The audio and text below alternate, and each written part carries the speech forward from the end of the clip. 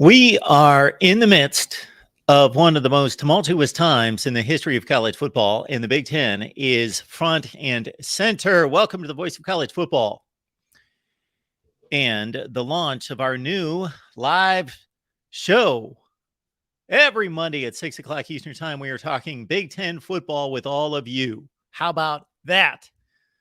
14 teams, add 2 for 2024. And of course, we'll keep USC and UCLA in the loop, but push them back, keep them in their place, as they will not enter the league officially on the field until September of 2024. But welcome to the Voice of College Football, and we're excited to get started on our Big Ten Live show and great discussion, debate, and analysis. You've heard that term once or twice before every Monday night right here.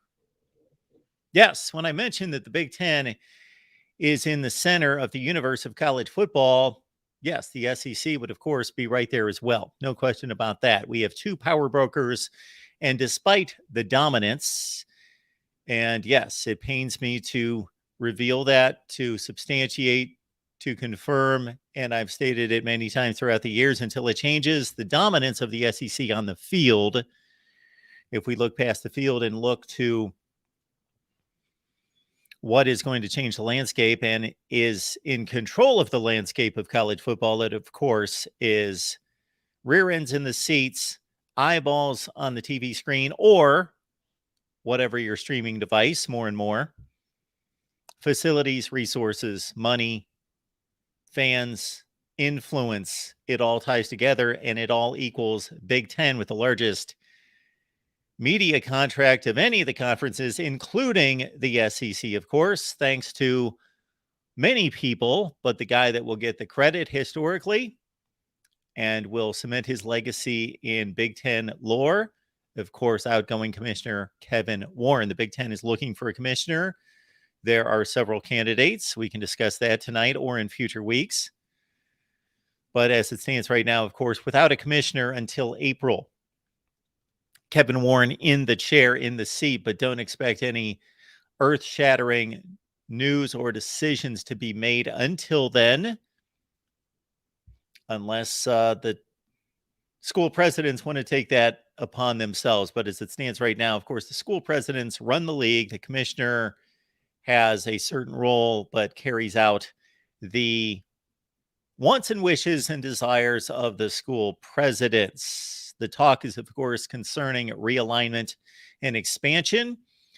And unlike 2 or maybe even 3 of the other Power 5 conferences, the Big Ten is in a place that you would like to be. They're in a place of power and leverage. They can pick and choose as they please. Really, the only place where they don't seem to have much influence and are not getting what they want would be with a school that's located right in the middle of the footprint of the Big Ten, and that's, of course, in South Bend, Indiana. The Big Ten wants Notre Dame. Notre Dame does not want the Big Ten. Or, as has been expressed to me by people somewhat on the inside that are knowledgeable about Notre Dame and their approach to all of this and their wants and desires, there are factions within Notre Dame that would like to join the Big Ten. Others do not. So, of course, we've got all this expansion and realignment talk continuing to swirl day by day. We get more rumors added to the fray. We get more bits of information. We get more dialogue, whether that be pretend dialogue, non-significant dialogue that just moves fan bases on Twitter and other social media platforms, or we're talking about substantial rhetoric coming out of the Power 5 conferences, as we did a few weeks ago with Mike Alford, Florida State athletic director, who's had it with the ACC and has been basically planting those seeds ever since he took office. Basically, from the first day he took office at Florida State, Mike Alford put a consultant in place to research and investigate and really break down the disparity between the ACC and the other conferences, notably the SEC and the Big Ten. But we continue to talk about all of that and track it as well as we possibly can here at the Voice of College Football. We will always bring you the truth, and we will always determine for you, and we will also separate the difference between facts and speculation. And then, as you have seen in many of my recent videos that have been posted, and thank you so much for watching those, projection. I'm taking projections, basically saying, well, if the SEC or the Big Ten or any of these properties take on new members, this is how I believe they should or they would format the league, the scheduling, the championship format. So please enjoy those videos, and we'll get it started right here at the Voice of College Football with our first caller. But before we do, we remind you that the Amazon link is in the description section of all the videos here at the Voice of College Football and on our team channels as well. Of course, we've got Big Ten fans, Ohio State, Michigan, Penn State, Nebraska, Iowa team channels. So please check them out. We've got Ohio State, Michigan, Nebraska, and Iowa live streams you can check out each and every day. Let's take our first caller, and this is a good one to take. Got David Greenshield on the line. How you doing, Mark? I'm so excited to be the debut caller on the Big Ten Live show with Mark Rogers. How You very are the one, exciting. David. Yeah, I'm excited about that as well, because you have never disappointed as a phone caller. I don't know if that puts extra burden and weight on you, but knowing that you are a Buckeye and therefore adverse to pressure, that will not affect or influence you in any way. You will just continue on with your stellar phone calls. Well, I'll have to, this giant thing here on my shoulder that I have to carry this weight. But I just want to talk about where I see the conference right now and the overall strength of the Big Ten. I'm really looking forward to this season because, as I've said to you in the past, I think this conference is always at its best when the three major programs or the three anchor programs are going to be playing at a high level. And I think there's probably a really good chance that the three major programs in this country are going to open probably top 6 or 7 in the polls this year. And I cannot remember the last time that's happened. I think when was the last, that'd be a good question, Mark. When was the last time the top 3 programs, Ohio State, Penn State, and the team up north, opened in the preseason top 6? Not saying that matters, but I do find it interesting. Well, it's post 1993. Penn State was obviously extremely strong when they entered the league. Michigan was. Ohio State was just getting back to where it expects to be and should be. So, it would be interesting to look at maybe 1993 through about through the rest of that decade, actually, because all three of them, not that they all delivered every season, because Michigan had those down seasons, although they beat Ohio State at the end of the year, but they were all strong or expected to be strong just about every year during that decade. So I'm thinking top 3 out of 6 is a bit of a stretch and might be unprecedented, but something close to that, I'm going to say, I believe would have shown up in the AP poll a number of times in that decade. Yeah, I know that in 97, in that period of time, we were both ranked in like the top, all 3 ranked in the top 6 or 7, that year. I think a 2016 more recently, you'd have to say, was a year where all 3 teams were at the very least top 10 programs that year. And of course, that was the year that Penn State won it with, the McSorley, Saquon Barkley teams, which I think were still the strongest teams of the Franklin era. I actually thought their 17 team might have been stronger than their 16 team, even though they didn't win it in 17. But I find it interesting this year that all 3 teams coming in with a lot of hype this year. And I think it bodes really well for the conference overall and the strength of the conference. And that was the other question too, Mark, just in general, because you follow Big Ten football for a long period of time, where do you see this conference at right now from a strength standpoint, where it was, let's say, 80s, 90s, early 2000s, just overall the strength of the conference right now compared to years past? Well, you have possibly given me an idea for a video, is what you've done here.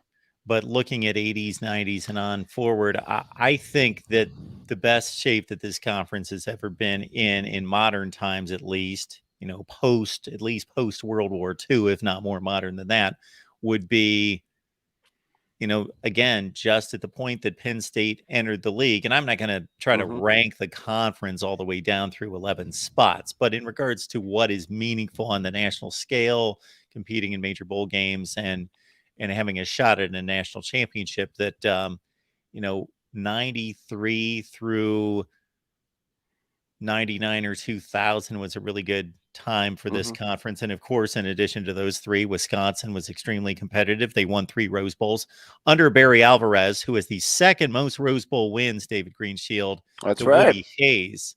That's Um, right. Hope you because enjoyed those Oreos, Mark. then you had a bit of a dip. Uh, a bit of a dip, even though the 2000s were kind.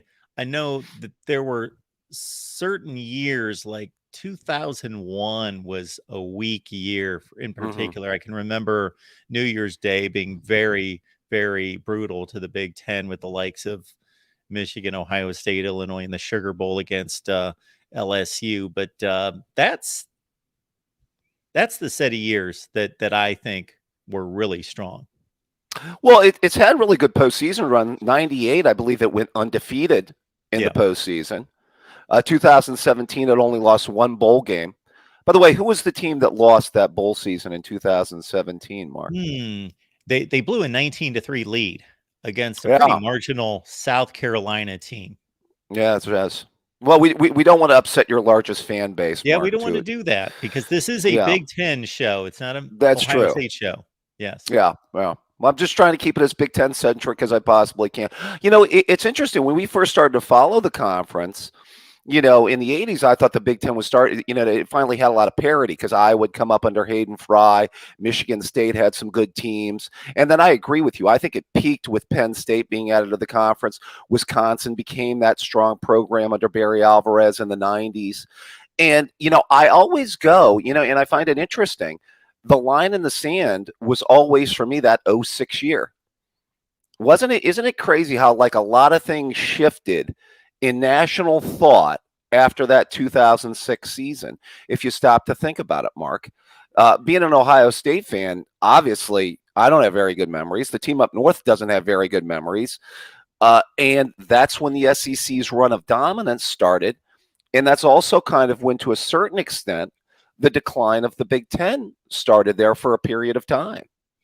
So much changed in the matter of about 10 days, where you Yes. had at the end of November what many college football fans and analysts, it wasn't like it was just Ohio State and Michigan fan bases running wild with a narrative. It was the people in the know saying, wow, we just watched the two best teams in the country, Ohio State and Right. Michigan, 1 and 2.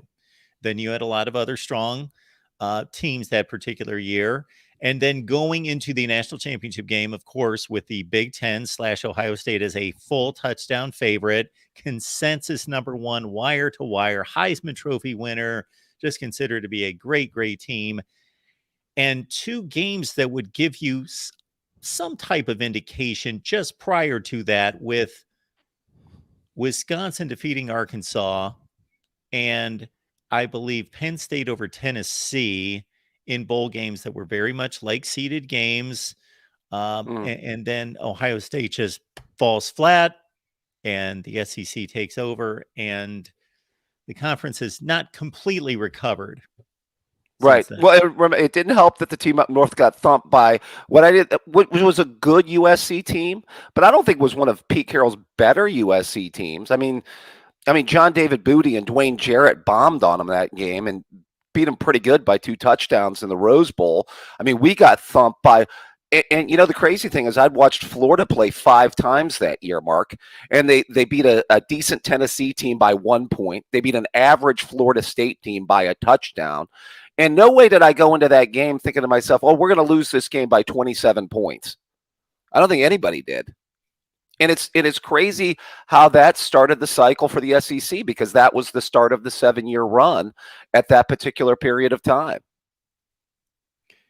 I still remember, and I would like to get the exact quote because I'll butcher it, but it hit me extremely hard after that game. Kirk Herbstreit doing of course, Fox did the championship games at that point, so he didn't Yeah. announce the game, but doing, the major ESPN, post game shows. and leaning on him for analysis as their number one guy, and him making some type of, I thought, for as much as respect as I have for him, I know that he was trying to make a point, but absurd comment where he made some type of statement about this just being devastating for the Big Ten, and that the Big Ten suddenly has a stigma, like it's suddenly a MAC. I remember him using Yeah. the Mid American Conference as some type of correlation. Yeah, and it really was kind of a downturn there for a period of time. And like I said, I think the conference has come a long way since then, and I think it's at a better point now than it certainly was in those subsequent years after that. Is the long and short of I guess what I'm saying right now. And I'm excited about it. By the way, Midwestern football overall could be good this year. I think Notre Dame's going to be ranked fairly high too, preseason polls. But I'm interested to see Wisconsin this year too, Mark, and what Luke does in his first year. He did some work in the transfer portal.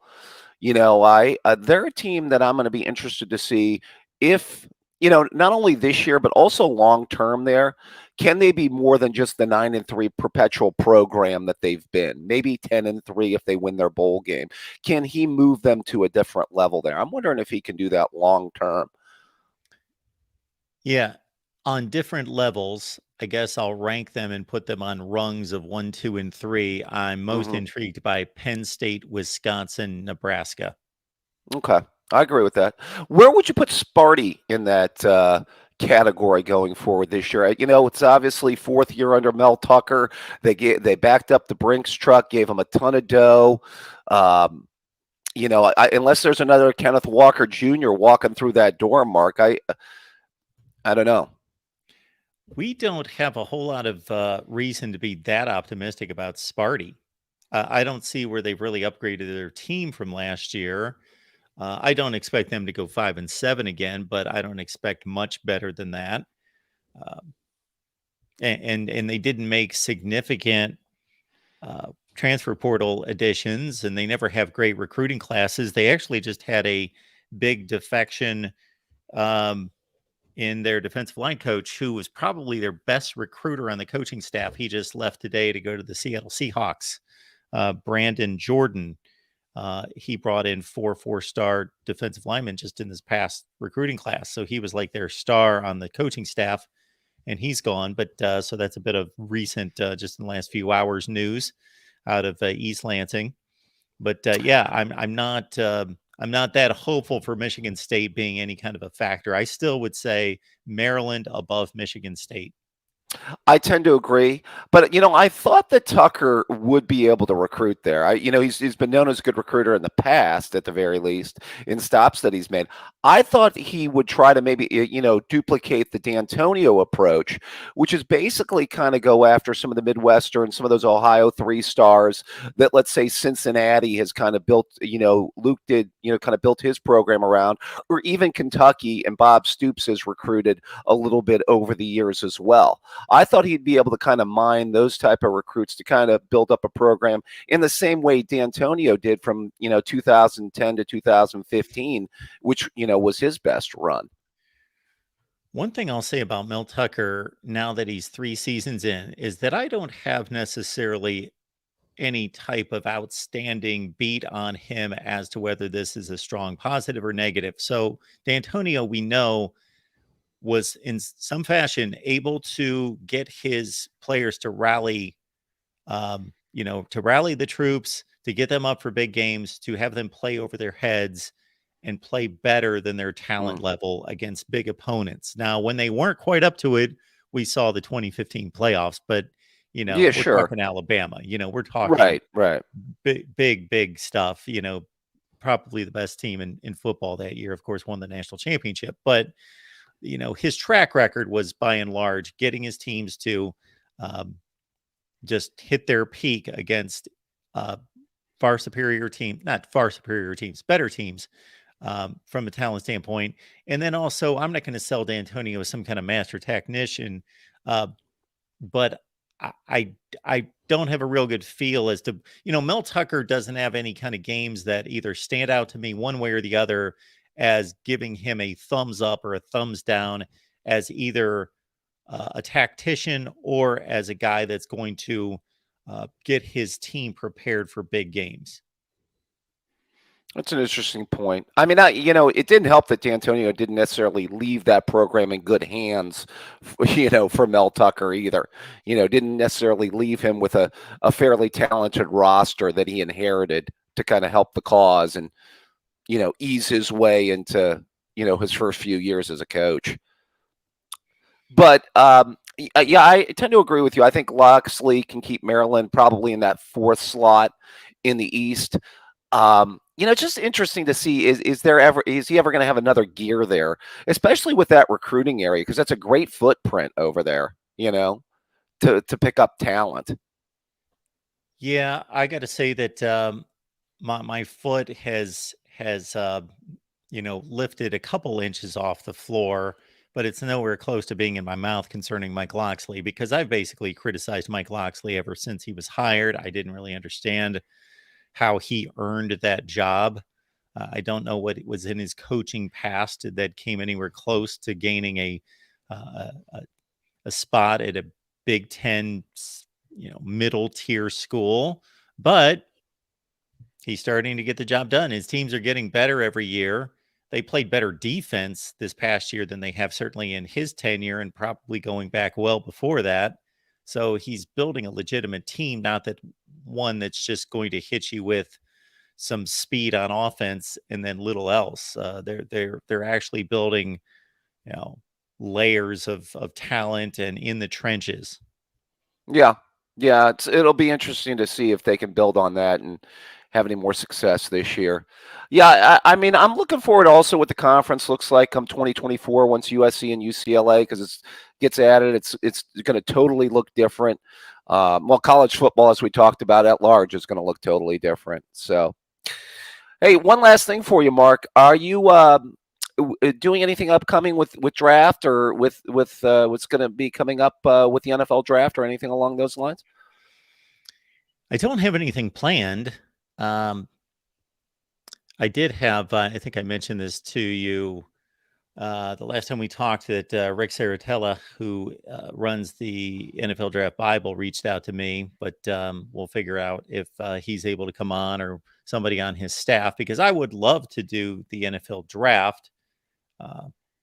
But yeah, we'll be here. That's certainly going to be a weekend of a lot of spring games as well. So we'll have to try to monitor both at the same time. But April, although Saturdays during April, we'll be here consistently with a lot of spring games, starting with the team up north. On April 1st. They will be the big first spring game that weekend. Well, yeah, you got to make your largest fan base happy. I get that, Mark. So, a great opening show. Everybody like and subscribe. Let's keep this going every Monday at 6:00, right, Mark? Yeah, that's the plan. Every Monday at 6, right here, talking Big Ten football. Okay, well, I look forward to it, and I'll be back with you next week, my friend. Thank you, David. I appreciate it. Take care, Mark. Dr. Buckeye, David Greenshield. That's exactly what's on his handle there. But David's been calling for quite a long time, and certainly, again, I set him up to fail to a certain extent, but no, he pulled through again with another tremendous call. We have left the link in the description section or in the live chat. We have left the link there, so please join the show. All right. We're going to take you through, if nobody's going to be calling right now, we're going to take you through kind of my snapshot thumbnail for each team in the Big Ten, kind of what I'm looking at as we enter the spring. A lot of quarterback battles, of course, at places like Wisconsin and elsewhere. All right. Also, before we get to that, though, I was amused by conversation. Well, it turned rather off the rails. Well, it started off the rails. A lot of Notre Dame fans on Twitter yesterday. I don't know where this got started, but there were some Ohio State and Notre Dame fans, and usually I would just leave that alone. would just completely leave that alone. But kind of interesting regarding, let's see if I can find this this Twitter conversation. So we had all sorts of stuff here. You're not going to be able to follow it, so I'll just I'll tune you in here at some point, because where is it now? Of course, Twitter has scrolled all the way past me, so I had this lined up and then it must have reset to the top. But basically what we had was, let me at least find the core of the conversation here at some point, if I can.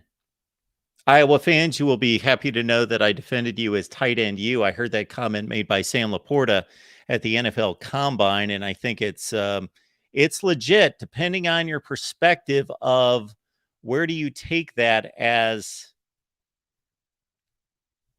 being the basis of that statement. So, for example, tight end you, okay, is that historical, like all time? Is that in the last 10 or 15 years, or is that during your lifetime? A lot of people like to argue their lifetime. They're 30 years old. That's all they care about, what's happened in the last 30 years. If they're 50 years old, then they've got a 50-year reference. But looking at tight end you in particular, I've got no issue with Iowa staking claim to that. They have produced the best tight ends in the NFL over the last 3 or 4 years and over the last 10 or 15 years. You look at both of those time frames. Now, if you want to widen that out to all time, then you bring in Stanford, Notre Dame, Miami. Those three schools in particular come to mind for me. I don't know that it would go beyond those four schools. But for right now, Iowa fans, take pride, tight end you. And Sam Laporta is the latest, of course. And I believe, well, we've got a caller on the line coming and going. I think he's ready for us here. We've got Dave on the line. Dave, how you doing? How's it going? Dave, I'm doing just fine. How are you? I've been doing really, really well. Really been just paying more attention now to college basketball than I had been with recruiting or anything like that. So I did find out that Minnesota did get a good commitment for quarterback for next year. But, you know, the way college football goes, how long is that going to last? So Minnesota picked up a quarterback. Mm-hmm. From Georgia. Okay. He is I think a 3-star recruit. Not horribly, not bad. Good for Minnesota. Usually 3 stars are usually what we usually get, and we try to build them up. But yeah, I'm actually kind of excited for this year. Yeah, my question for you is, we were talking about parity in the Big Ten, and do you think eventually we'll ever get back to the parity that we had back in the 80s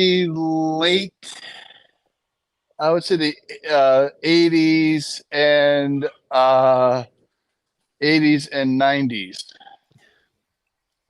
Yeah, I think we definitely had it in the 80s. I don't know so much in the 90s, but yeah, in the 80s, Illinois popped up there, Iowa, Michigan State. They were all competing for championships on a fairly regular basis. The 90s was more about Ohio State, Michigan, Penn State, but the next level was still good in the Big Ten. And that's why I said to our last caller, David, that I thought, when he asked me when I thought the peak of the Big Ten was, I thought it was in the 90s. Do I think we're going to get back there? I don't think we're trending that way. I don't think that that's the current trajectory. I think it's possible. Yeah. Yeah, I would love to see that more parity. I think the coaches are getting better. I think you have a lot more better coaching than you did back then, by saying that more parity in coaches. And, for a while there, let's face it, in the 70s, it was just Ohio State and Michigan, and that was it. Nobody really had a shot. But now I'm starting to see the coaching has gotten a lot better for Wisconsin. Let's see how they do. I like to see how Nebraska does. I like to see, of course, Penn State. But I think eventually, are we ever going to be able? I was listening to your last caller. Be able to finally take that spot with the add-on of UCLA and USC. Do you think we'll finally take that spot of being the best conference and start winning the national championships like we used to back in the early years, really early years of the conference? Well, for me, Dave, I'll answer that two ways.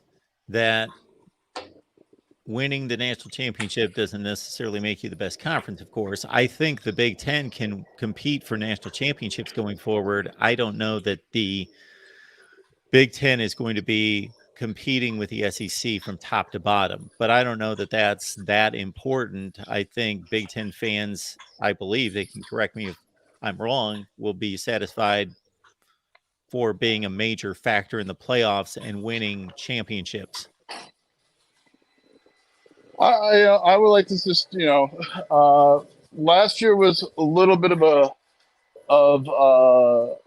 it felt like, man, we can, the Big Ten could easily win a national championship and then have Michigan just totally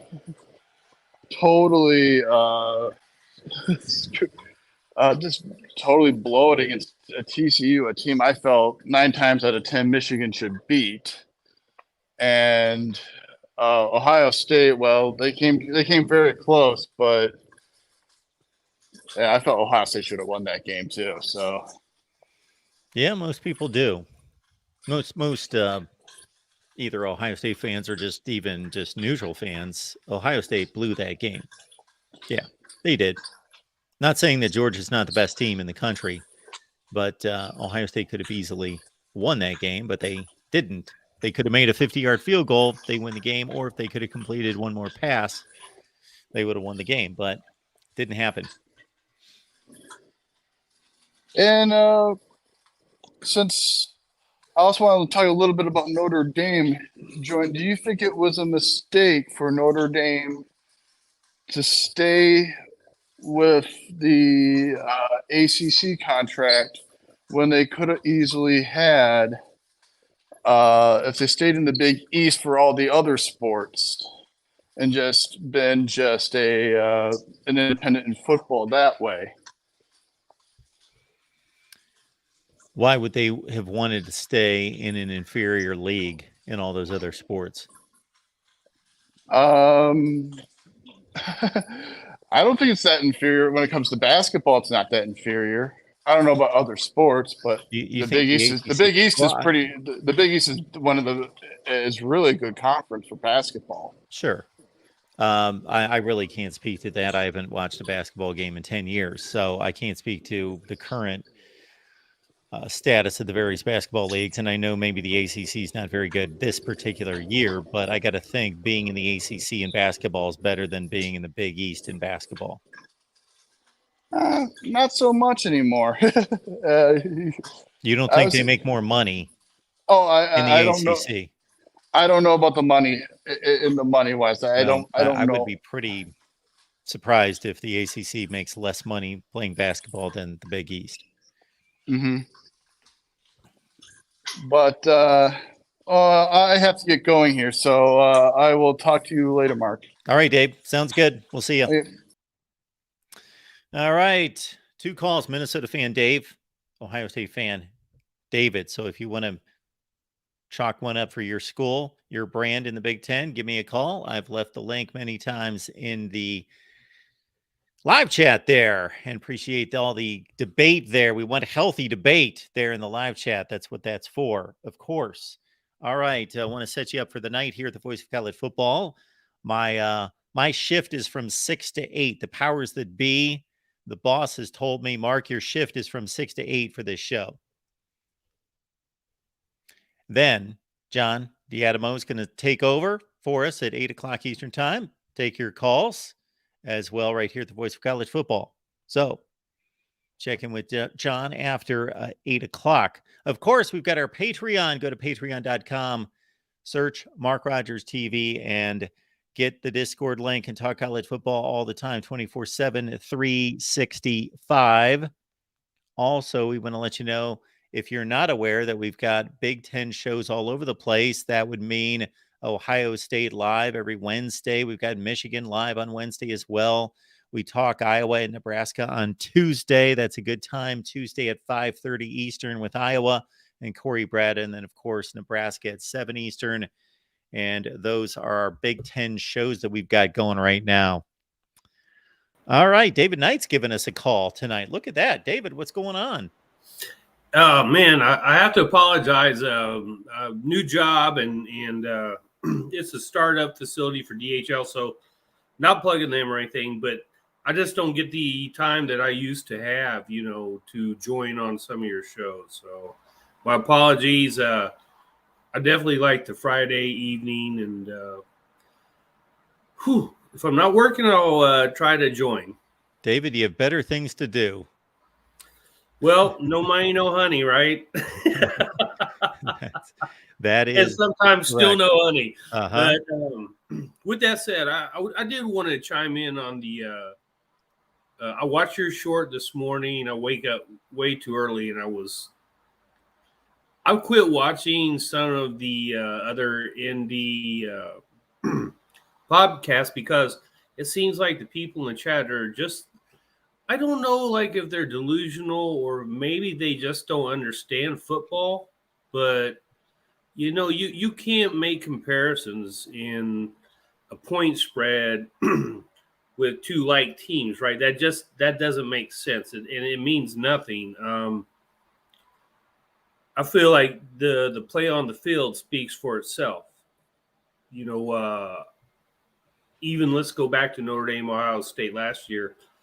I think most of us were pretty happy we didn't get the door slammed in our face. So for me, that was kind of a win. Yeah, it was a good ball game. It was a competitive game. Yeah. It was. And for you to be able to hang in, Mark, I try not to butter you up. I predicted Ohio State to win the national championship the last 3 years. And I'm not going to say that this year because I feel like I've jinxed you. But I guess for me, I feel like with Marcus Freeman, and if they can settle down the coaching carousel, that they're going to become better, but there's still that gap, right, that you have to close to be in that. Who would you say the top five would be? Alabama, Georgia, Clemson, maybe in and out. Ohio State's definitely in there. And I give Michigan credit. They made the dance 2 years in a row. I was surprised, but they did. So, there's a smattering of teams that are going to be considered in that upper echelon every year. I'm not quite ready to put Michigan in there, but Ohio State definitely is. And you were right. The Buckeyes gave that game away. They had them where they wanted them. And I just was like, man, I don't know how to say this right, but they had that game. They did against Georgia. They had that game, and it just didn't work out. Yeah, Georgia's got the best football team in the country. They get the best program in the country. And for the 15 games that they played, they were the best team. On that night, I don't know that they were the best team, but they came out with a win, and that's all that counts. And there were various calls that could have been made another way, but they made the plays in the fourth quarter when it counted, and Ohio State didn't. And when you leave the game on the foot of a kicker, then you get what you get, especially from 50 yards. So that made it difficult on him to convert. That's difficult to ask. We're setting the ball down from 50 yards out, make this kick, and we go to the national championship game, miss it, and we're going home. That's They should have put him in a better position. Yeah, it was for me a tough road to hoe. You know, Notre Dame graduated from Purdue. Ohio State's always my default team because I know they're going to be there. So it's nuts how that worked out. But being a Notre Dame fan, I'm somewhat embarrassed of the rest of the Notre Dame fans. I'm not talking about everybody. There's some pretty good people that have good heads on their shoulders that understand football, and I'm not even talking about somebody that can dissect defenses, offenses, but just the basic understanding. Like when everybody was trying to rail Tommy Rees out of there, it's like, hey, bro, takes 11 guys on one given play to execute a play, right? So when it doesn't work, all the smart Notre Dame fans are calling for him to be hung from Tiananmen Square in China. It's like, dude, man, give him a break. How where were you an offensive coordinator at? Like, it just like gripes me, man. Anytime I hear people complain about offensive coordinators, I need to hear more than that. I need to hear some kind of reasonable explanation of what the problem is and what doesn't make sense or what should be done better, because we all know that if the play's executed, then nobody has an issue with it. If the play is not blocked and not executed, then it's suddenly a bad play. If the plays are executed, they're good plays. If they're not executed, they're bad plays. Definitely. Hey, there was something I wanted to ask you some time ago. I apologize if I'm deviating off the Big Ten narrative. Other than I would say this, I would love for Notre Dame to join the Big Ten. I think it'd be better for them to do it now while there's an opportunity for them at least to have a say in where they would be at, versus if you got forced into it down the road, then you have no say. Oh, man. And just geographically, it makes too much sense for them to join the Big Ten. I don't think they need the ACC for anything. And that's no knock on the ACC. I'm not putting them down, but it's a geographical standpoint, and the competition in basketball is very good. The competition in football is very good. And I know Notre Dame in hockey is in the Big Ten because, well, those other conferences just no hockey league. So, but the point I want to make was, okay, like when we have bowl games and we have very important games, whether it's a playoff game at the end of the year or a bowl game that doesn't have playoff implications, and become a thing now. What about like when they opt out, yet they go play in the All-Star games? Or if you look at it, when they were high school seniors and they're graduating and they play in high school games, because I guess the premise is that you don't want to risk injury, right? So how does that stack up if you play in an all-star game, but you didn't play in the season-ending bowl game for your college that allowed you to showcase your talent for, say, 3, 4, 5 years? I mean, does that add up? You see what I'm getting at? Yeah. So this is the way I would address it. First off, I don't know that they're anywhere close to the number of all-star games that there used to be. We used to have the East-West Shrine game, the Blue-Gray game, the Hula Bowl, all Under these Armour. games that I used to love watching. No, I'm talking about for college athletes. Yeah. Depends if you're talking about high school athletes. I'm talking about, college athletes that are trying to move on to the NFL. So you had all those various games. I don't know how many of those are still played. I don't know out of those. I think there's a Senior Bowl, because there's a Senior Bowl week, and the week of evaluations is almost more important than the game now. I don't even know if I'm sure the game's broadcast somewhere, but I didn't see it this past year. But so I think there are less games, first of all. Secondly, there's an easy answer to that, and that's the difference between playing for your school for pride and showing yourself for NFL scouts in an isolated kind of controlled environment that they're Sure. looking for certain skills to evaluate you. Yeah, I don't know. In the the last thing, and maybe somebody else can come in behind me, but our country and even global economies are all about money, right? Money, money, money.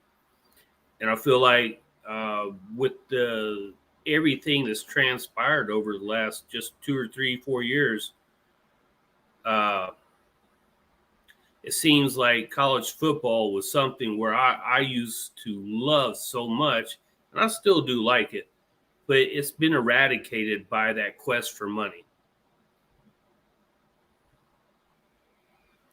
Well, Dave, I think in some ways, yes, but I also think that that's always been there. And I don't, I think that the quest for money and the priority of money has always been there for the TV networks and for the schools and for the Sure. conferences. But now it's there for the players, or the opportunities there for the players. Yeah. And I don't think it's overall good for the game because we see all the ways in which it's damaging the game. But I in no way want to begrudge or take from these players what is rightfully theirs. And what's rightfully theirs is, I'm not even talking about being paid um, for their play. I'm not even talking about them being employees. I don't think if they really knew what was best for them, they wouldn't want to be employees, because then you can get fired. Then you've got to pay for medical insurance. Then you have to, there are all sorts of conditions that you have to fulfill if you're going to be an employee. But they just are, this NIL is just their opportunity to earn money on the side, just like every other American. That's all it Yep, is. no doubt, no doubt. And I'm not faulting them for that. Just like like if you you playing EA Sports, the college football game. I mean, that's been delayed from being released because there's complications for all the players on each team. And what is there in Division One? Is it like 125 teams around there, ballpark? How many teams you talking about in FBS? Yeah. 131. Okay, so I was off a little bit. So if you're thinking about your EA Sports, you want to release a football game that everybody can play and enjoy, yet still allocate the money that's supposed to go to every player who's on that roster. 131 times what, 85? Yes. That's a big spread. And for the guys that might go to a car wash or a mall or something, sign autographs, and yeah, they should get some money for that, because people are coming to see them and enjoy being around them. And then even like companies like Fanatics and the big distributors of college football gear, when they're selling their number, sometimes you can get their name on the back of the jerseys. Those can go for like $125 a piece, and they're not getting any of it, right? I think that's wrong. But still, on the same hand, it just seems like things are a little remiss right now than what they used to be. And I agree with you, Mark, that money's always been a question, but it just seems like it has totally come to the forefront. And so many decisions are being made on how much money I can get before I even stepped on the field. But, I guess that's life in America. Well, yeah, and that's no different than I would guess that all of us would approach it. Yeah, definitely. So anyway, those were my questions. I think you've answered them. I'll try to make myself more available. Just, new jobs you got to kind of throw time at, and I'll get in here where I can get in here. But well, thanks, Dave. I appreciate that. Always an honor and a privilege, my man. Well, thank you, David. Thank you for all your help through the years. And as you can see right there, you should be proud that we've got a line of merchandise there. Yeah, I'm going to get some stuff off there. Now, did you go to a different distributor? Well, that's a long story, but basically we just got it worked out with our buddy Joey. Got things handled for us, so Okay. we took care of it. Yep. Because I think the last time we were working on that was Dennis. Absolutely. Dennis Jeffers, is that his last name? Yeah. Well, I appreciate it, Dave. All righty, brother. Thank you. Have a good night. Have a good one. You too. I'll be watching. Thanks, Dave. All right. Yes. Our buddy Joey got things put together here for myself and others, the Voice of College Football, with our line of merch. So check it out. I am getting good reviews back because our aim was a combination of affordability and quality. And so we've had a few people get back to us that everything is on point. So we certainly want that to be the case. Erica says, "Hi, Mark. Sorry. I probably already missed most of your show, but work is pulling me in a different direction tonight." Oh, my goodness. Put those people in their place. Let them know what your priorities are, Erica. Still wanted to say a quick hi. Excited to watch the recording. Go Big Ten and go Hawks. And Erica's going to be excited. She's going to be pleased with me when she hears my take on tight end U. Erica, if you haven't already. But thank you so much for the contribution. Erica, we appreciate you being here. And of course, Erica will be with us on Tuesday night over on the Iowa channel with Corey Bratta from the Hawkeye of the Storm as we break down Iowa football every Tuesday at 5:30 Eastern, 4:30 where it counts there in Iowa. All right. Yeah, I was just on the verge of telling my little Twitter story debate with Notre Dame fans. And then I caught this backlash from Notre Dame fans thinking that I suddenly hate Notre Dame fans. And that has nothing to do with it. It was just that there were delusional fans within the Notre Dame framework there that were on Twitter just spreading all sorts of nonsense. So I just had to put a stop to it. And then when I posted, as you have seen, that I posted earlier, where I basically just said, hey, okay, there are a handful of delusional Notre Dame fans that may completely wreck Twitter today. And then I got a lot of backlash from Notre Dame fans citing that I had called them delusional. No, got to read all the words in the tweet. It was, there's a handful of Notre Dame fans that are delusional, and they are tearing up Twitter today. I found it rather amusing at one point. You know, when amusing goes to aggravating pretty quickly. So it went from amusing to aggravating. It went from the basis of the argument of this collection of Notre Dame's fans in arguing that Notre Dame has a better football program than Ohio State. Let me stop and pause right there. Notre Dame has a better football program than Ohio State.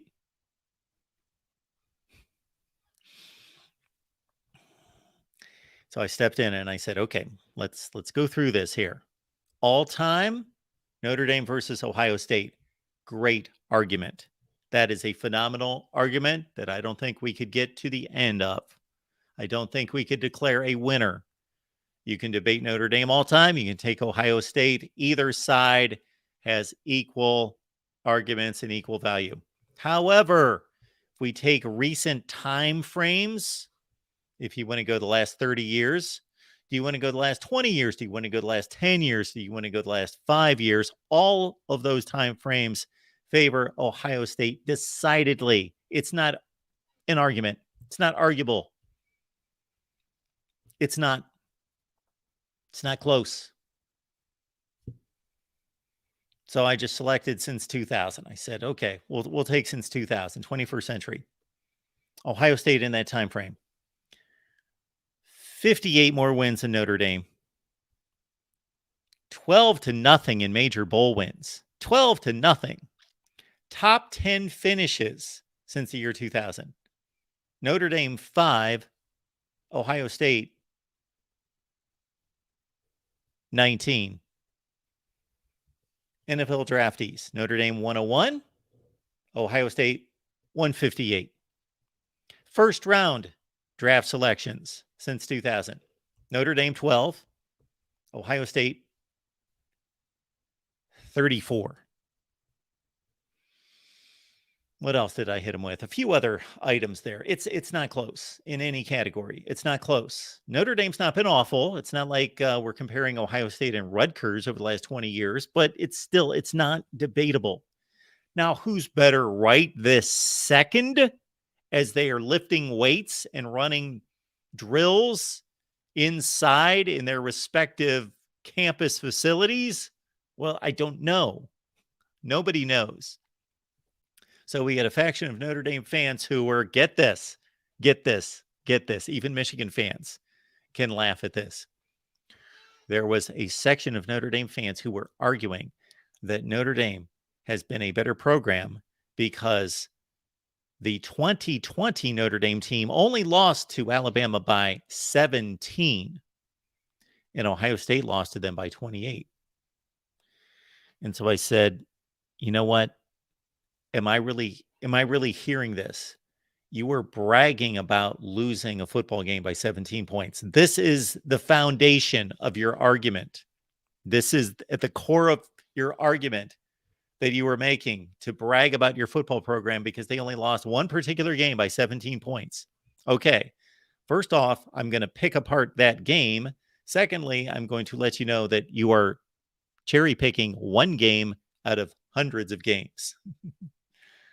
And lest we forget that Ohio State has played Notre Dame 5 times since 1995 and won every game. Right? 1995, 96, 05. Yes. 15 and 22. 5-0. Okay.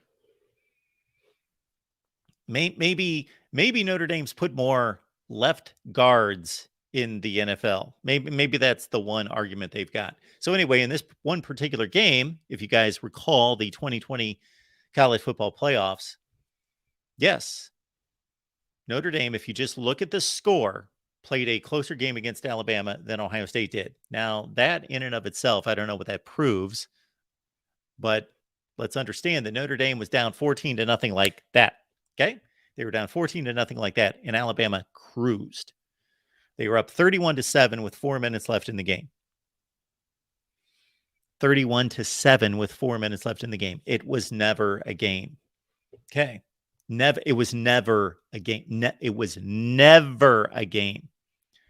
Ohio State, Alabama. Yes. Bama blew them out. Yes. That was the final result. But the game was 14-all in the second quarter. So that's a game. That's a competitive game. It was 14-all. And Ohio State did put up a touchdown in the fourth quarter that closed it within 38-24 with, 10 minutes left or so. So there you have a fourth quarter game with 2 scores. So I'm not saying Ohio State was breathing down their necks, but it was a 2-score game. It's still a competitive game in the fourth quarter. I don't know what else I could say. And then you had your faction of Notre Dame fans who were pointed toward the future that Notre Dame's going to be better. They're going to beat Ohio State this year. And you know what? They might. That would not surprise me whatsoever if Notre Dame beat Ohio State. They could maybe finally win against Ohio State. Sure, they could. But to say that Ohio State has no talent at quarterback, that was another claim that the Notre Dame faction was making, that Ohio State is awful at quarterback. They don't have a quarterback. When, of course, all of us know what the history is of C.J. Stroud, Dwayne Haskins, Justin Fields not having, J.T. Barrett not having any experience except for mop-up duty. I know Dwayne Haskins had the big throw against Michigan the year before he started. Gotcha. But basically no experience going into their first starting season. And I think what they all have in common, I believe, is being the Big Ten MVP, being the Big Ten offensive MVP. I think that's what they all have in common. Every Ohio State quarterback going back a decade. Erica, thank you so much for that once again. We also have something coming in. Oh, Erica, thank you so much for that. Appreciate that. Nebraska fans actually broke Twitter last night, not the Notre Dame fans. It was the Nebraska fans. Were these the Nebraska football fans, or was something else going on with maybe Big Ten basketball that I'm not aware of? I don't know. But Eric is telling us that Nebraska fans were off the rails on Twitter last night.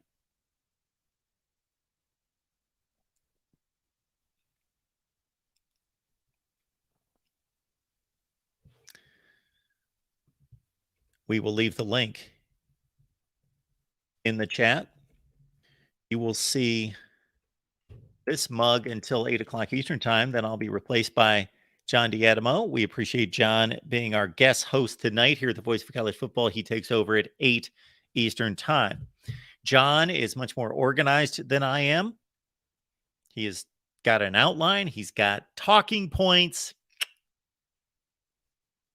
I was talking to Tim Prangley this afternoon. Had a great conversation with Tim. Of course, Tim and Rick Anaya have launched their USC live show. That started last night. Please check it out right here at the Voice of College Football. It's going to be over on the USC channel, but it aired on both channels last night, on the main and the USC channel. Trojan Conquest, 8 o'clock Eastern, 5 Pacific every Sunday night. And as I was telling Tim when he was talking about that they had a production meeting, they were all lined up. They had all their talking points lined up. I said, you guys are too good for me. I just sit down and start talking. John, we'll get to you in just a second. Where was I? I was going with something, but I do have a number of notes that I wanted to touch on concerning all these teams for spring football. Yes, number of things we wanted to hit on in spring football, and I believe that's yes, John just checking in, getting himself set up for hour number 3.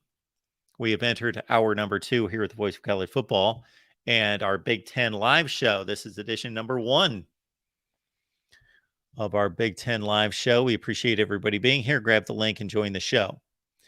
Also, keep in mind that SEC fans, we have not forgotten about you.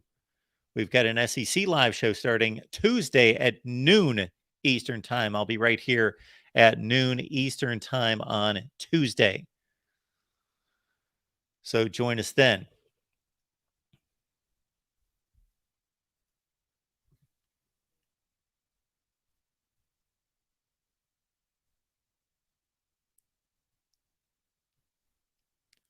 And I was looking to accompany that. There it is.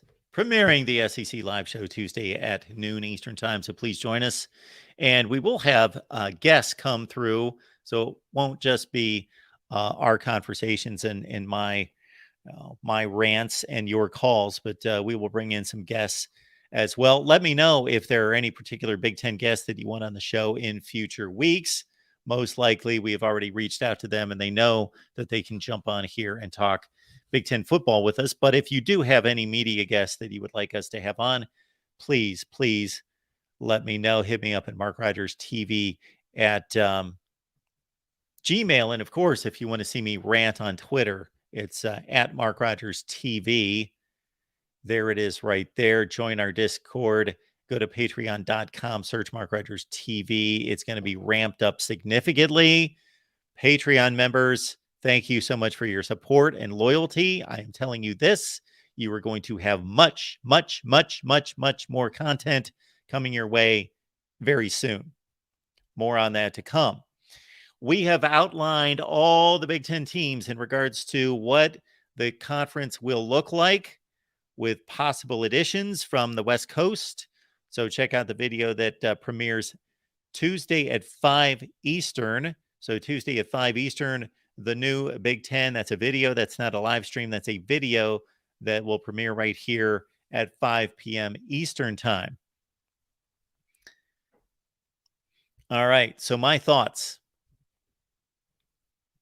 concerning the Big Ten. Let's run down the league. Let's start with Ohio State in the Big Ten Eastern Division. We will not go or alphabetical. We will start with Ohio State. Why? I don't know. They're always just the first one that comes to mind. So we'll go Buckeyes. And of course, it centers on the quarterback battle. had a nice conversation with Zach Smith last week. Check out the video that we posted. We did a live stream with Zach last week. We posed the Devin Brown versus Kyle McCord factor. And of course, we've seen Kyle McCord throw the football in a game. He started against Akron. Was there much resistance against the 2-10 Zips? Of course not. But it was a major college football game. Major college football game against the Akron Zips. And of course, we've seen him in spring practice. We're going to see more athleticism out of Devin Brown.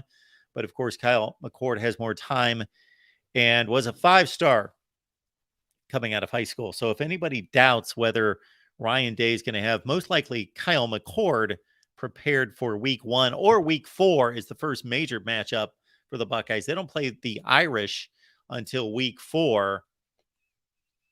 Then you have not been paying attention. So it's not that Ohio State could not one of these seasons have a downgrade at quarterback and a subpar by their standards passing attack, but it's most likely not going to happen. So again, quarterback battle will be interesting to see. Don't expect a starter to be named. Not that Ryan Day doesn't know right now who he prefers or won't know at the end of spring practice. Of course, these coaches have to be more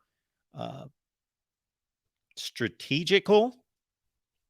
They have to strategize more concerning these decisions and the unveiling of these decisions, of course, with the transfer portal. Don't want your players leaving, so keep those various position battles, especially at quarterback, keep them going through the fall.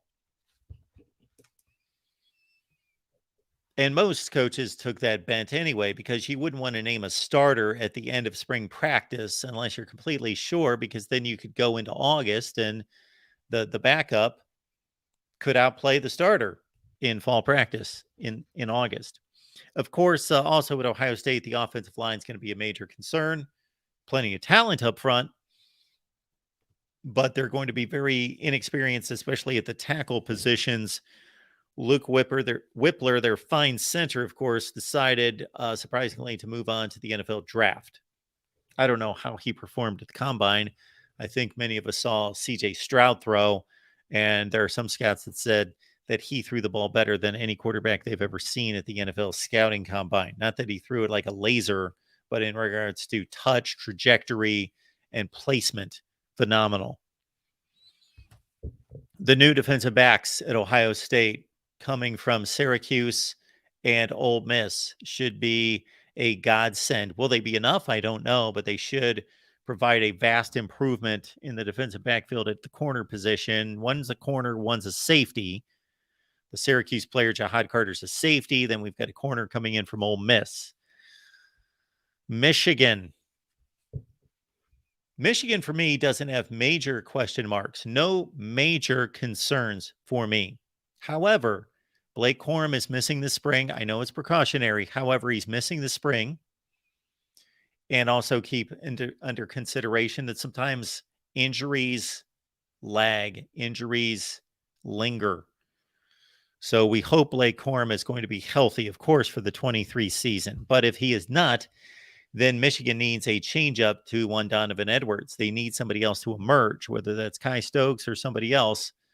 And we really didn't see it out of that third running back last season. Now, don't count those guys out, because there's a lot of growth and development that can occur for these players. We've seen it time and time again throughout an offseason of winter conditioning, through spring practice, more individual workouts early in the summer, then on through fall camp. You know, we're sometimes seeing different players, and this has been true of college football ever since the beginning of time, but especially since there's been so much emphasis on the off season, that many of these players, they're unimpressive that first shot at the big time, that first splash of 6 or 8 games at a various position. But then they go back and they work and they mature and they understand better. They get more comfortable. They get stronger. They get bigger. They get faster. They get all those things physically. And again, the maturity factor is huge when you're talking about 18 and 19-year-olds. You can be a different person a year later. So don't count anyone out that may have not met your expectations the first time around. And I will include in that statement the lower tier of the Michigan running back room. The wide receivers, of course, lose Ronnie Bell. He was the consummate professional and leader. Lose their two best offensive linemen, although, of course, the Michigan offensive line has been stout. Arguably, and by award, the best in college football the last 2 years. But Oluwatimi, wow. Rarely have I been that impressed with a center where I've watched games and focused on him. And Ryan Hayes was exceptional, of course. So got to replace their two best offensive linemen. On the defensive side, guys like Braden McGregor and Jalen Harrell certainly stood out late last season in supplying a pass rush. Mike Morris is gone. Mozzie Smith's gone. Junior Colson's a beast. Great player. And the Michigan linebackers are all back. They have to replace two corners. Javon Green, of course, DJ Turner are gone. How about Will Johnson? He was just getting comfortable and starting to make serious plays. They eased him in. They got him comfortable. They let him learn the scheme. And again, they upped the reps each week. And by season's end, Will Johnson was one of the best, the corner position in the Big Ten. Michigan State, I mentioned the big loss on the coaching staff. That was just today. And Brandon Jordan, defensive line coach, moving on to the Seattle Seahawks. And he has been their best recruiter. Maryland had a move, if we're going with recent notes here, to the transfer portal just today. Defensive lineman Tank Banker in the transfer portal, 25 tackles from him last season. Indiana's got 17 transfer players coming through the portal here in a season in which you got to think that Tom Allen is fighting for his job after two deplorable finishes in the Big Ten the last two seasons and going 2-7 and 0-9. EJ Williams, a key pickup from Clemson. He caught 40 passes with the Tigers during his career there. Rutgers, we'll talk some more Rutgers football, of course, as we progress through the spring. Again, Michigan is going to be the first team out of the gate. They were the first team out of the gate. They will be the first one at the finish line with a spring game of April 1st. We'll be here live. And again, you'll want to catch us on Patreon, as we are going to have increased content on Patreon. What exactly that's going to be, we will announce at a later date. Still working through those details, but I guarantee Patreon members, thank you so much for your loyalty and for sticking with me. And many of you have commented when I've asked, what else do you want here on Patreon? You know what the statement's been? You're good, Mark. You give us so much on YouTube. Hey, we are just here. Either they're there for the Discord, or many of them have just said, Mark, we're good. We just want to give you the donation each month for what you do on YouTube. So we're going to supply those folks to get more people on Patreon and really expand on that platform. So expect more there. Western Division, Wisconsin. I mentioned to David earlier on the phone call that I'm intrigued, as many are, with Wisconsin and Luke Fickell. He's got expectations now at Wisconsin. Those expectations did not meet him upon getting the Cincinnati job. He took over a pretty marginal, to be kind, football program. They were bad his first season with only 4 wins, and then they took off from there. And Luke Fickell, I believe, was the coaching hire of the offseason. Now, of course, more ceiling possibly at prime time in Colorado. But Luke Fickell, and now he's got a quarterback battle between Chase Wolf. He's not going to win the job. But Chase Wolf is technically in the battle as a longtime Wisconsin backup. Nick Evers comes in as a high 4-star who went to Oklahoma.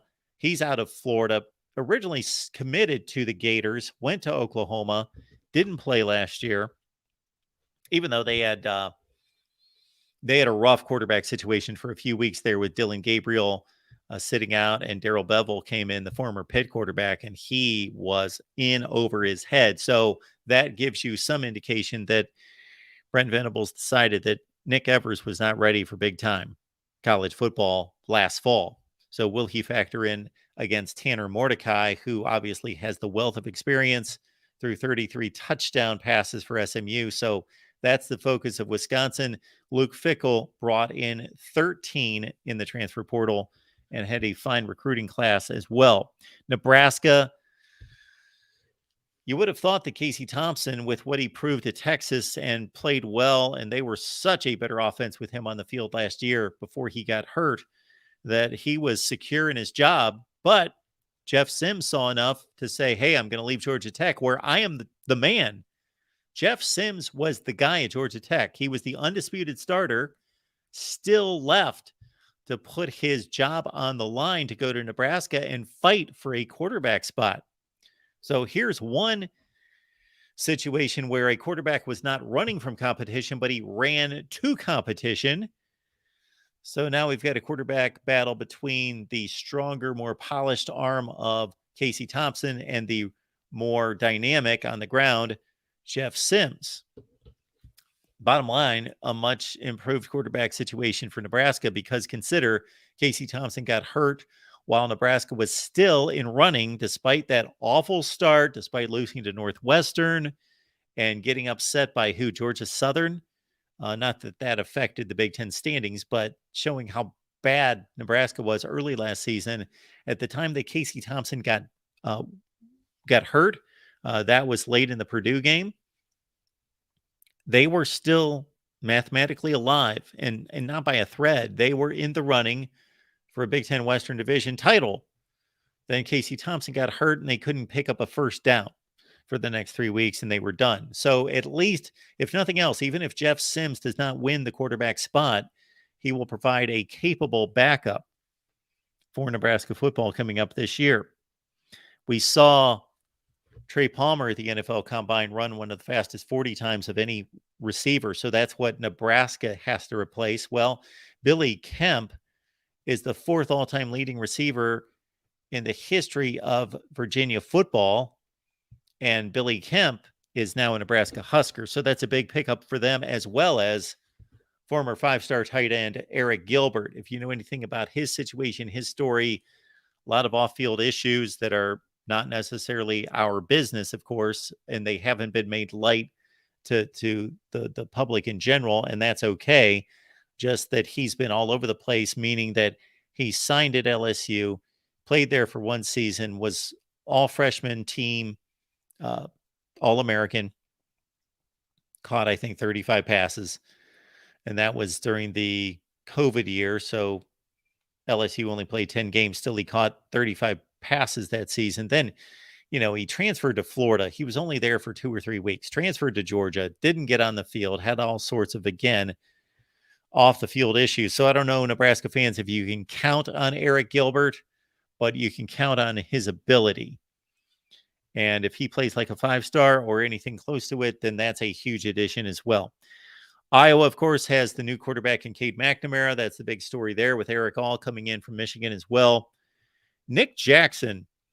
So Iowa's going to be well fortified on defense, but of course the linebacker position was hit more so than any other position. And of course they had the Butkus Award winner in Jack Campbell. Well, Nick Jackson has racked up more tackles than anyone in the ACC over the past 4 years at Virginia, and Iowa has picked him up. So big addition for the Hawkeyes. Northwestern, do we have any hope for Northwestern? You would think that they would have been heavy in the transfer portal, but I know it's difficult to get guys to clear and pass the academic requirements. But one transfer portal player for the worst team in the Power Five. Illinois has one of the lowest production rates coming back from last season. Of course, Chase Brown at running back, and his brother was at the NFL Combine on the defensive side. In the secondary, they lose 3 of their cornerbacks that were exceptional, including the Jim Thorpe finalist Witherspoon. So Illinois, I believe in Brett Bielema. I think he's a first-rate coach, but they may cycle down. Ole Miss transfer Luke Altmaier looks to wrestle away the starting quarterback position. In Minnesota, the big story there, of course, Tanner Morgan moves on, but Aiden Kaliamanis has one of the more difficult names to pronounce in college football, but you may need to start to pronounce it correctly, as I will, because he's going to be the starting quarterback in Minnesota. And when he was given time, there were issues early. He got comfortable, and I think Minnesota's got a better starting quarterback this year than they've had with Tanner Morgan in recent years. And of course, it's going to be up to Kirk Shiraka to be more creative with Mo Ibrahim gone. We are here at the Voice of College Football with you, and it's going to be every Monday night, 6 o'clock Eastern time. My block is from 6 to 8. We got John stepping in here at 8 o'clock to take you to whenever he gets tired, whenever you stop talking, whenever he stops talking. That's completely up to him. So it should be a good time with John starting at 8 Eastern time. I am dropping the link back in the chat if you would like to join the show.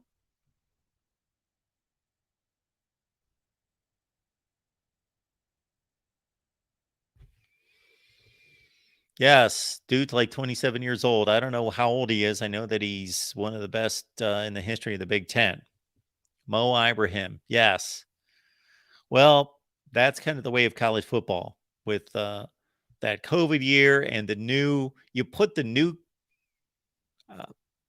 redshirt rules, you put those together with everybody getting the extra COVID year, and you've got 27-year-olds running all over the place.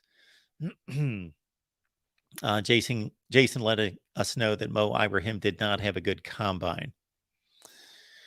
Okay.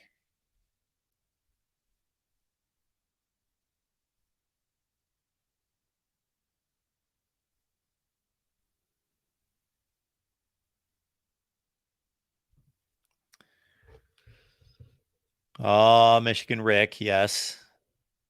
It wouldn't be a Big Ten discussion without taking a little poke at the Iowa offense. It just wouldn't be complete.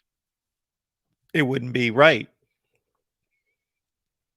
Yes, the Iowa offense on the practice field here soon. Here we go. JLB da. When are you doing the SEC? I'm a big follower of the Voice of College Football. Well, that's very nice of you. We appreciate you following. That's going to be Tuesday at noon. So we're starting 2 big shows. It's the Big Ten on Monday. It's the SEC on Tuesday. And everybody else, sorry for the time being. We will put you on hold. We can only do so many shows each week. But thank you for asking. The SEC live show Tuesday at noon Eastern time.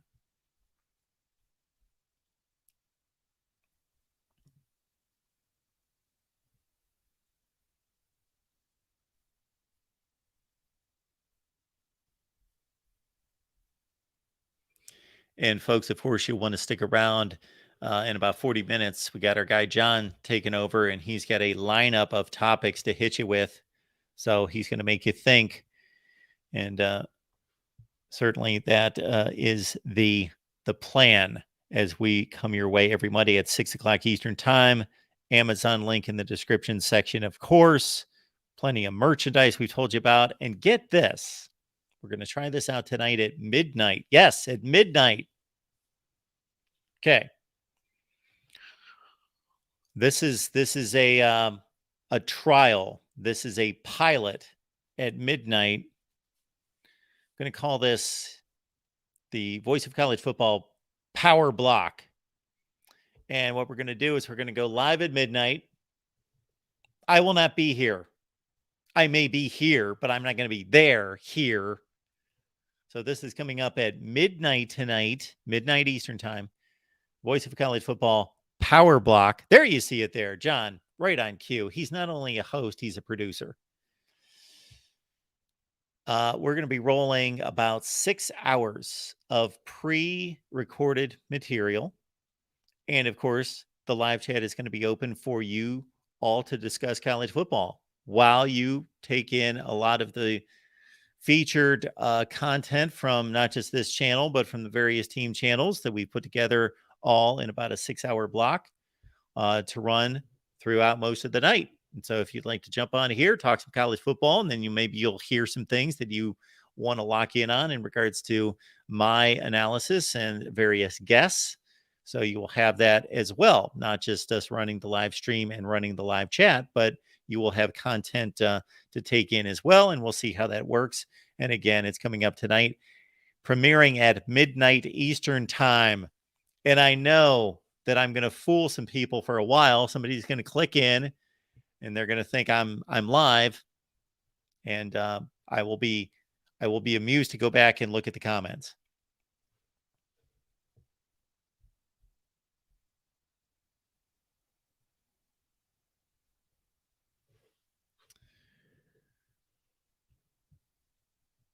Tim has joined us. Big Ten fans, get in there and get heard. Great time to brag about your team. Join the show. There it is.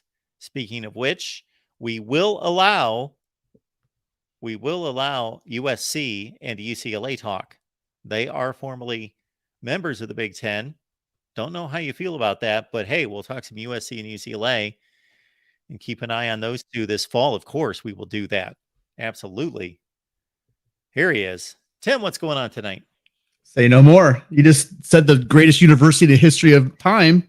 I thought I would join and get the cat calls from the chat from all my admirers. Well, I would say if somebody was keeping notes at home that I have stated Ohio State probably more than any other school or team during this 2-hour block. I see a lot of Buckeyes out there. I see some Michigan wallflowers. I don't understand. These guys have a show just for them. Not sure they don't want to be heard, but well, curious. Okay, so you brought up USC, so let's do it. If you got to pick OSU's rivals, so you are the AD, you are the presidents of the Big Ten, and I'm thinking 3 different categories. So what you would like to see as a fan, you as the AD of Ohio State, and then you as a TV executive. I bet you they're all going to be different. Oh yes, they're going to be quite different. So me as a fan, on one hand, you can take the bent that I want to see my team play the easiest schedule possible. So give me Rutgers, Indiana, and Illinois. But obviously that's not going to happen. It's not realistic. So Michigan's going to be one. And then after that, there's really nobody that has to be on Ohio State's 3. Some other teams in the Big Ten have 2 that are musts. And I could argue a couple teams in the West actually are pretty locked in on 3. So for Ohio State, I think it would be reasonable, which, I'm trying to think what I determined what they're going to be, because I posted a video on this and I put Ohio State with Michigan, Penn State, and Illinois, I believe, were those 3. There is a rivalry of sorts. I don't think anyone cares about it with Illinois, the Illabuck. But unless, okay, well, we'll keep going with those 3. We'll keep going with the 3 categories. So I've wrapped up as a fan. That's what I'm looking for. Okay. And also considering here that if your team doesn't get matched up with a particular team, it's not the end of the world, because they're going to see these teams every other year. It's not like the current SEC, ACC situation where, we'll see in 7 years. So this is a crucial decision. It's still important, but it's not like, okay, Georgia, Alabama, they play once every 6 years. Yeah, how many times has Alabama played Georgia in the regular season over the past decade? Well, they played in 2020 only because it was a COVID year and they shut down the non-conference games and expanded the SEC schedule, but they weren't supposed to play. They didn't play. 2015 was before that. They play every 6 years. Can you imagine? So I don't want to offend any Big Ten fans out there, but can you imagine if the top 2 teams, this is Michigan and Ohio State, that you guys only played once every 6, 7, 8 years? Yeah. I mean, what is the point of that? To have your best teams really never face each other unless it ends up. I know they're in an East-West situation. I get that. But still, the fact that you have 2 marquee teams that never play each other unless they end up meeting in the championship game, it borders on farce, really, to be honest with you. I know Rick was the first one who told me about that. The fact that I didn't realize it because I assumed that there were more games, but you just don't realize the fact that they just never play each other. And some of these teams just rotate around, and the top teams never play. Yeah, the ACC and the SEC have the same format, and it's just not. It's not workable. It's just ridiculous that you could play an entire college career and not see teams in your own conference. And get this, Tim, this is the best example I can come up with. The other thing it creates is schedule disparities that are not fair. There was a year like 2013-14, it was when LSU was really good and Alabama obviously was, that because LSU's designated rival in the other division, like they always play Florida and Alabama always plays Tennessee. Well, this is when Tennessee was awful. And this is when Florida was really good. So, and then you get the rotation for the other non-division opponent. So you only play 2 from the other division. That particular year, Alabama played 2 teams, Tennessee and Vandy, who were 2-14 in the conference. And LSU played 2 teams, Georgia and Florida, who were 2 of the best teams in the country, and they were 14-2 in the conference. So you have completely swung the balance of power for 2 teams that are fighting for the same division championship. It's just stupid. Yeah, that's pretty rough. Okay, so I was a fan. Yeah, so we get the fan when you went for the easy road, which is interesting. Interesting you took that way. I thought to me that would be like the AD. I think the AD wants the smoother road. But are you talking about maybe the matchups at your stadium? I don't know. So now I am the Big Ten commissioner. Yeah, I just think they'd be different. So fans want different teams. The commission, like I would say the AD at the school, they're going to want something different. And then obviously the TV, I'm going to tell you, TV executives want Ohio State to play Penn State, USC, and Michigan every year. Sure, that would be it. Exactly. And that's exactly what I was going to say from the TV executive standpoint. They want to make the most money.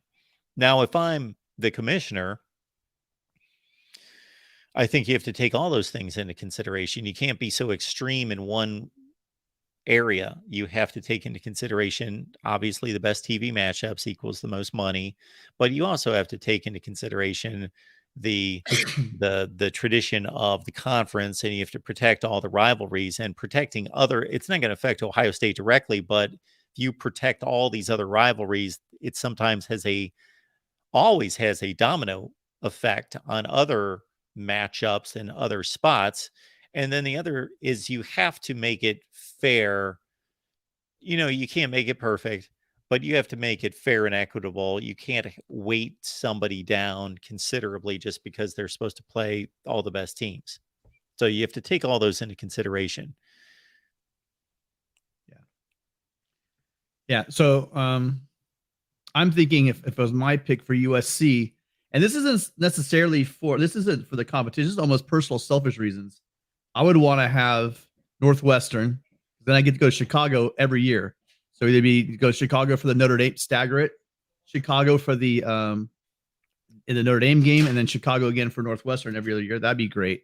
And then get Rutgers, because that gets me out to Manhattan, every year as well. Because some of these places, I love Notre Dame's campus is beautiful, wonderful, gorgeous. The fans at Notre Dame Stadium, some of the best. Not like the internet fans. They're like the real Notre Dame fans. They're beautiful people. Great time. Ushers are awesome. Great place to go watch a game. But some of these places, not much to do. Where you go, it's really you go for the game, and then it's just pretty much the game. And so those 2 places would be excellent for, again, the road trip, the fun of it. That's why, like a lot of USC guys, when we're young, we go on it's called the Weekender. You go up to Stanford and Cal. And so you get to go to San Francisco, for the weekend, and you have an end destination to go a party after the game. Well, how long are you going? Probably for a weekend. I would think of for instance, I'm going to go. So if I went to Michigan, it would be perfect because I want my family. All my dad and mom's families are from Michigan. Like my dad came out here to go to USC and said, told my wife, told his wife, my mom said, you want to marry me? I'm not going back to Michigan. So you got to make a choice. And then they stayed out here. But all my family lives in Michigan. So that'd be a great trip for me. I can't wait to do that one. And then obviously I've been to the Horseshoe already, so that I already had that one checked off. But I'd still love to go the first game when we're in the Big Ten. But there's so many to go to. I can't go to Camp Randall. You know, I mean, there's so many great places to go. But I just love the city of Chicago and I love New York, so that's why those two would be nice. Gotcha. That means I'm getting out there all the time. So. Because when you mentioned there's nothing to do, I totally get that. But Air quotes. I don't want to offend anybody. Yeah, there are things to do. No, I think people understand. If you're talking about Starkville, Mississippi, sure you can find something to do, but it's not Manhattan. But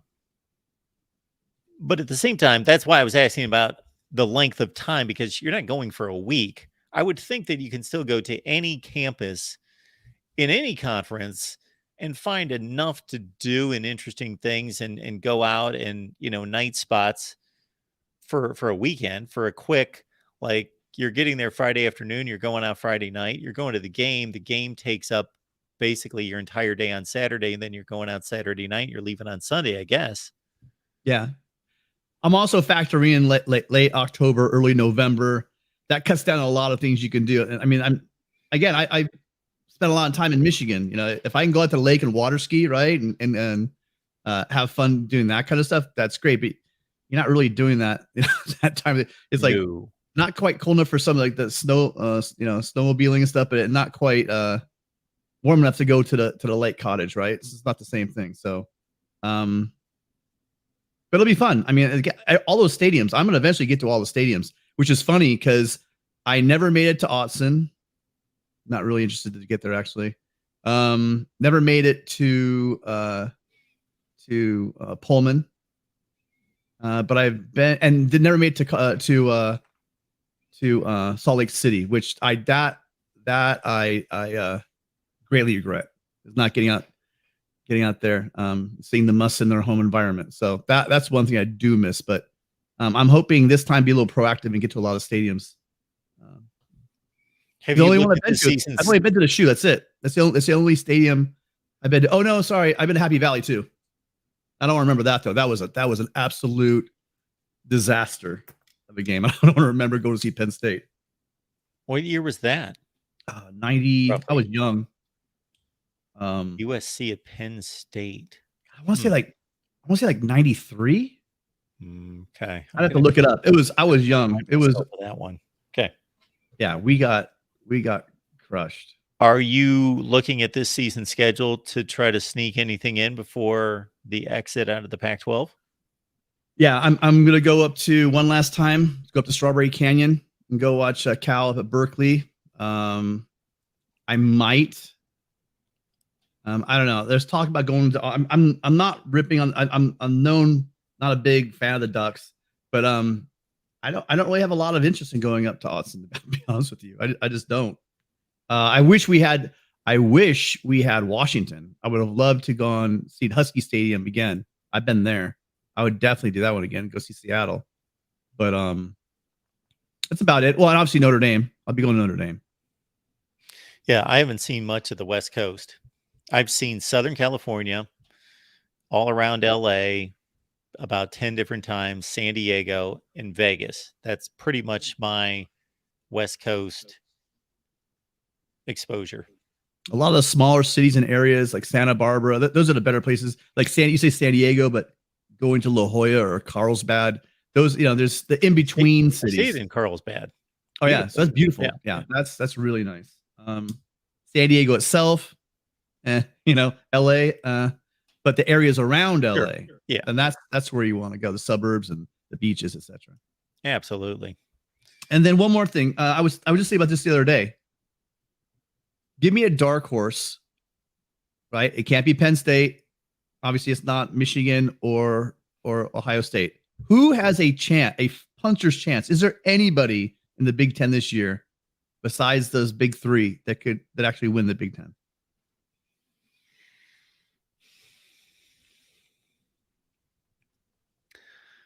I am intrigued by the Luke Fickell addition to Wisconsin. Now, it's a lot to ask of him to pull this off the first year. But he does have a veteran quarterback coming in Tanner Mordecai, who I believe is going to be at some level an NFL quarterback.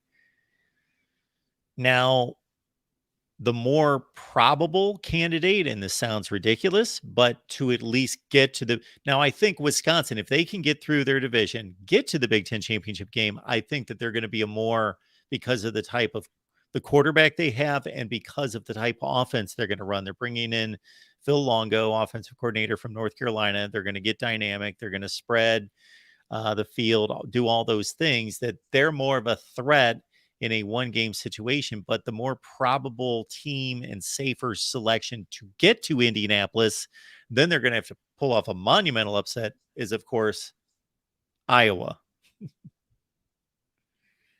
They're the safer pick to get to Indianapolis, but Wisconsin to be able to do something about it when they get there. Okay. Well, that's really all I got for you. I just thought I'd dive in here because I'm curious to hear from some of these. Again, like Jason Moose, you always have a lot to say. Why don't you get in here and start talking about your Wolverines for a while? I can certainly get on here as I have for many times in the past and think about it before we started calling shows in this before your time, Tim. I used to sit here for 2 or 3 hours and listen to myself talk, and people somehow listen to that. But now we've got the magic of the call-in show. Yeah, I'm just a bit surprised. And I do know how tough it is to sit there when no one's calling in and you got to sit there and carry the conversation. But I'm lucky. I usually have Rick or Tony to help me out, but you do a great job all by yourself. But I would encourage anybody, just get on here, turn your camera on. Why don't you come brag about your team? Why not? Yeah, I love getting insight from other people about their team. They're going to know things that I don't. I scoured the information I had. I tried to pull in as much as possible. You guys know I try to keep track of everyone and be well studied up on everyone. But certainly you guys, I can't spend as much time as you can on your specific team. So give me something that I don't know. Yeah, absolutely. All right, Mark. Thanks, Tim. I'll get back to work. I'll see you later. Appreciate it, man. Tim Prangley and Rick Anaya every Sunday night here at the Voice of College Football on the USC channel. They had their launch last night, Trojan Conquest. Check it out. For right now, it's going to be at 8 Eastern, 5 Pacific. Hold tight on that. But as it stands right now, that's our time slot. You always have to have that bell on for the notifications to know when we go live, because at times we've got to switch things up somewhat. And of course, the very basic and easy thing to do to support the channel and support what we do here at the Voice of College Football is to do exactly what John was cueing us to do there a second ago. Hit the like button. And we would love for you to subscribe. And we've had a nice little spike in subscribers just over the last couple of days. I think we picked up like nothing phenomenal, but like 130 or 40 here in just a few days. So we appreciate that. Good response on the last batch of conference expansion and realignment videos. So I've got a few more to do. And you know what my deal is here. This is what we do concerning conference realignment and expansion. And this is throwing no shade at anybody else. This is strictly our approach here, is that I'm not going to throw out anything just to throw it out there. So I'm either going to state that, hey, we've heard this, we've heard that, expect this to happen. And you know that I rarely go down that path.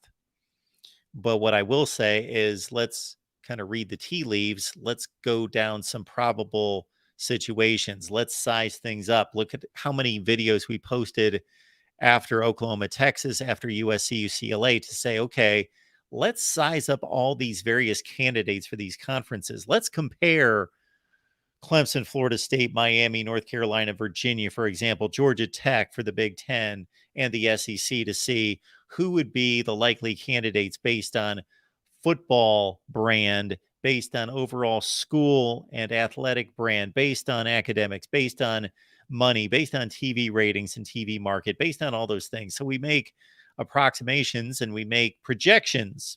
So I've got a lot of those videos. And then I love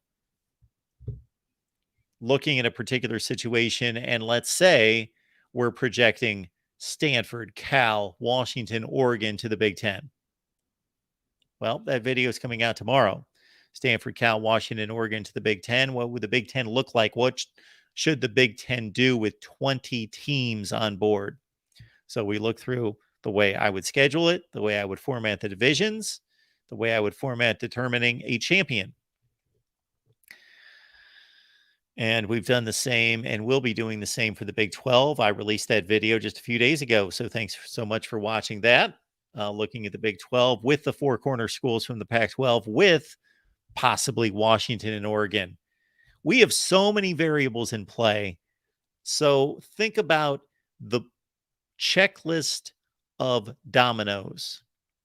You've got, let's start with at the top, but the least likely to fall, but let's just put it out there, Notre Dame. Does Notre Dame finally align with the conference, and do they go with their contract that states they fall to the ACC?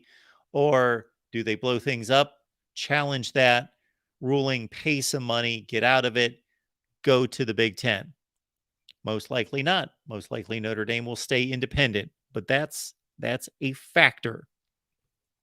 Now, that's not going to necessarily create many dominoes elsewhere to fall, even though that is the highest and largest brand that's on the table without a conference. Obviously, it's by far the most. It's the only one, really.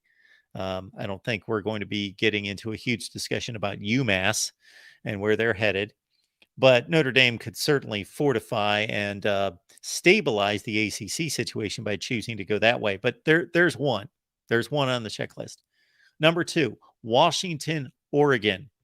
This is, I believe, outside of a Pac-12 media rights deal, the biggest domino out there is in play right now, because I don't know that the whole ACC aspect of this, Florida State, Miami, Clemson, for as much as we like to speculate about how many of those schools could go to the Big Ten or the SEC, just extending its footprint and all of that sounds good. And it's certainly being discussed. And I'm talking about not here. I'm talking about in places where it counts among decision makers. But I believe that's more long-term, because there's a lot of litigation, a lot of money, a lot of things that need to be taken into consideration before somebody starts to challenge a conference out of a grant of rights agreement. So the whole Florida State, Clemson, Miami discussion is fun, and it's relevant long-term, and we will continue to have that conversation. Certainly Florida State has started the wheels moving, and as mentioned at the top of this show, Florida State Athletic Director Mike Alford knew from the time he stepped into that job, day one, he hired a consultant to look at the various aspects of all this. But after Notre Dame, that next line for me is Washington, Oregon. They have an application in at the Big Ten. If Washington and Oregon go to the Big Ten, then, of course, that puts the Pac-12 in serious jeopardy.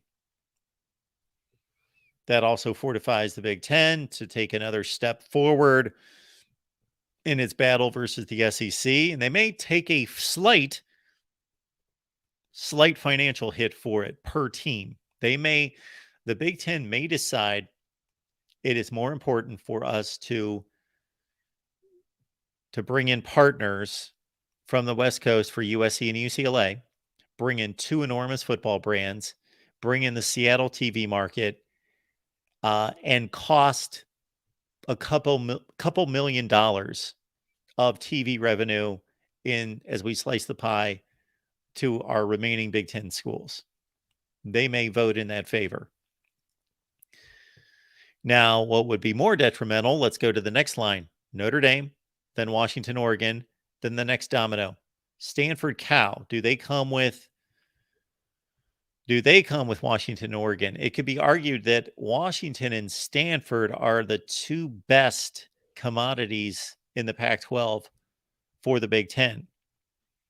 If you put it all together, TV market, TV ratings, football brand, academics, all of it put together, you could argue Stanford, Washington are at the top, and Oregon's next, and Cal, unless you really favor academics. But the Big Ten could bring in all 4. And then the Pac-12 is down to 6 teams, and they're on life support if they aren't already. Okay, then we've got our next line, our next bullet point checklist item. And that's the four corners of Utah, Colorado, Arizona, Arizona State. As long as they stay committed to the Pac-12, well, the Pac-12's got a fighting chance. Of course, if they bolt, then forget it. The Pac-12's done. Because Washington and Oregon aren't going to stick around at 6 or 8 team league. They will scratch and claw and fight to get into the Big Ten. And if the Big Ten turns them down, they're going to the Big 12. And then the Big 12 is a mega, massive conference from a volume standpoint. So that's next in line, the four corners.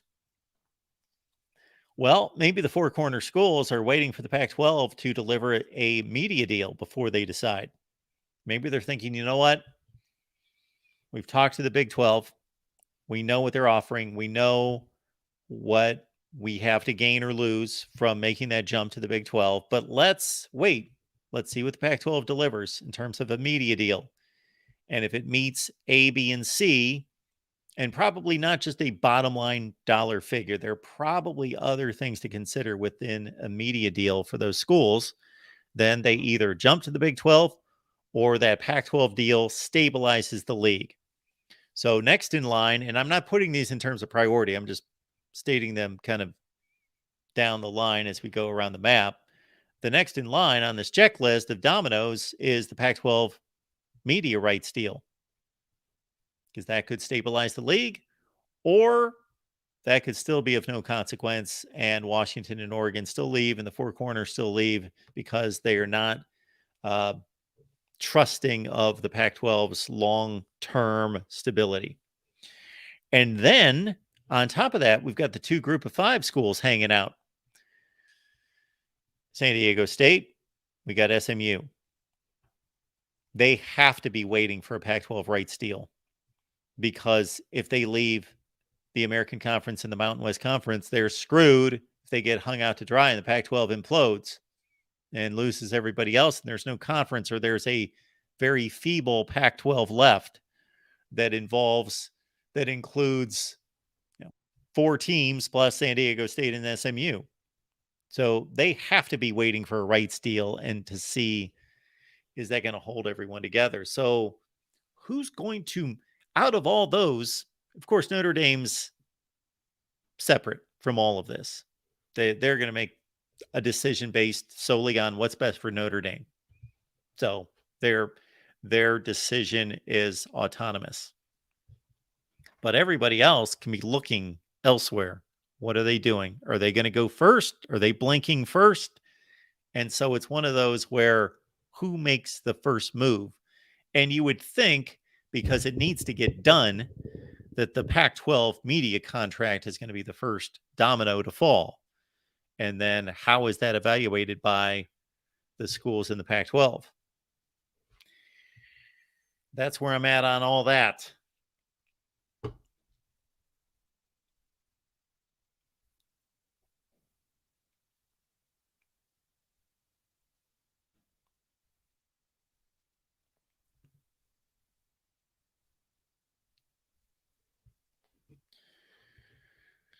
We also want to let you know that you can sponsor the Voice of College Football. As you have seen probably on other team channels, we've had sponsors at various occasions on various channels. And basically, we do our best to provide you with value, meaning that we will be the best partner possible. So there are a number of ways we can get the word out concerning your business or your organization. That's obviously here during live shows.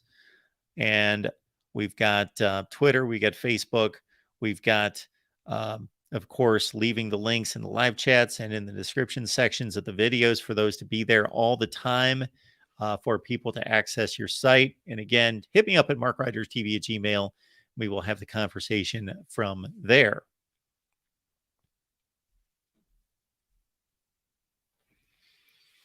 Also, again, tonight at midnight, I can't wait to fool a few people. when they click us on at 1 o'clock in the morning and I'm talking away, but it's recorded. So what we're going to do is we're going to unveil this is by trial, pilot, the Voice of College Football Power Block premieres tonight at midnight Eastern time. And we will open up the live chat. You can talk all night if you'd like. I think I've got about 6 hours edited right now, put together to give us about 6 hours of content throughout the night, starting at midnight Eastern time right here on the main channel. So we'll see how that goes and see if you guys find that riveting and an opportunity for all of you to get together and really do what we can do all the time on Discord. So you could do what we're going to do overnight. You can do that all the time on Discord. Go to patreon.com, search MarkRogersTV, go to Discord and sign up on Discord. There it is. Join our Discord. It's a good time. And again, for you fine folks on Patreon, we are going to deliver more for you here very soon. The month of April is going to be crazy from a spring practice standpoint. So everybody's playing in March, and then the spring games are going to be in April, starting with Michigan on April 1st. And certainly we're going to have some combination of watch party and post game for Michigan on April 1st. I believe that's it. I think Michigan has the day to themselves. And then after that, though, we're talking 15, 20, 25 schools on the other weekends in April. Therefore, we are going to be here covering all the teams that we cover all the time, taking your comments, taking your questions, watching these spring games together, and getting us set for the fall. And so that's going to be a good time throughout the month of April. It's going to be an April of spring football here at the Voice of College Football. All right. I would ask that you folks would call here over the next, I don't know whether it's going to be an hour, 2 hours, whatever it is. Once John takes over, don't let John be lonely. Call him up, talk to him. Talk some Big Ten football. He is prepared to talk conference wide. And he's got a number of talking points that I'm sure will stir up some conversation. Absolutely. John, what's going on tonight? I figured that was a good time to pop in, right? It is a good time. Anytime's a good time. Absolutely. So I have, before you, if you please stay on as long as you want, but I before you left, Am I allowed? want to do absolutely. Oh, okay. Of course you I'm are. allowed. Duh. It's your channel, man. So I have an official unboxing, okay? Because we as we know, we just launched Voice of College Football just launched an official merch site, and so I got my t-shirt on. Oh, Voice look of at that. College Football t-shirt. Blue, Absolutely. We got all kinds of colors in there. Huh. And then I also just got literally a couple hours ago. There it is. The Voice of College Football coffee mug. All right. And it's good quality, good stuff. Looks Probably good. have all kinds of refreshing beverages in there. I love it. Well, thank you for Absolutely. getting those items, and thank you for displaying them. Yeah, and listen, you can get it for yourself, your family, your friends, and if you do multiple items, I'd notice there's a little bit of a percentage off. So get a bunch of stuff and just deck everybody you know out in Mark Rogers merch. Yeah, this is the first time I've worn the polo, or what I used to call a golf shirt. There we go. Thank you, A Damn Beast Media. We appreciate you. And this is great feedback to get right here. I appreciate that, because if anybody gets anything, so let's be real about this. If anybody gets anything and for whatever reason you're not satisfied with it, I want to hear that. But all the early returns from 7, 8, 9 people at this stage has been, hey, everything looks great. It's great quality. And everybody's been pleased. Absolutely. No, thank you for that. Also fun. Let's see. We got JC. We got my mother. Everybody in the chat. Lady Lake. Thank you. John's mom. What would her official title be? Is she one scoop mom? Sure. Scoop. I think she'd be okay with One that. scoop mom. No, thanks for being on. I appreciate that.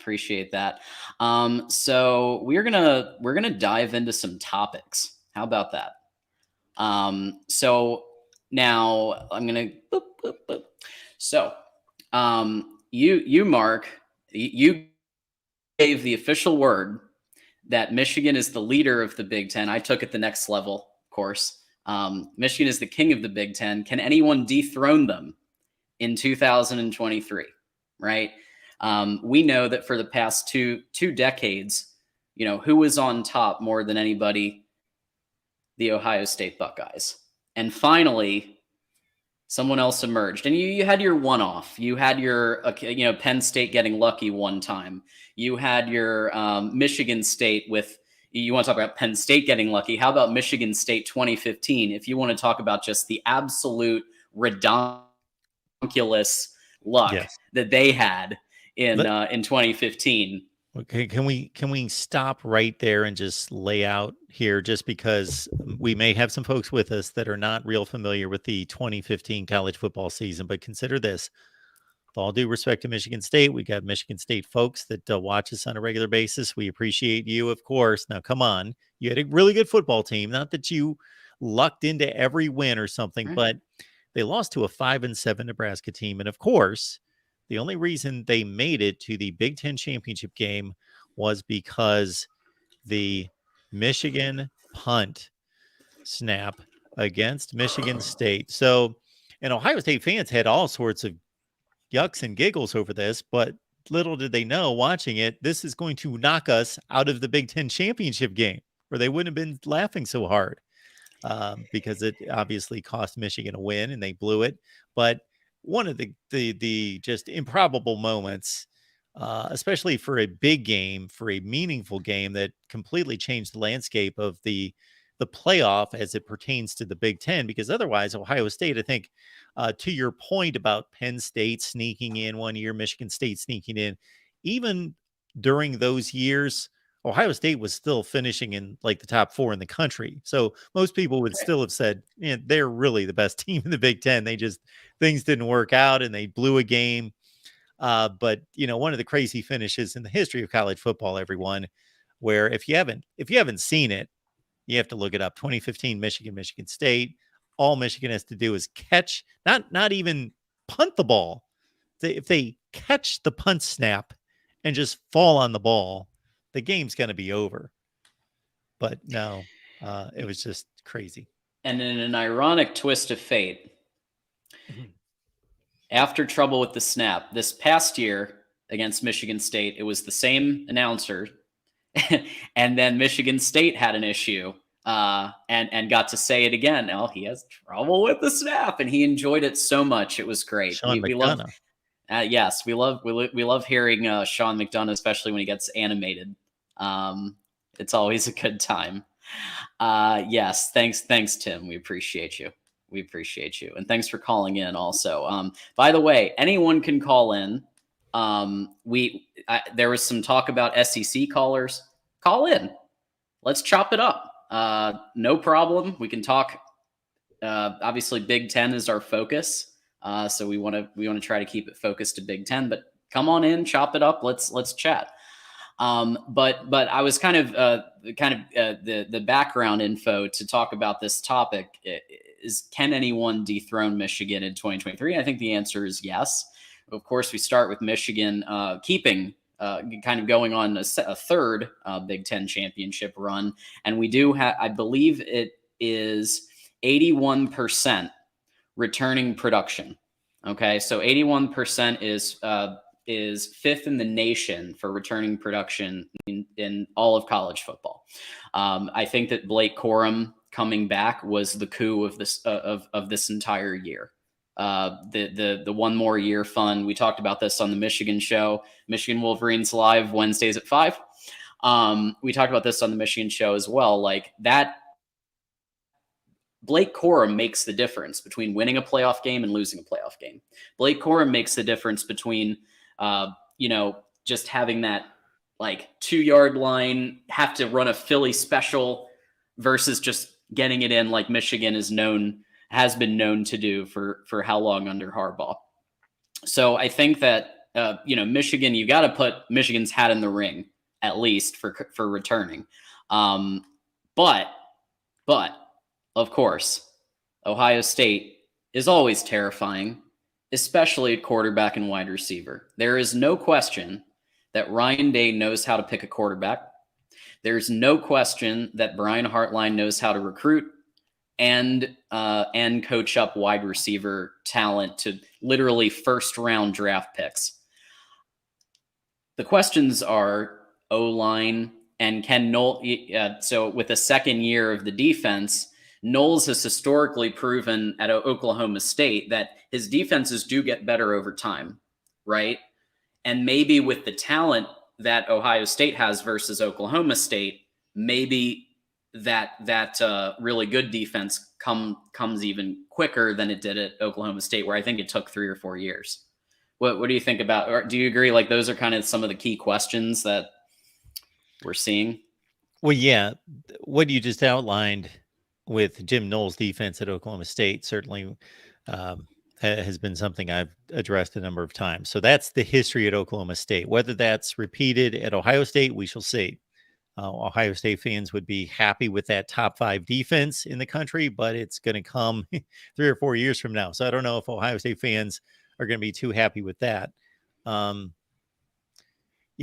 State's got to figure out its offensive line. Of course, select a starting quarterback. We believe it's going to be Kyle McCord. Yep. And their play in the secondary has not been Ohio State-like now for the most part. It's 2019 would probably be 2019 was a really good season. But even prior to that, they had a couple down years, and they've had down years since then. It's not been Ohio State-level secondary play outside of that one season for now 5 or 6 years. And they've gone to the transfer portal, picked up 2 nice additions, but are they going to get back to being a top level secondary? Yeah, and I think that Knowles kind of had an over reliance of kind of stopping the run and letting the passes. I mean, let's be honest. Okay, love JJ McCarthy, but he's not Aaron Rodgers, and Cornelius Johnson is not Odell Beckham Jr. at the Giants.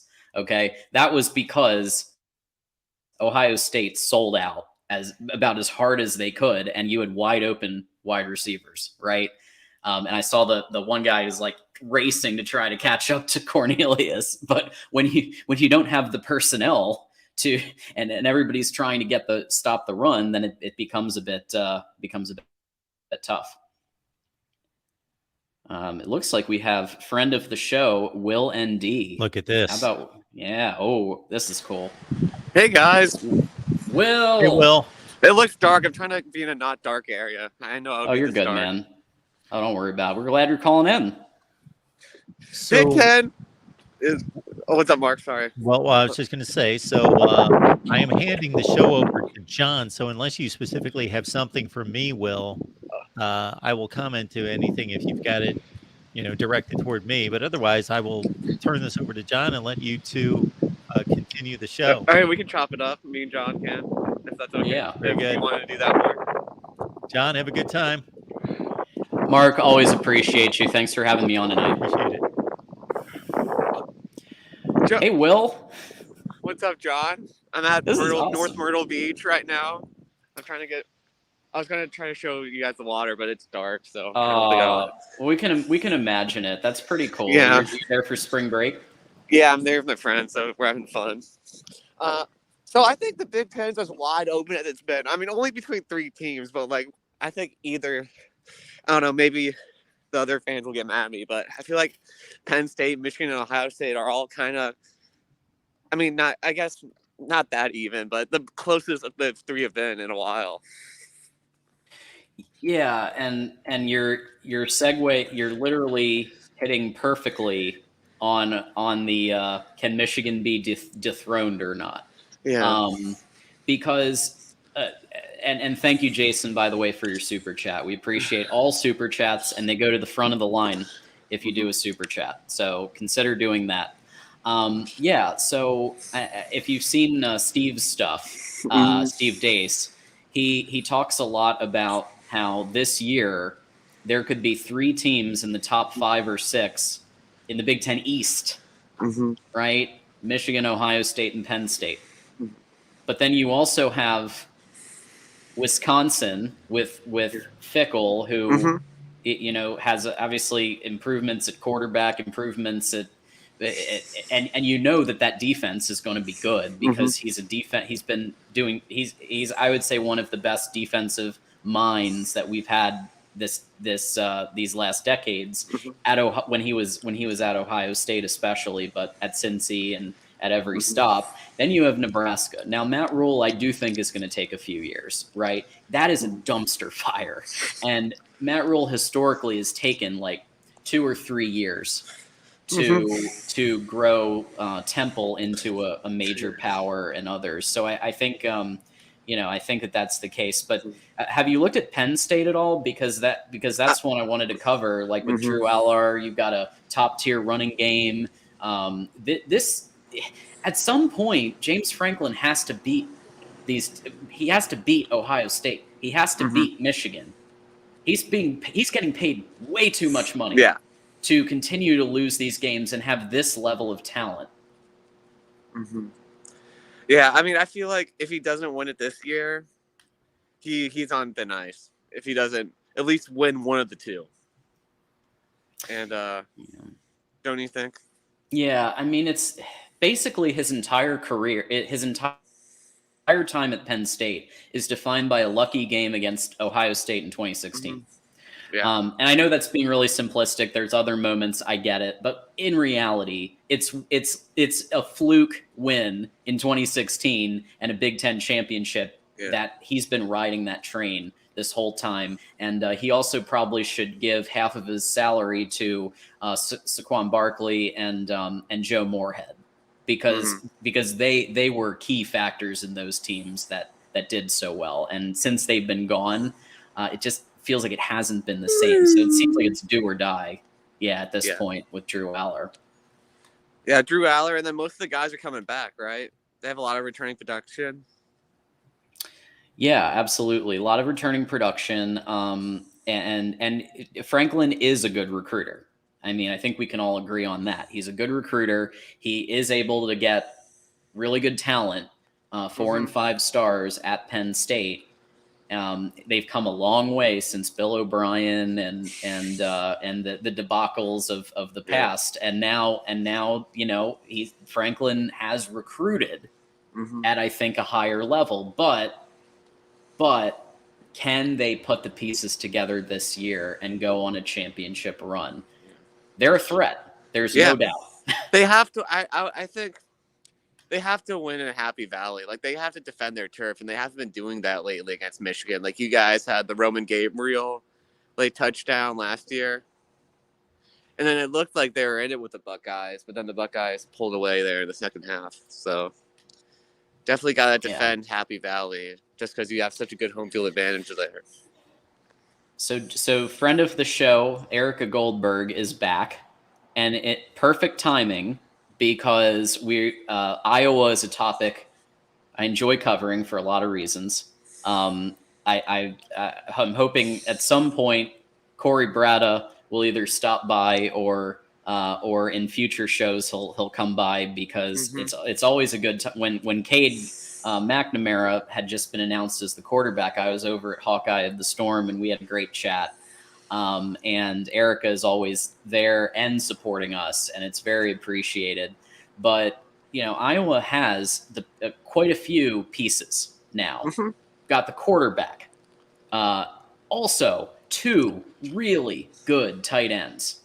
Not just everybody's focusing on Eric All, but Luke Lachey is coming back. So here's the question for you, Will: Can even Brian Ferentz mess this up? I have little faith in the man. I'm sorry. I mean, they can. I think winning the Big Ten West is still a big possibility.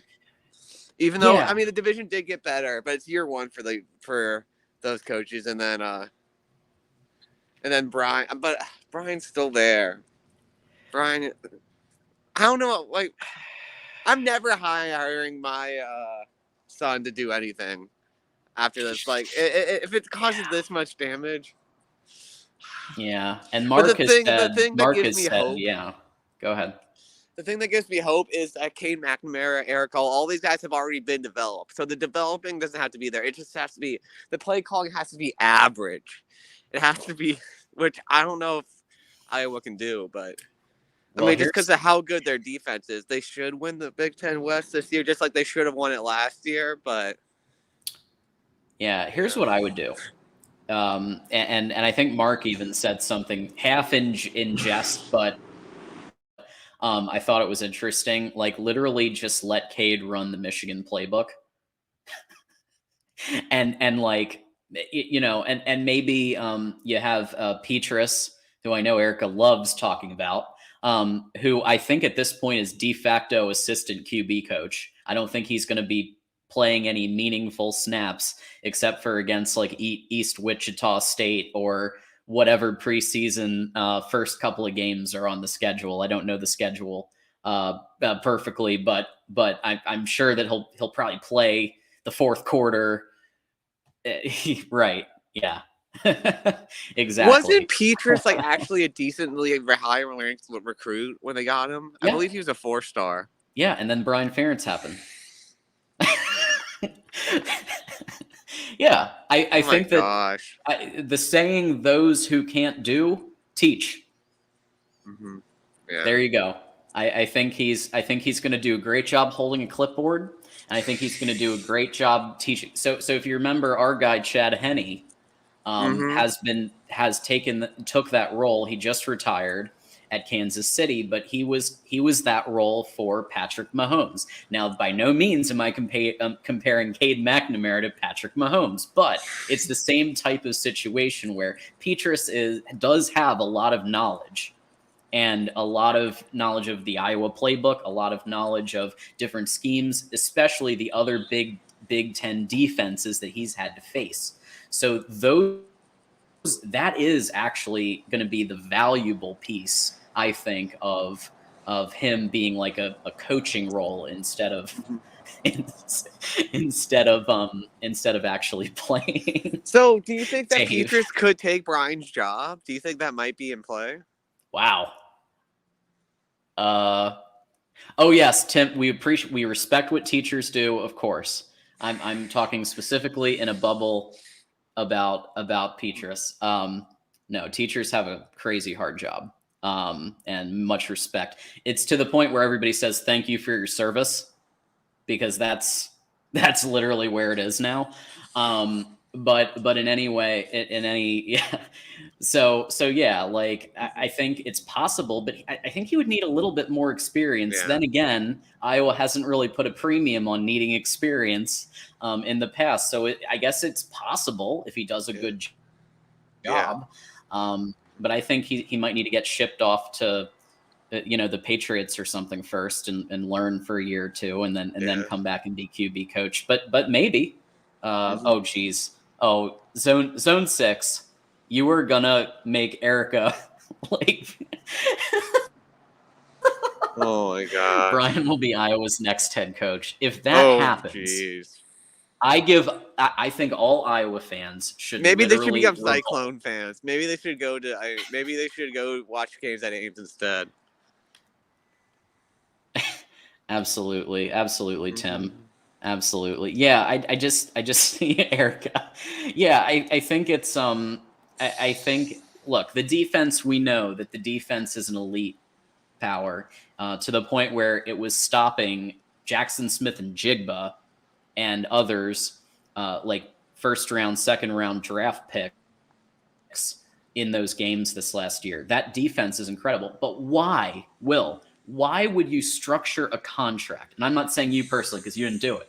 But why would somebody structure a contract where it requires 25 points, not even 25 offensive points. So the defense could score. So like, if I'm what's the defensive coordinator's name again? What's his name? Phil again? Parker. Phil If Parker. I'm Phil Parker, I'm telling my defenses, if it's like 4 minutes left and we're up by 10 and we catch an interception, don't run it back. Don't take a knee because I want to. Because if I'm Phil Parker, I want to get out of this abusive relationship with Brian Ferentz on the football field as soon as possible. I'm telling them to take a knee and score as less and supply them as no extra points that are unneeded. As Erica has I'm telling pointed them out, to take a knee.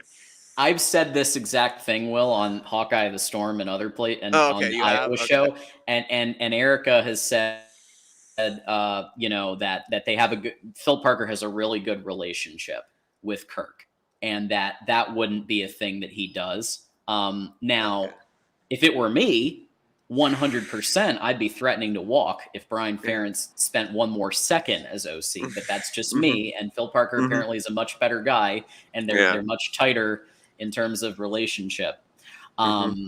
Jason, so what we're doing is so the way that we're basically treating this as a Big Ten mega show, although the official name is Big Ten Live, where basically Mark is going to take the first 2 hours, and then you're going to have a rotating guest host afterwards. So that way Mark can get, just kick back, enjoy the show a little bit, have a cold one, whatever. And then someone else can come in from the Big Ten media, or a knucklehead like me, or somebody who's affiliated and has the knowledge of the Big Ten will take that last slot. So, Mark will be on the first 2 hours, and if he wants to stay longer, of course. And then he, of course, he has like 5 call-in shows and other shows a week that you can talk to him on. So, Mark isn't going anywhere. He's just letting me have a little bit of time here to chop it up with Will.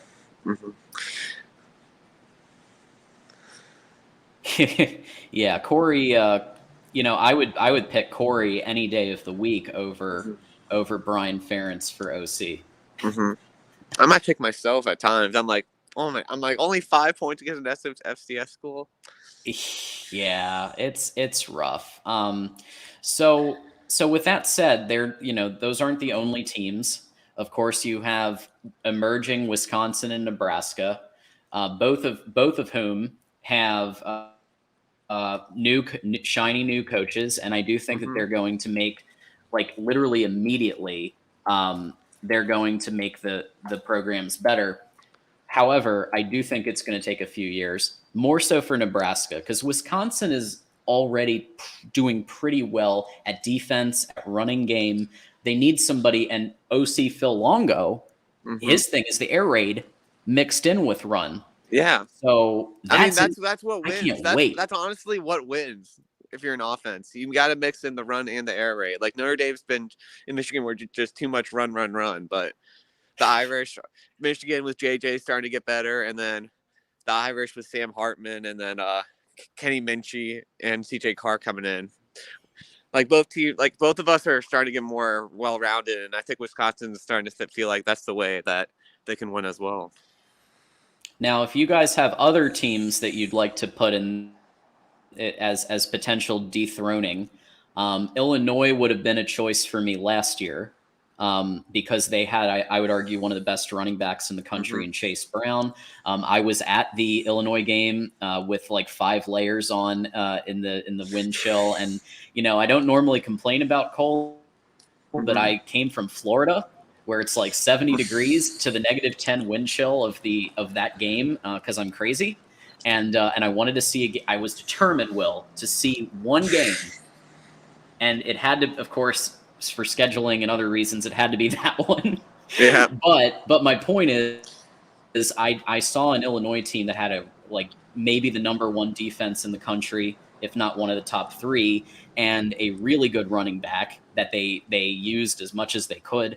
And it was just they didn't quite have the horses to just drive that final dagger in against Michigan, and made a few questionable decisions as well, I thought, to let kind of, it was so weird, why would Brett let his foot off the gas at the end of the game there? I didn't get that at all. I didn't get that either. But it'll be interesting to see how good because with Matt Rule didn't have the portal when he was at Temple and Baylor, so it'll be interesting to see if they can. They should at least get back into a bowl game this year, right? I let's hope so. Looks like Tim's back. What's up, Tim? Well, I just have you both on right now. So, question has been, it's not necessarily, it's partially to do with the Big Ten, but when are Notre Dame and Michigan ever to play again? Because now I got both of you guys on here, and by the way, I want to hear from both of you. Who's dodging whom? So that's my question.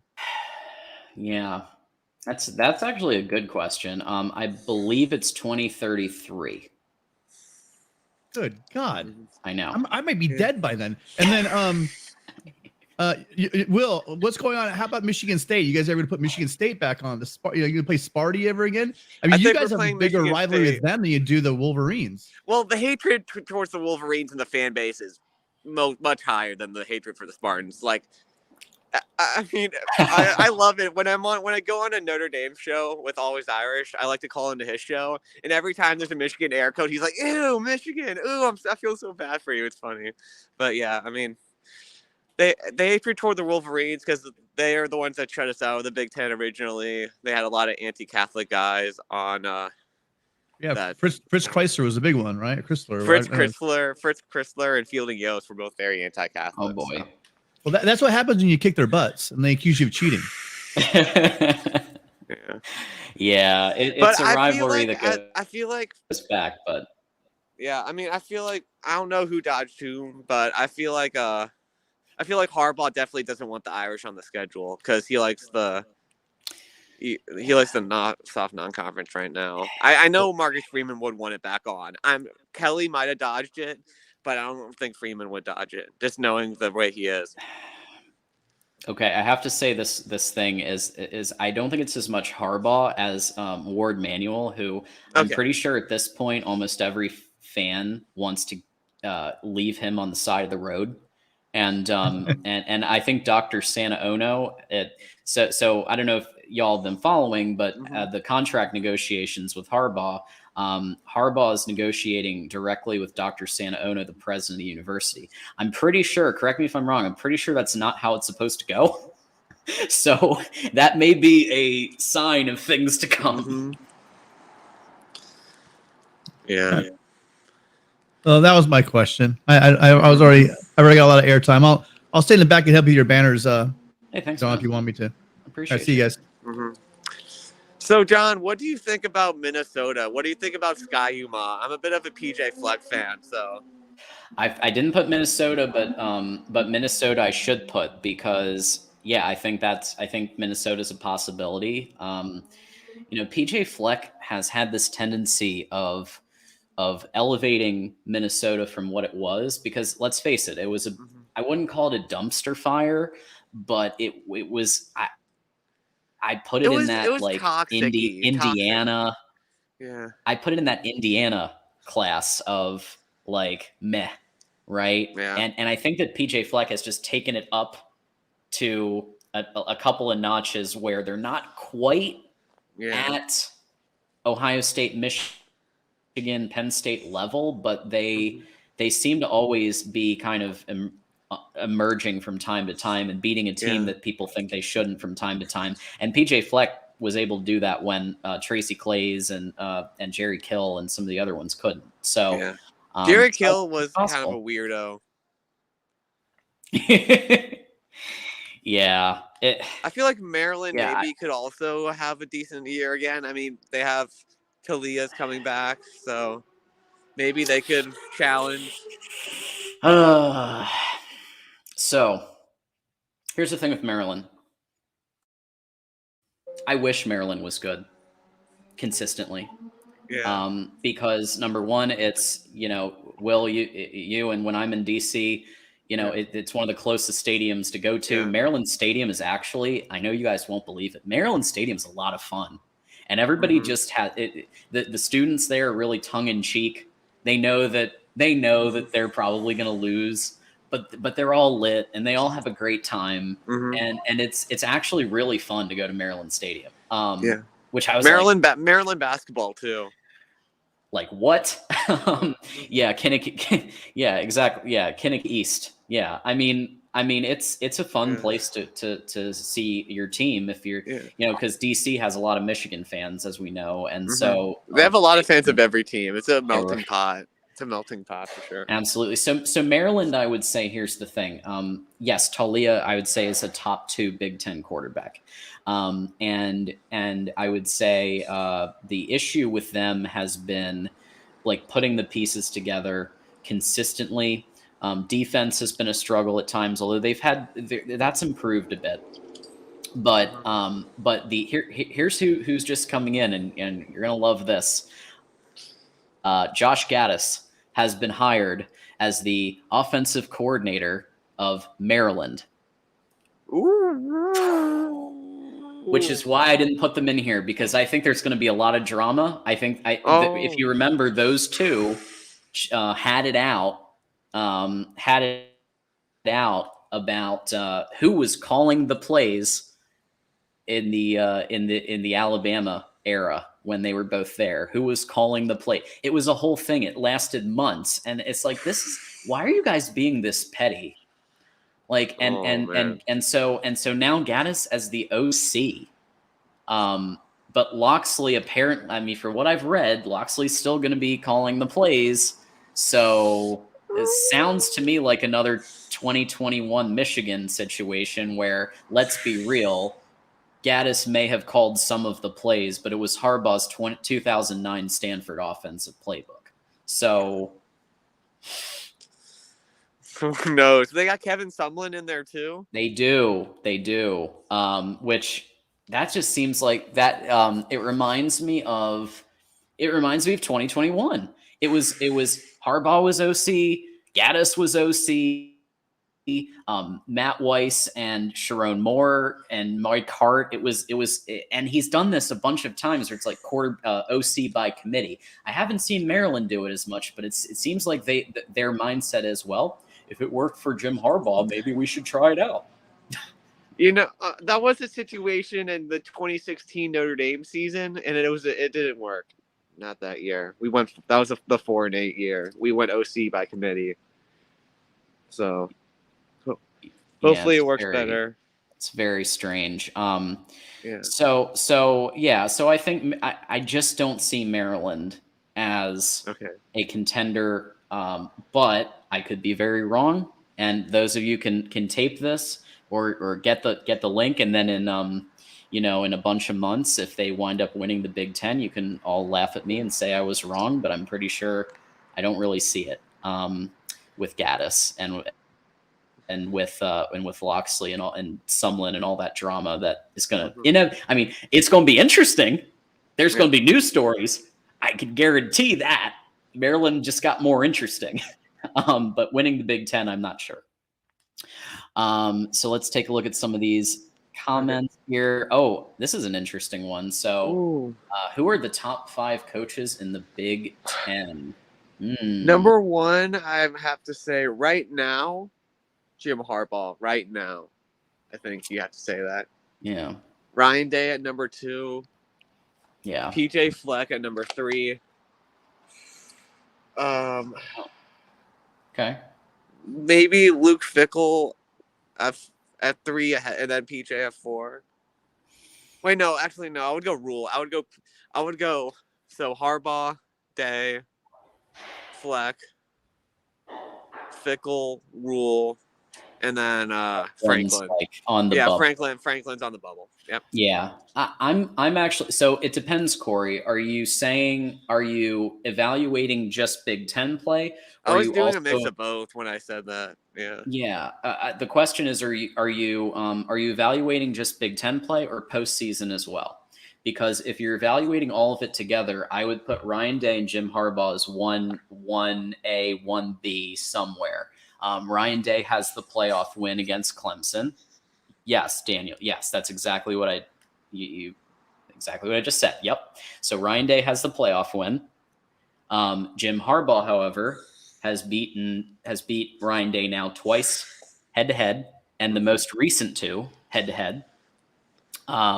Ryan Day has 2 Big Ten championships. Jim Harbaugh has 2 Big Ten championships. So I'm gonna put them right here. Mm-hmm. If you're evaluating all of it, if you're evaluating Big Ten, I have to give the edge to Harbaugh. He's got the resume. He's got he has had the program consistently 10 wins a year. He took over a dumpster fire, whereas, as we know, Ryan Day was born on third base and think he hit a triple. As I'm quoting Jim Harbaugh. I'm not saying fact. I'm quoting that is a quote only. But Ryan Day has a shorter resume. He took over a Cadillac program from Urban Meyer, and Harbaugh took over a dumpster fire. Folks, do you remember 2014? Because I do. I was at. I do. I was there. It was bad. Okay. Those final years were a dumpster fire, and that last year in particular, the Minnesota debacle, it comes to mind as a key one. I mean, it was the locker room. Did you lose to both Maryland and Rutgers? I know you lost to Rutgers. Yes, I don't know about Maryland. Someone in the chat can tell me if we lost. I don't know about, but Rutgers. Yes, we did lose to Rutgers. Man. So yeah, I mean the bottom line is Harbaugh inherited a program that was a dumpster fire where they were selling Pepsis with a ticket because they were trying like, hey, buy it. It was either buy a Coke and buy a ticket and get a free Coke or buy a Coke and get a free. It was some Dave Brandon makes Ward Manuel look like, I don't know, Bill Gates. Okay. Like Dave Brandon was the worst AD, I think, of all time. So like that was bad. Harbaugh comes in and immediately stabilizes the program. 10 wins the first year. 2016, 10 wins again. 1 play away from making the playoffs. You have a bit of a downslide, but overall, it has been a consistent program, and the last 2 years have been his best 2 years. Mm-hmm. And so at this point, I'm putting them right here. I'm not even going 1-2. I'm going 1A, 1B. And I would literally rotate them out at this point. Fair. Okay. No, Erica corrected me, and she is right. Gary Barta is absolutely a worse AD. $7 million in discrimination suits. And the state auditor literally is saying, you must fire Gary Barta. So this is big, and it's a big story, and who knows what's going to happen. But that, like, he is terrible. Mm-hmm. And so yeah, I'm with you, Erica. I'm sorry, Dave Brandon can be second worst. But he was pretty bad. Let's see here. Dan Beast and Dan Beast and I, we chopped it up a little bit earlier, but I have a lot of respect for what you do, and thank you for being on. I have a lot of respect for the Ohio State program, and I do too, by the way. And we can. I mean, they're a lot better. They're better than Notre Dame right now, and I mean, I don't like saying that as an Irish fan, but yeah, I mean, they are. Right it's now, hard to admit that Ohio State was 1 play away from winning the national title, but they were. They were give a those midnight Horned Frogs kick. some respect. What's that? Maybe they could. Maybe the Horned Frogs could have played them a little closer, and they played the. Dogs. Yeah.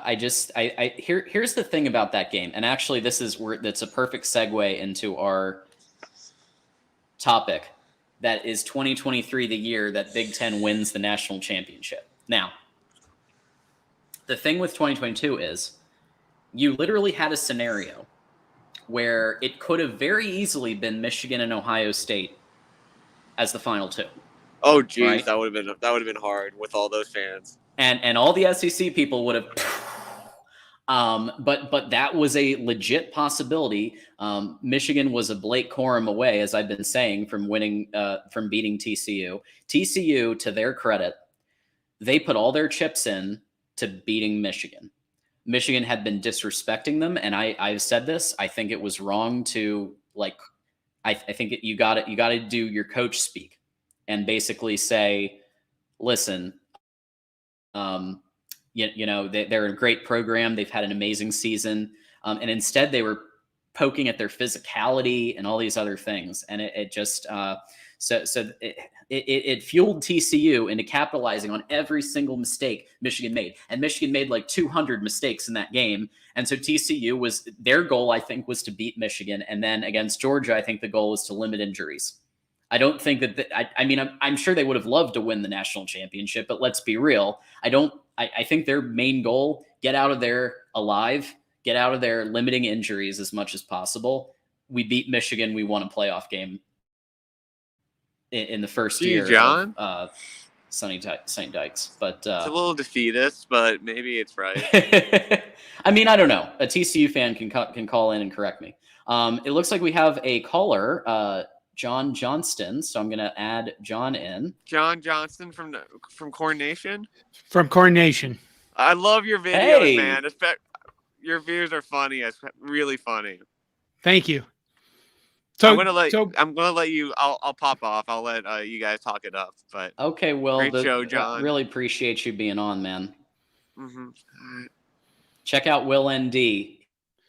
He's got a great channel and always publishing, and he also helps host the Notre Dame stuff. Well, welcome in, John. how you doing? I've never I'm met you, great. I don't think. I don't think so. I'm John Diadamo, used to be One Scoop John, and been hanging out at a lot of Voice of College Football, Golden Blue Dude, and stuff like that. But good to have you here. Well, I thought, I got the invitation from Mark, and I thought if this Thank is you. you guys' first show, I thought I'd at least show up for a few minutes. I have my own live show at 8, so we'll be screaming about everything. Nebraska's actually doing a lot better lately, and it's been fun actually to see a basketball team that wins games. Oh yeah, imagine that. Yeah. I don't know. I don't know much about that right now. It's kind of a sore subject. Let's be real. Can we just at some point beat Illinois? Now, Just who are you? please, at some point. Who's your team? Michigan? Yeah. And what do you think of the whole Jawan Howard thing? Oh boy, that's a whole that could be a whole show in itself. Yeah, I suppose.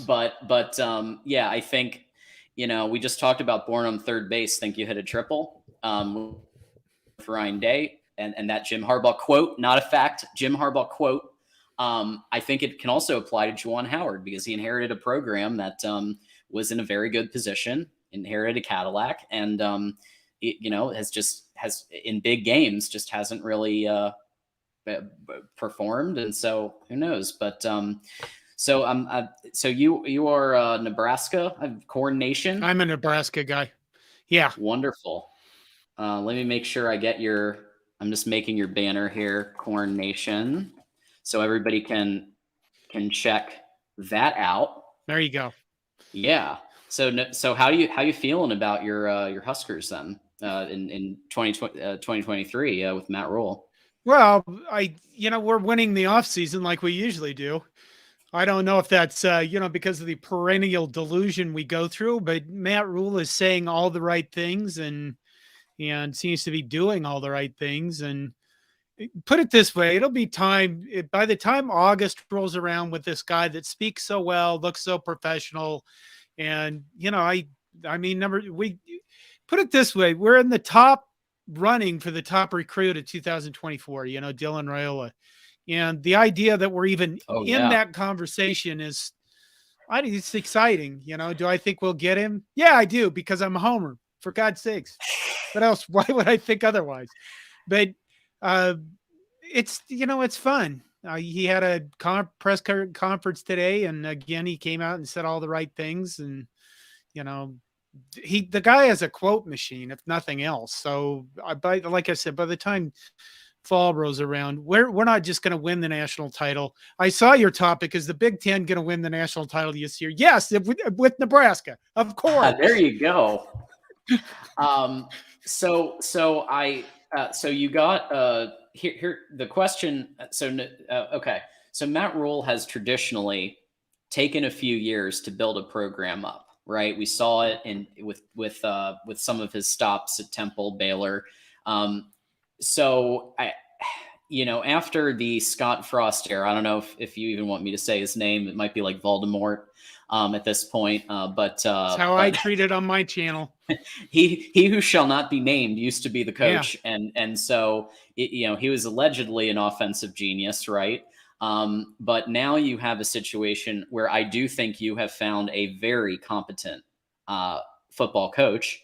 And how is he going to handle this battle, this QB battle with Jeff Sims? And I believe Casey Thompson's coming back for his 6th year, isn't he? Yeah, well, yeah, he'll be back. How is he going to handle it? Well, I guess I look at Casey Thompson. I think he was a very competent quarterback. I don't think he has the strongest arm on the planet, but he had Trey Palmer to throw the ball just up in the air to and let him run under it and score a lot. But I think Casey Thompson will be a very competent quarterback, no matter what Jeff Sims does. And I think them coming, I believe Jeff Sims is here early. Casey Thompson is still recovering from some surgery. Matt Rule has said he'll limit his throwing. And I think you'll just see what happens. Here's what I like about quarterbacks. And I can't stay very long, but here's what I like about quarterbacks. I like how Minnesota has their quarterbacks. They had Tanner Morgan, and then they had, they usually had a second quarterback that would come in and run some packages. And I like that concept. And I think that for me, that I would be fine if they did that with Casey Thompson and Jeff Sims, and just to even see where they're at the beginning of the year. I know that we open up against Minnesota and it'll be kind of an important conference game, but by the fall, like I'll say this again, by the fall, our expectations are going to be so sky high that I don't know, it'll be disappointing if we lose to Minnesota, but I guess we'll find out who's going to be the best quarterback and quite frankly, what kind of offense we're going to run, because I think both of those are suited to different offenses. You could put Sims back there and do a lot of stuff with like zone reads, veer, veer plays, inside veer. That's what I was looking for. Yep. Option plays that you're just not going to do that with Casey Thompson. I hope that we have like 18, we have like 18 scholarship quarterbacks. So one would hope that we find, guys that can play well. Yeah, guys that can actually step out on the field and perform well, and better yet, have an offensive line that actually blocks for them and doesn't get them killed. So yeah, that's huge. And I mean, there were so here's what I wish, because I watched. Obviously, I was a little nervous in 2021 when we played each other, because I saw what y'all did against Northwestern, and I watched the film on that. And I thought it was very interesting. It was like this modern triple option kind of thing. And I loved watching it. But I also was afraid for our lives, because I was like, oh, this is going to be one of those where Nebraska ruins Michigan's season. It's going to be one of those, just like Iowa was a couple of years prior. And these things happen. But Cade did have one of his very few clutch moments in that game. But like, what do you think happened? Was the personnel just not right to make that happen? Because I really thought that was interesting that he brought that back. You mean 2021?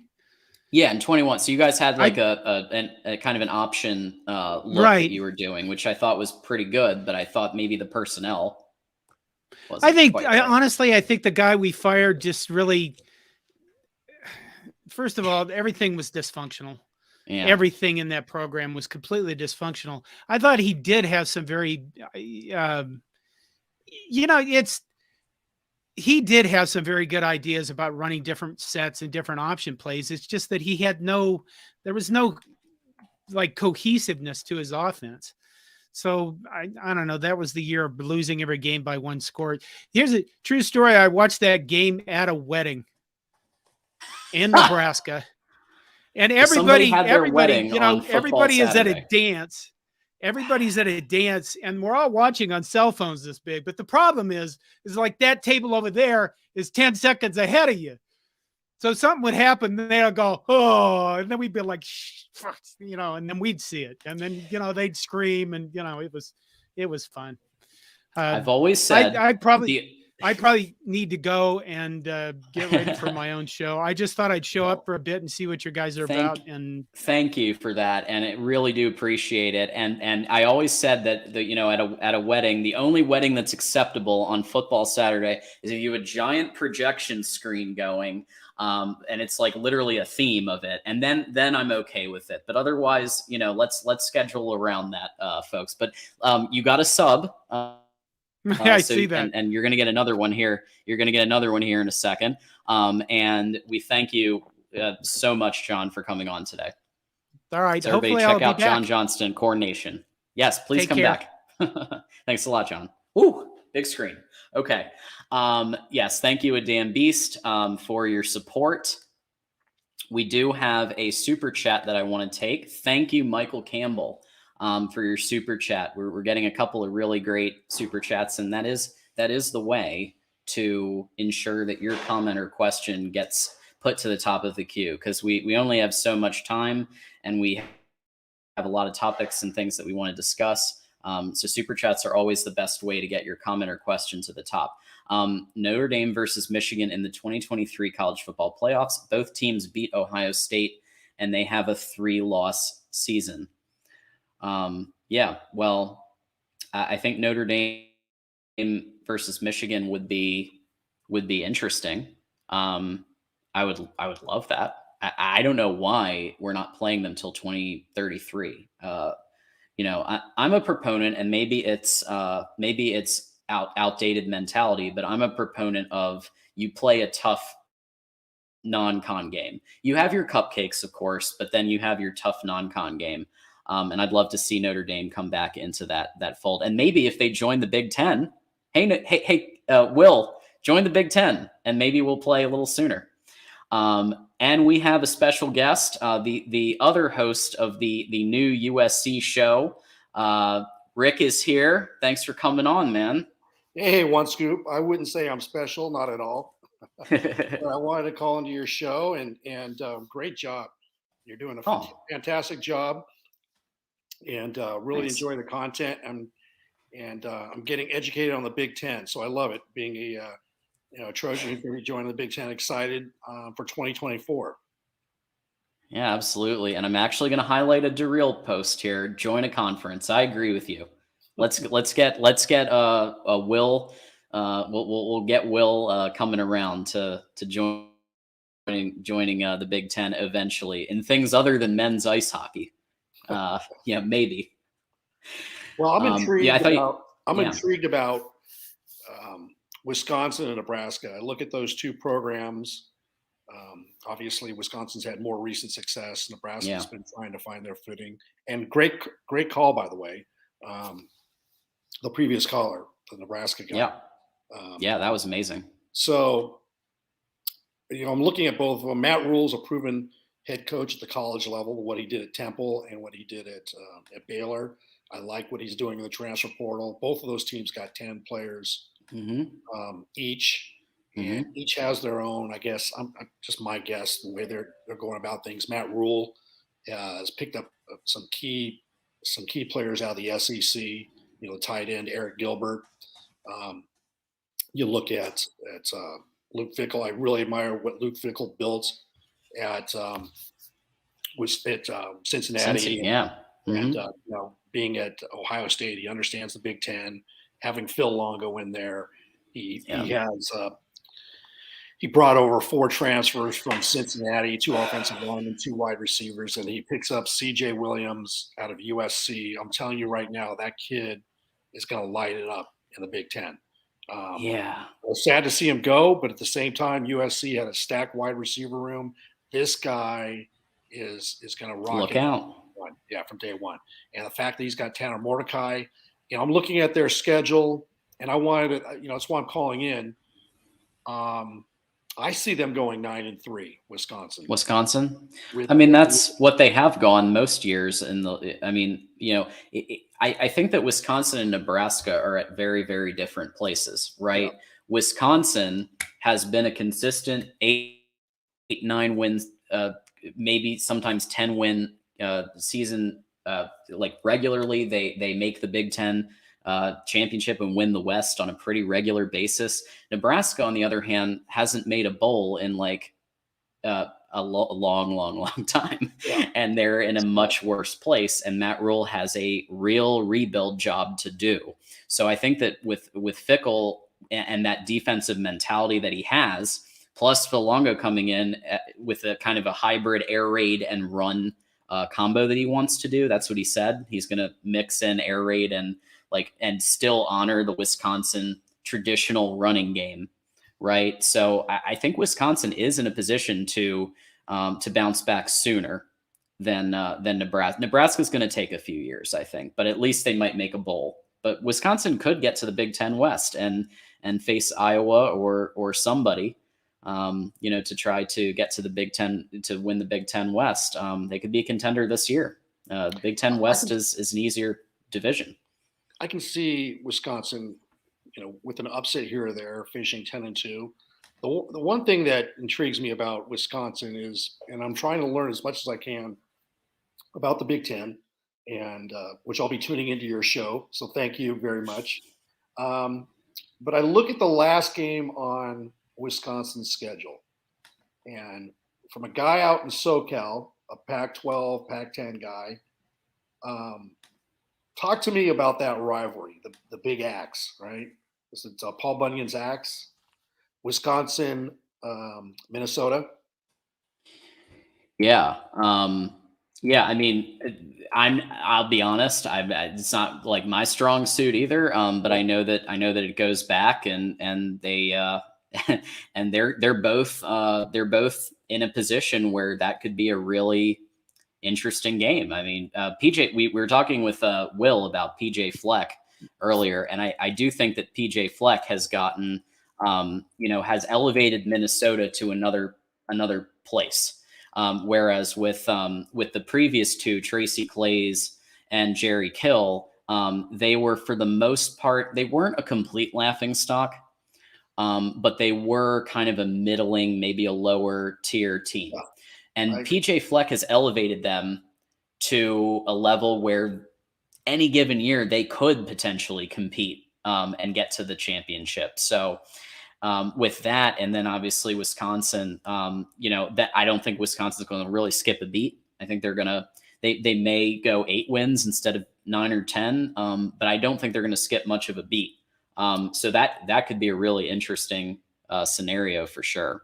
I was looking at that rivalry. I looked it up, and Minnesota's won the last 2, like you mentioned, PJ Fleck. But it's the rivalry stands at 62, 62, and 8. And I just thought, wow, when was the last time you had a rivalry that was even with that many games played?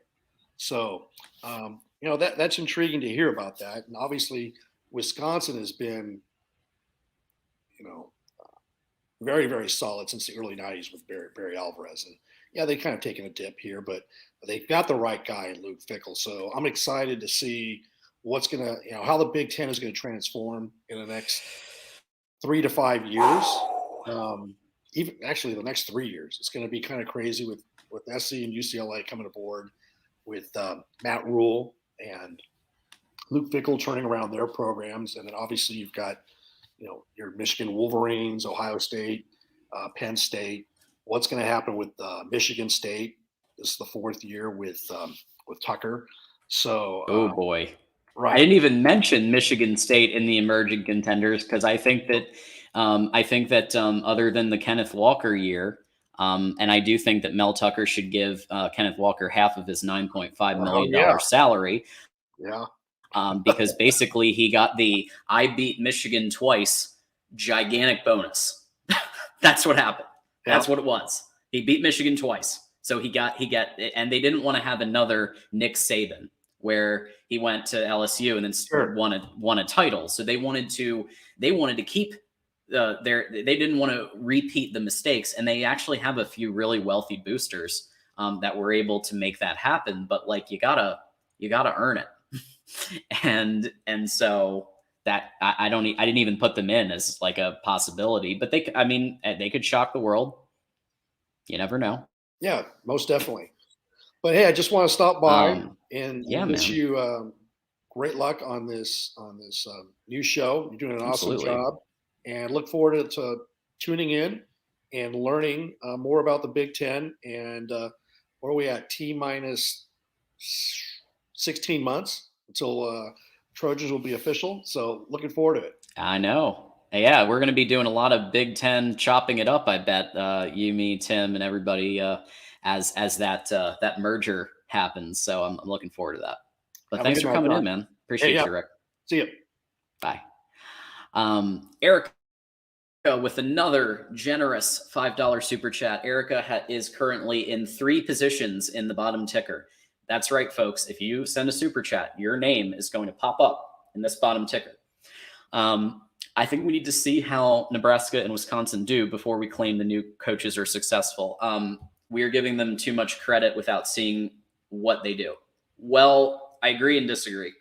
I agree on one side that, yes, you have to play the games on the field. You don't quite know what's going to happen, but they both have a very strong track record. Luke Fickell took a G5 team to the playoffs. He got Desmond Ritter coached up to the point where they had a fantastic defense. And yes, they lost to Alabama. We lost to everybody loses to Alabama at some point. But let's be real. Like he got the first ever G5 team to the playoffs when UCF didn't do that.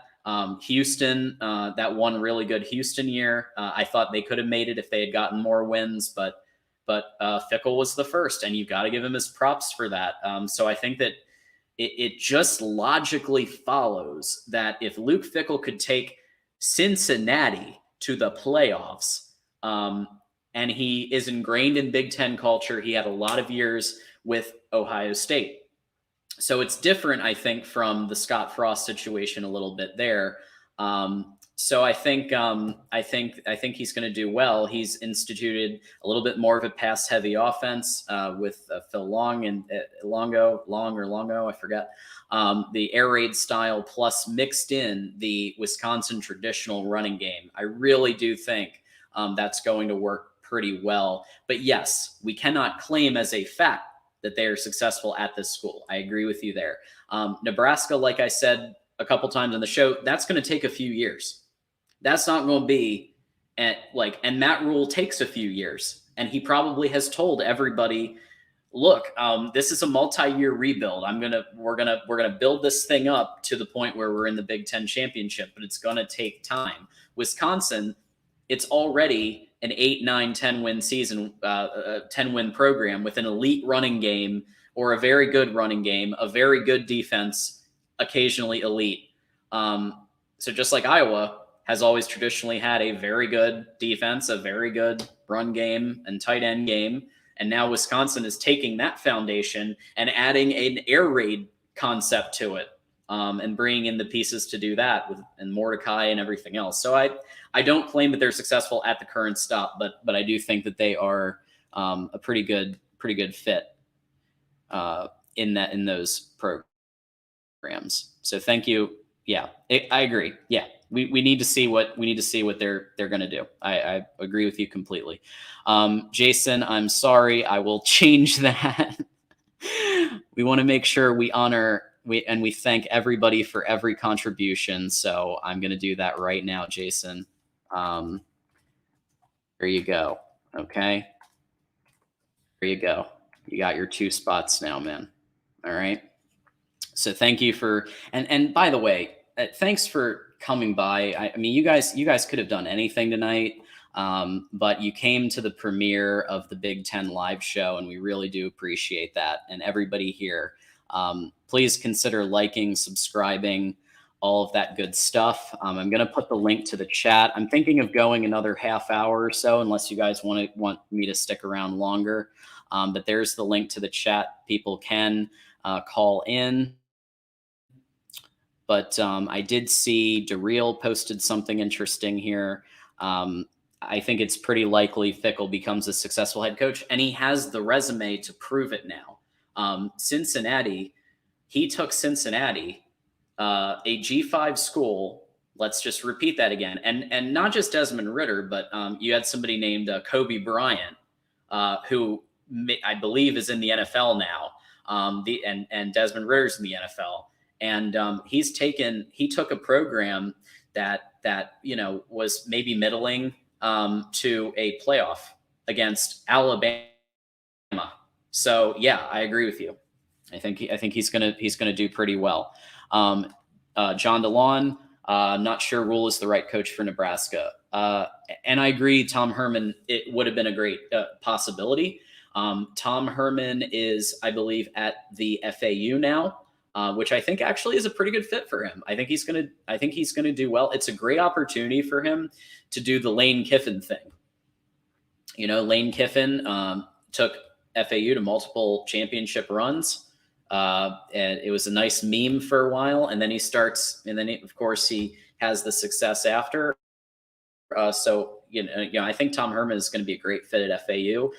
Rule, the thing with Nebraska is that they tried the obvious choice already. The obvious choice was Scott Frost. He was the 97 QB who allegedly won. No, they shared the national championship. I should be impartial here. They shared the national championship with Michigan. They both got a national championship and everything else. But at the end of the day, Scott Frost was the native son. He should have worked. He just took a UCF program to a Kali Matrix national championship. That's big, right? They hung a banner, and I think they should have. They won by an official source, which is the Kali Matrix. The NCAA recognizes that. They won all their games. They beat Auburn, which is the team that beat Georgia and beat Alabama. So I think that was the choice. So who is the right coach? Well, how about somebody who has proven success at every level of football? Took Temple and made it a great program, took Baylor and made it a great program. And I would say at the very least, maybe they'll win a bowl game. Let's just get them to win a bowl game. That'd be great. Yes, the Big Ten East is a meat grinder, and anybody could win at any given time. Penn State, Michigan, Ohio State, are going to potentially be top 5 or 6 teams in the country at the end of the year. So I absolutely think that the East is we have a term for the Big Ten West. It's the McDonald's Funhouse, but that will probably not be the case anymore because Iowa's going to have a really strong defense and Cade McNamara. Wisconsin has Fickle, Nebraska has, so now it is going to become a little bit more balanced, I think. Yeah, exactly. Erica is correct. In fact, Cade McNamara, I do recommend everybody, it's a little painful for Michigan fans, but if you're interested in a player perspective of NIL, listen to the Cade McNamara, Jordan Palmer podcast conversation, because Cade goes really in to how good Iowa's NIL program is and that everybody gets something. And that I believe he also mentioned Nebraska as another team that has a really good NIL program. And you wouldn't think about it. And yeah, it doesn't guarantee success, but I think you guys could easily go 10 wins next year, even with Brian Ferentz. Oh boy, we got a lot of comments. Thank you all so much. And thank you, Jason. Jason, for another $5 contribution. Jason is one of our resident Michigan fans. And folks, another thing about Jason and many in here is that they are part of our Patreon. So what I'm going to ask y'all to do, if you like Mark Rogers and the voice of college football, you like the content that we put out there, you like all the different media people that come on these shows and donate their time and give their time to you guys, here's how to support in a really easy way. It's $5 a month to join the Patreon. And guess what, folks? Like, it's literally, it's not just you're giving $5. You get to be part of the chat 24/7, 365. I've been on a lot of shows based on the Discord chat. The Discord chat, everybody puts like, hey, do you want to be on this show? Do you want to do trivia? Do you want to do Jeopardy? There's all this community and like friendship building. I know it sounds kind of hokey, but it really is. Mark puts out this betting guide that is awesome and has like 16 different media sources. Look, guys, this is $5 for you might actually get some betting help. You might have a little bit of guidance there. So consider joining the Patreon if you love being part of the community and being and enjoying the content that's here. And again, we really appreciate you, Jason, for your contribution. Michael, sometimes you have wide receivers and you just need to make the quarterback to make them show up. McNamara is a Big Ten a conference championship quarterback. Yes, he is. He also was carried very heavily by an elite O-line, by an elite running game, by a defense, Mike McDonald's defense, that was really good. I mean, I would put like 10 or 15 different factors over McNamara. Yes, technically, he beat Ohio State. Technically, he is a Big Ten championship quarterback, but he is a system quarterback. And we have to keep that, we have to put everything in its proper perspective. We appreciate, Michigan appreciates what Cade did. Cade saved Michigan from one of the most embarrassing defeats in the history of college football. That would have been the defeat against Rutgers had that happened. So there's always appreciation there. And he was a great game manager. He was able to put the pieces together and lead the team. But at the end of the day, in order to win, to consistently beat Ohio State, which, again, Michigan beat Ohio State for the second year. And I hate to tell you, Michael, and I hate to tell you folks that are big Cade fans,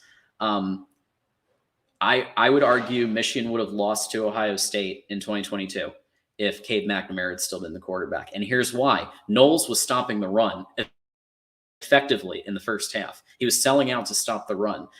Cade would have been like a chicken with his head cut off in that scenario, because we saw that exact scenario in the Georgia game. I know that they're different teams, but Georgia and Ohio State both have a lot of five-star talent. It's not completely apples to oranges. So again, JJ was able to play Ryan Day style football and sling the ball to Cornelius Johnson for huge yardage. So just keep everything in the proper context. Yes, McNamara is technically a Big Ten championship. I think he's going to do great at Iowa, assuming Brian Ferentz doesn't mess it up. So let's do that. So we got a lot of comments here. And yes, Jason, Cade can't take over a game like JJ can. JJ is the it factor. He's the quarterback we've been needing. Michigan has been needing for quite some time. And so absolutely, I agree with that. And I think that we would have lost, Michigan would have lost to Ohio State, probably lost some other games. How about Illinois? Could Cade have clutched that one out? I don't know. So consider calling the show if you'd like to give your take on the Big Ten and some of the topics that we've been talking about today. I also want to make sure that you guys know about the Mark Rogers merch. So just the other day, it was officially announced that we now have the Voice of College Football has a merch site. All right. So what you're going to do is you're going to go to topqualityshirts.com/collection/Mark Rogers. It's in the description. It's in the chat in various places. And it's very high quality merchandise. And as you can see here, I've got my Voice of College Football t-shirt on in my favorite color. And then I also have a Mark Rogers Voice of College Football coffee mug. And if you act now, you'll get a free set of steak knives. No, just kidding. But actually, there's some, they were really fast with bringing it too. Like I ordered it, it feels like a couple of days ago. And then this thing came tonight, and the other thing, the t-shirt came a couple of days ago. So consider getting a piece of Mark Rogers swag for yourself, your family, your friends. Just get everyone decked out in Mark Rogers merch and thanks to Joey Foster for setting all of that up. So we've got some Iowa conversation. I love Iowa conversation. I don't know why Iowa fascinates me so much, but it does. So yeah, the O-line traditionally for Iowa has been good. Wasn't so great last year. Let's see what happens in 2023. And Cade does need a good O-line, folks. I hate to break it to you. Cade needs a good O-line. Cade needs a good running game. Cade needs a good O-line. And I think I said this on the show when when Cade was announced to be going to Iowa. Like, Cade needs help. He can't do it all. He is not an Aaron Rodgers type, Russell Wilson at Wisconsin type that can just like carry a program. He is a game manager. He's a strong leader, but he needs help around him. He needs a good O-line. He needs a good running game. He has the tight ends, and apparently he's had the run game. He'll have the run game, but he needs these pieces to be. So if you brought in two with 3 to 4 years experience, then I think that could be enough to make it a pretty interesting season. Nobody is scoring a lot. Yes, the defense is one of the best defenses in college football. It absolutely is. So I agree with you 100%. Oh, we have a very special guest coming on the line. I am very excited about this. We have our very own friend of the program, the real MVP, is on the line. How we doing tonight, man? Good. How about you, John? Good. This has been a good time. Yeah. How is it being a host compared to just being a watcher? Well, I've been doing the Michigan show the last couple of weeks, and I was doing the After Dark show.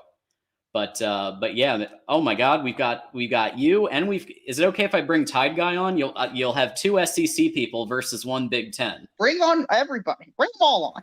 All right, host, man. Do what you think best. I just want to check because I want to check it's all right. We got Tide Guy on, so now it's 2 SEC people on the show on Big Ten Live. How you doing, Tide Guy? Good. How are you, John? Good. Thanks for stopping by, man.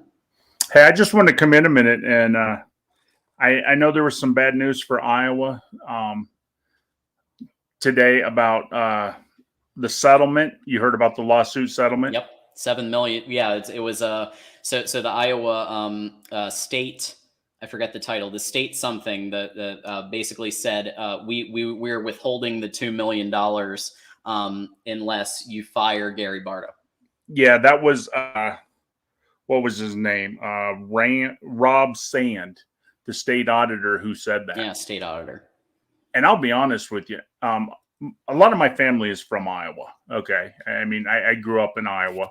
I actually think it's a good thing. I think Barta should be fired. I agree. I think that'll help Iowa because, no offense to the Hawkeye fans out there, I love the Hawkeyes, but Kirk Ferentz should have been fired, and Barta is keeping that from happening. So I like Kirk Ferentz. Kirk Ferentz has done a wonderful job since Hayden Fry left, but it's time to get a real offensive coordinator in there. You look at that Iowa defense last year, even if they had just a top 50 offense, they would have been playing Michigan for the Big Ten championship, and it would have been a game. Just the way that defense was, if they would have had an offense, you know what I mean? Darrell, I was actually thinking, so my theory was that Josh Gaddis might have been coming to Iowa. And I think that would have been a better fit, honestly, than the debacle that Maryland is going to be. It just kind of surprises me that they continue to enable this nepotism situation, and you structure a contract where you don't even need 25 offensive points to get your bonus. It's just 25 points. The defense can score almost all of them. Yeah, John, I can't make sense out of something I believe is nonsense. So, I mean, it's a complete disaster. Now, Todd Guy said something interesting. He would fire Kirk Ferentz. Would you fire Kirk Ferentz because he didn't fire Brian Ferentz, or did you just misspoke about the name? No, I would fire Kirk because if Kirk does not see that there's a problem, then that in itself is a problem. When a coach is not willing to admit mistakes, that mistakes have been made, then it's time to get rid of Kirk. Now, one of the biggest problems with Iowa, and I love Iowa, okay? Don't get me wrong. Too. The fans are some of the biggest problems with Iowa because they settle for mediocrity. They want bowl games, and Kirk Ferentz is getting 7-8 wins. You know what I mean? And that's the problem. Because think about this. He's a great coach. He's led Iowa to some good bowl games, but they're happy with just mediocrity right now. And they deserve better than that. That offense is not developing the way it should. So Corey Bratta made an interesting point. I believe this was Corey. And he said, and those of you who don't know, Corey Brady runs Hawkeye the Storm as well as the Iowa show here at Voice of College Football. And he said that it actually, the fans are not the ones that are like, they don't like this at all. It's the boosters. It's the people in power, the people with the money. They're the ones who apparently are okay with 7-8 wins and mediocrity and keeping Kirk's son, an unqualified person, as offensive coordinator, instead of trying somebody who knows what they're doing. I mean, you got like there were options out there. Joe Brady, you give him a call. Paul Christ, you give him a call. Like you got to give these people a call. I just think that's it's addition by subtraction. Yeah, but see, I think the boosters also though are scared to upset Kirk because they don't want to lose Kirk. And see, that's part of the other part of Iowa's problem. They've had 2 coaches since 1976. Now that's a great thing in one way, but it's also a bad thing in the other way. You know, right. I mean, because you do get used to the status quo.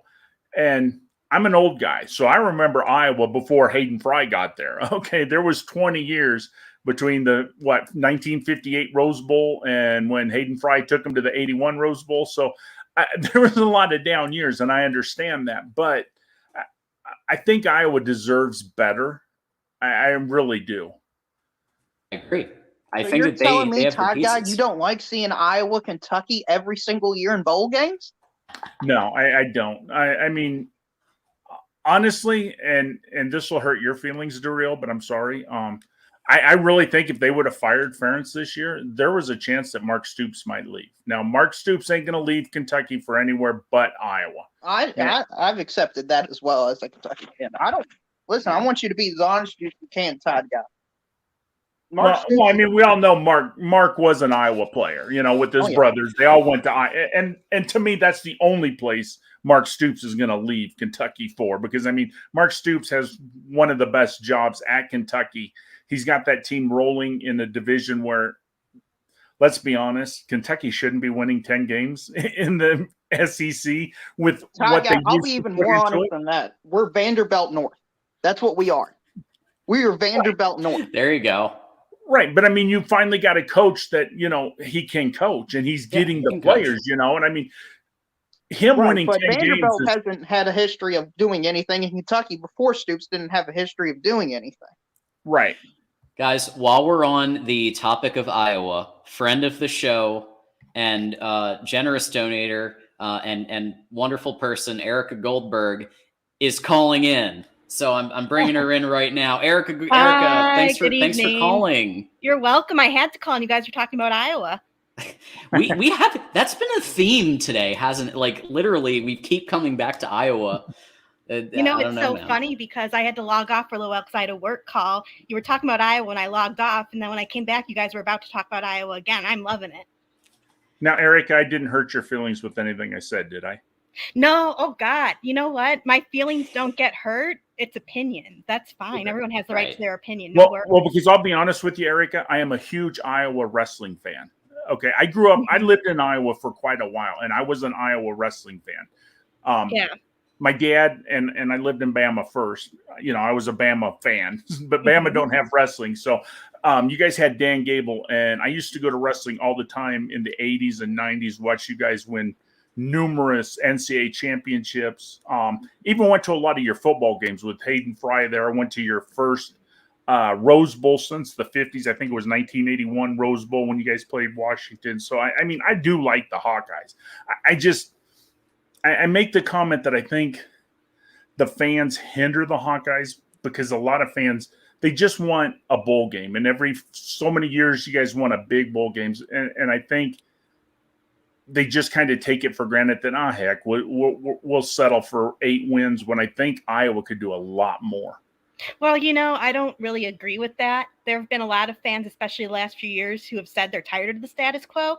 Let's be honest. There are a lot of fans out there who think that. Let's also be honest that a lot of teams can't claim the success that Iowa has had, even though it's been limited because the offense sucked. So, I mean, it's true. It's true. Yeah.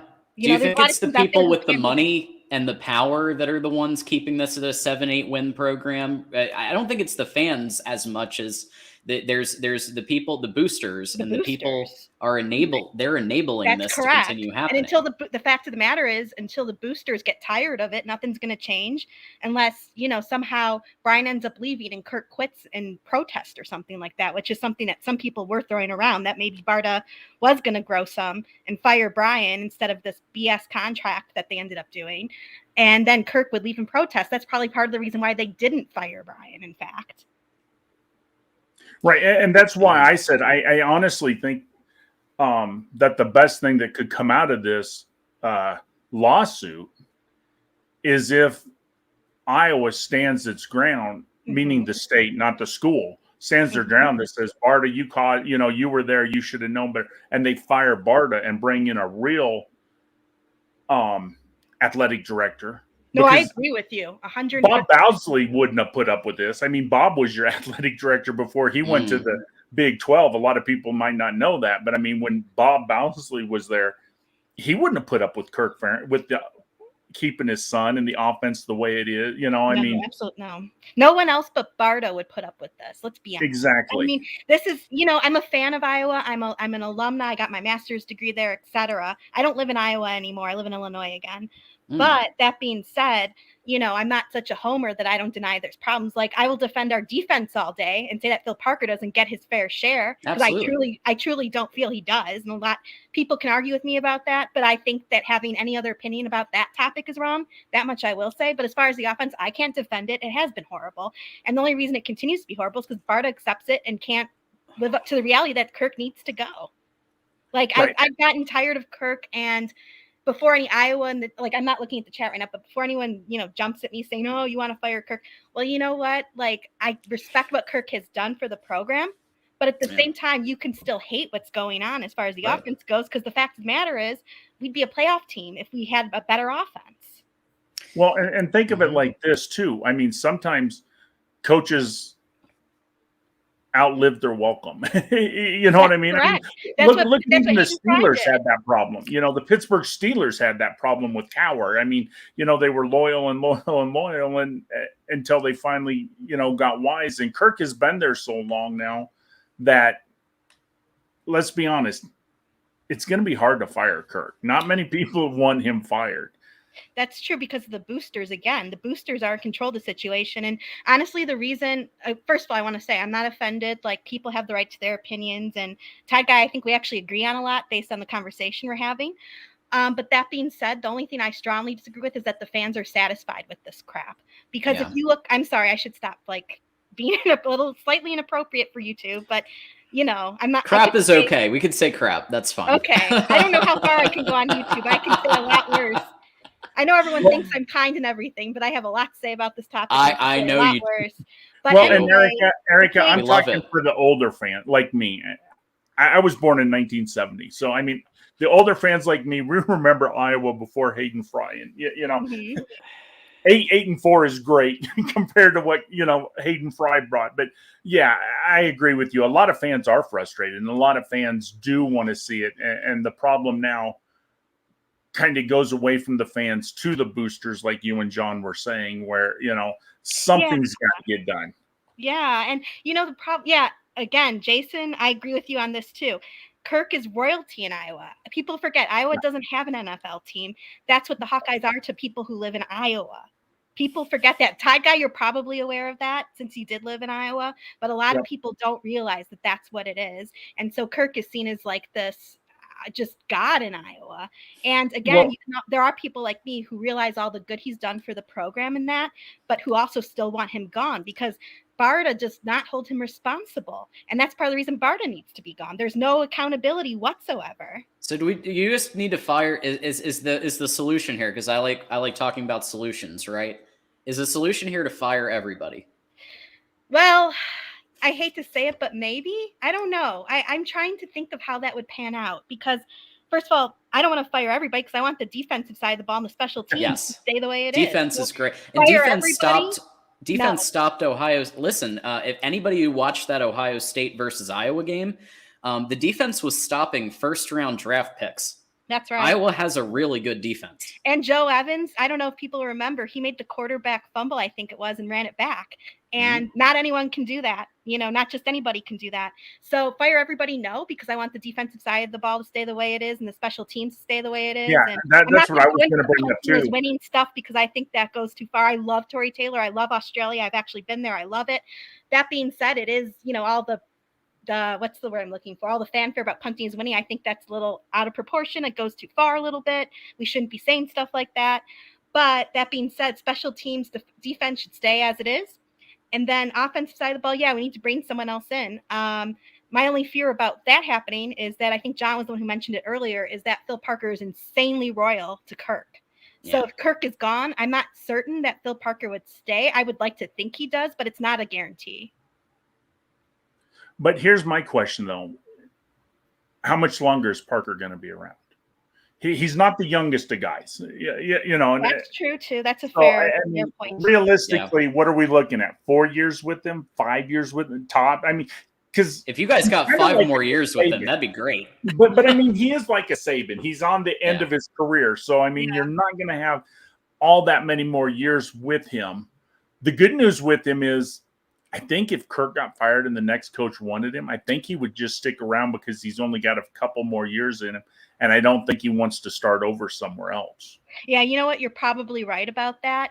But again, this goes back again to, I feel like he's not appreciated enough on a national level. I mean, it's a flippin' joke. Like, we were number 2 only to Georgia last year in defense, and he didn't win. I can't remember what the award was. There was some award for defensive coordinator that he was up for, but he didn't win it. And I feel like, as an Iowa fan, I understand why people focus on the offense because it's just so stinking bad. I get that. That being said, like, Iowa's still in, like, considering how bad the offense is, still in an okay position. Why? Because of the defense and special teams. And that's why I say we don't give them enough credit outside of the Iowa circle. Well, Erica, as somebody who's had to slog through 2 Iowa games, it's so boring to watch you guys. I mean, no offense to you guys, but it's just the same thing over and over again. It's like watching a hamster run on a wheel. I'm okay with how boring the last game was. Yeah, I bet you are, Erica. But I'll be honest with you, if you did. The real, and first, the award you were thinking of, Erica, is called the Broyles Award. Thank you. Yes, thank you. And the second thing, the real, I'll be honest with you, I'm okay with Iowa the way it was, because that's how Alabama won the first 3 championships under Nick Saban. Was boring. We ran the ball, and played defense. I'll take a 9-6 win versus a 27 or a 47-46 loss. I'd rather run the ball and win and be boring than, to have the shootout and lose. I get that, but I feel like there's got to be a happy medium. I mean, at least in those 9-6 games, you were able to move the ball. Iowa doesn't even move the ball well. Well, we must have done something right if we beat you last time. I'm sorry. I knew it was coming. I knew it was coming. Sam Laporta had that one great play where he ran the ball for like 40 yards. But he's also, quarterback threw 2 pick sixes. He's expected to do that well. We're TEU. Yeah, I know. Listen, I'm not saying anything. He's a great player. He made one great play, and there was 2 bad plays for Kentucky. That was the whole game. Seriously, those 3 plays were the entire game. Nothing else happened. You guys had a part in the boredom in that, though. I'm sorry. Like, you guys weren't exciting either. Well, Kentucky. It was 21. I'm sorry, and like. No, you're fine. You're fine. Kentucky didn't have their best player showed up. They did the opting out, which is basically quitting strategy, and it cost them the game. Okay. Well, we also had people opt out too. Yeah, I know. Listen, it's just unfortunately the way bowl games are going this year. That's right. No, that's just the reality we live in now with the portal. Yeah, exactly. Is that what, like, Kirk kind of fell on? Is like, listen, we just beat our bowl opponent 21-0, and you want to let the OC go? No, because I feel like that. Not really. No? I didn't. No, I didn't hear 14 of those points was the defense. I mean, that's been the case throughout. But I'm saying that wasn't the offense. That's not new. But No, to answer your question, I haven't heard that from him, which actually, you know what, to be honest with you, John, I thought he was going to go there during his presser when he was talking about how Brian was staying. I thought that was where he was going to go. But instead, what he chose to do, and I can't remember the exact statistic, but somehow he managed to compare Iowa to Bama and to Georgia and other teams that are clearly above us. Like, it just made no sense to me. And that's why I can't remember what he said, what the stat was, because it was such hogwash. I mean, it was so stupid. And like, I don't know. I'm just, like I said in the chat, I'm tired of being a punching bag here. Like, not here, like not in this chat, but I mean, in general, I'm tired of being a punching bag just because the offense stinks. Like, most Iowa fans have admitted that. So it's like, let's move on. Let's try to move forward, because we just got some very good people from the portal and we recruited some good people. So, I mean, I'm just excited for next season. I'm ready to put it, in the rearview mirror and just pray to God that Brian does not make it through this year, like after this year. Like, I'm done with him. I want Barta to go. And that's kind of where I stand. And my only saving grace is that we have the good special teams and defense. Otherwise, frankly, I don't know that I'd be watching as much. Well, and it had to kill you losing to Nebraska last year. Well, you know what? Nebraska took them 8 years to beat us, so I survived it. And plus, it didn't kill me because our offense sucked.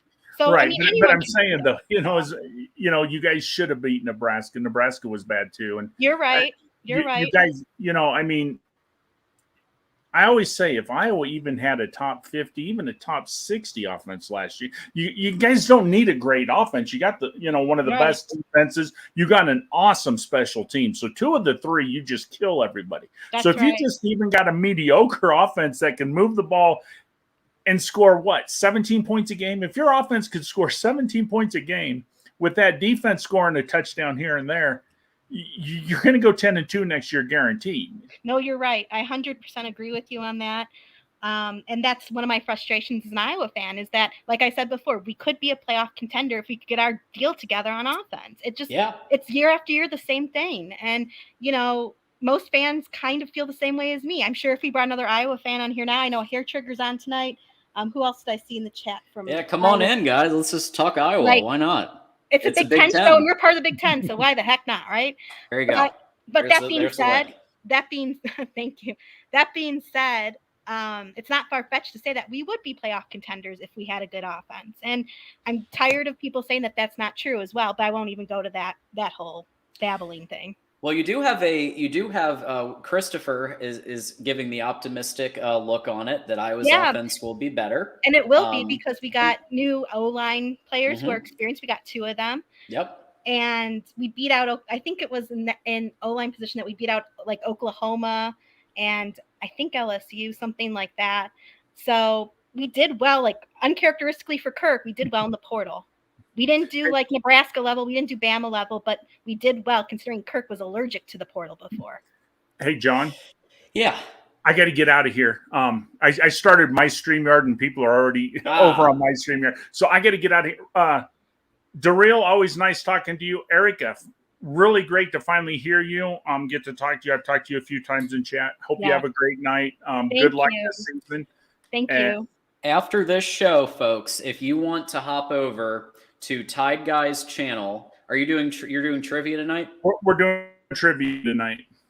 So if you want to play some trivia or you just want to like play along in the chat, Tide Guy's channel, you can check it out. Thank you. Thanks for coming in, man. Hey, thanks for having me. Great show. I'm really looking forward to this every Monday night. Good to hear from you, Tide Guy. Yeah, good talking to you, Tide Guy. All right. Have a great night, guys. You too. You too. Thanks, Tide Guy. To answer Porter's question, who is the guy moderating? The guy moderating is John Diadamo, formerly as people are saying, the artist formerly known as One Scoop John.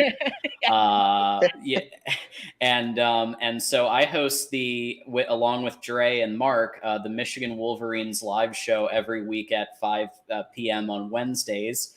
And I also moderate if you remember, the After Dark show, College Football After Dark. So I've been around a little bit, but appreciate everybody stopping by for that. But I think Iowa's in a position where y'all could literally do the same. Mark made a comment. I don't know if you were here when I said this. You might have been working. America, but he made a comment where it's like, just leave Cade alone.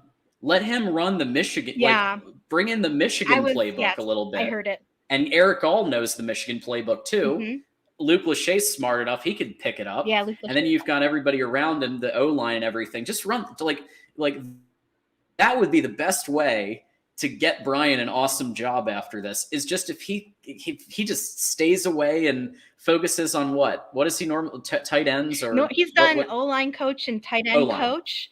And Yeah. I was actually going to say, like, you know, there was word on the street. You probably heard this, John, because you've been involved in a lot of the Iowa stuff recently. Mhm. There was word on the street that when Bill O'Brien went to the NFL and he got that, I think it was head coach job. I don't remember what NFL team, because I'm not big on the NFL. But Bill O'Brien obviously has the Iowa connection going. And the word on the street is that if he needed an O-line coach or a T coach, that Brian would be Gonberger from Iowa and would go work for Bill O'Brien. Yeah, the Patriots That didn't OC pan now. out. The Yeah, Patriots OC. Right. Mhm. That did not pan out. But, you know, we were hopeful for a little while there that would be what ended up happening. And a lot of fans think it's because of this whole mess with the trial and all this. And I have a question. What are your thoughts on a potential? I'm very excited about this idea. Big Ten championship, Iowa, Michigan.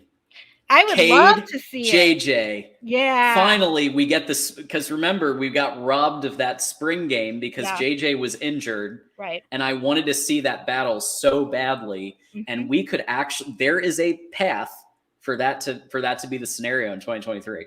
Well, you know what? Depending on how our recruits and our portal additions pan out, I don't think that's far from a possibility at all. I think that's very possible.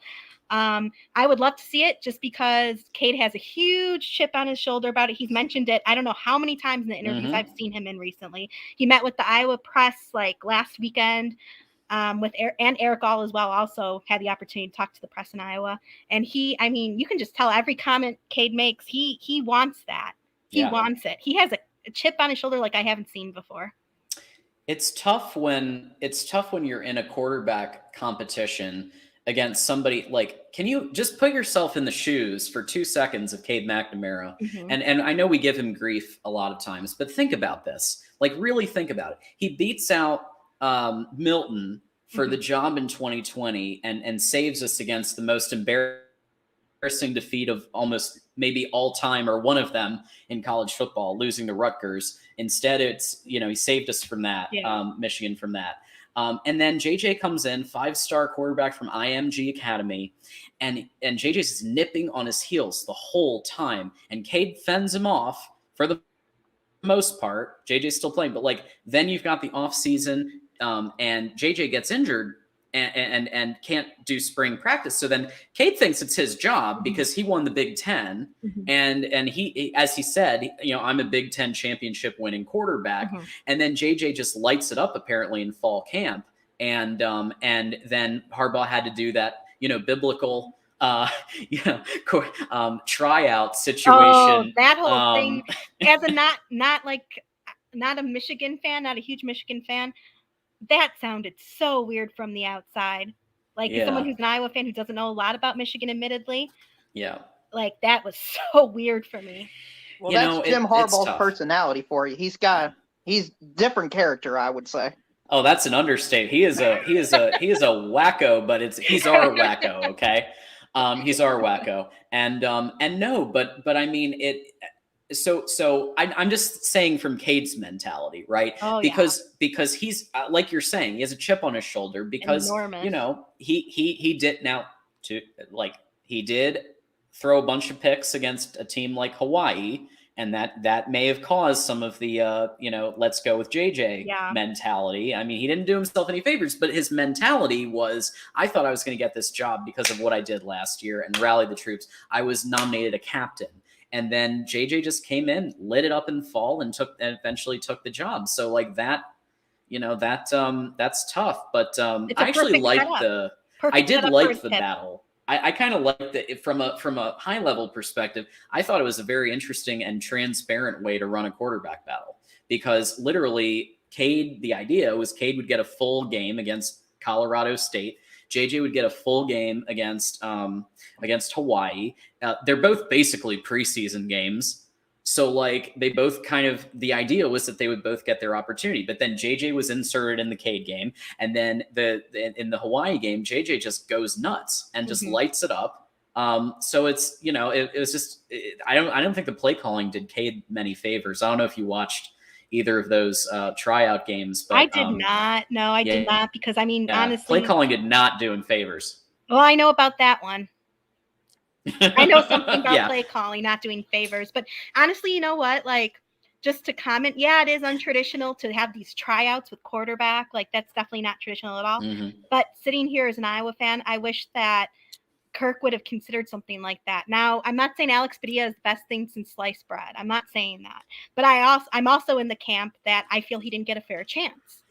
I know people in the chat are going to be saying that he's no good, blah, blah, blah. Well, how do we know? He played what? 5, like losing to Ohio State when we were already down by how many points they put him in? That's like a losing scenario. He was not put in the right. He's not going to excel if you put him in such a situation. And then they only put him in again because P. Trash got hurt. Like, that is just like, I mean, come on. Like, and you know what that does to his confidence? He's not going to play well, like in those scenarios. Well, Erica, you also played Sam Laporta at quarterback. Yeah, I know. I didn't understand that either. That was hey, Brian Ferentz decided to play. I'm going to be clever all of a sudden. Oh God, that was just like, I think that was partially for show. Like, you don't say. That was just, I didn't understand that at all. That was ridiculous. What a lot of fans are hoping for, including myself, was that Cooper DeJean would be put in as quarterback. And I know that sounds nuts, but hear me out. He made his high school in Iowa state champs 2 times in a row for the first time in their history, like that they had ever been champs in the state of Iowa. He was a dang good quarterback when he was a quarterback. So a lot of us wanted to see that. Putting Sam Laporta, I mean, whatever. Like, whatever. I kind of didn't care one way or the other at that point. I mean, the season's pretty much over, whatever. But like, just the way that Kirk and Brian handled the quarterback situation in Iowa, totally ridiculous. And that's why, P. Trash was at fault, because he couldn't do anything without getting sacked or without like dropping the ball somehow or something. And so that's on him. That part of it 100% is on him, because he couldn't execute. And in my opinion, he got too nervous during games, and it hurt his confidence because they kept saying he was a good practice quarterback. He just couldn't execute during a game. And that's partially on him, but it's also partially because Brian stinks at play calling. And also because as far as Alex goes, they didn't set him up for success at all. They put him in these precarious scenarios. How do you expect him to execute either? So they just don't know how to manage quarterbacks. That's a big part of the problem. Absolutely. Oh, and by the way, in case folks don't know, guess who's the quarterback coach too? Brian Ferentz. That's right. And also assistant quarterback coach Petrus. Yeah, P. Trash this year. That's right. P. Trash, right. That's but honestly, like, I'll stop saying that now because it is kind of rude. But Petrus, honestly, I know I said this in the chat earlier. I could see him being a good coach. I know he can't execute worth a crap. I know that. But I think I could see him being a good coach. He's very optimistic. I know a lot of people are not going to agree with this in the chat, but I think that he would be just good at coaching quarterbacks, better than Brian Ferentz, which is not saying much. But, I think he could be successful in that. And I think he will be good at showing Cade, like, how Iowa runs their stuff, even though he couldn't execute it. We do have Dependent Fanatic who is thanking you and thanking Iowa for Jake Rudock, and I agree. Jake Rudock was great for us in 2015. So you're welcome. I guess it's just fair that now Cade and Eric all are going over there. We do have a new caller, Porter Osborne Jr., who has been all around the show and the voice of college football. I'm going to bring him in, and we're going to chat. Hey, Porter. Hey guys, good evening. Hello. Thanks for coming, man. What's up, man? Porter, aren't you a Georgia fan? I am. I kept waiting for the topic to kind of change to something more Southern. So let's do it. This is a Big Ten show, though. Yeah, that's all right. But I thought that I would bring a little bit of perspective. Sure. Okay. To this show. Yeah. As someone who was raised in the 1980s, grew up watching college football. And tell me if I'm wrong by saying this, but when I really enjoy watching Big Ten football in the 80s, it seemed like there was a lot more parity in Big Ten football. I mean, you had Iowa with Chuck Long slinging it around. You had Andre Rison tearing it up in Michigan State. You had Eason leading the Illini to the Rose Bowl. Art Schlichter kind of had his issues, which kind of took Ohio State down for a good portion of the early to mid '80s. And Michigan was always good in the '80s, so they didn't really drop off. But do you kind of feel like the conference is? And I know Penn State had a good year this year, and I know Penn State is always good, but they're not elite. Do you kind of feel like at least the impression I'm getting from the Big Ten, being an SEC guy, is I almost feel like it's almost like the old Big 8 conference where you had Nebraska and Oklahoma and everybody else. And I'm sorry to say that to the Iowa fans out there, but do you kind of feel like it's become a two-team conference now? Well, can I tackle that, and then you guys? So basically, here's the way I see it. I think that the SEC's top 2 teams are better than at least based on postseason performance, based on resume, like are a little better than the Big Ten's top.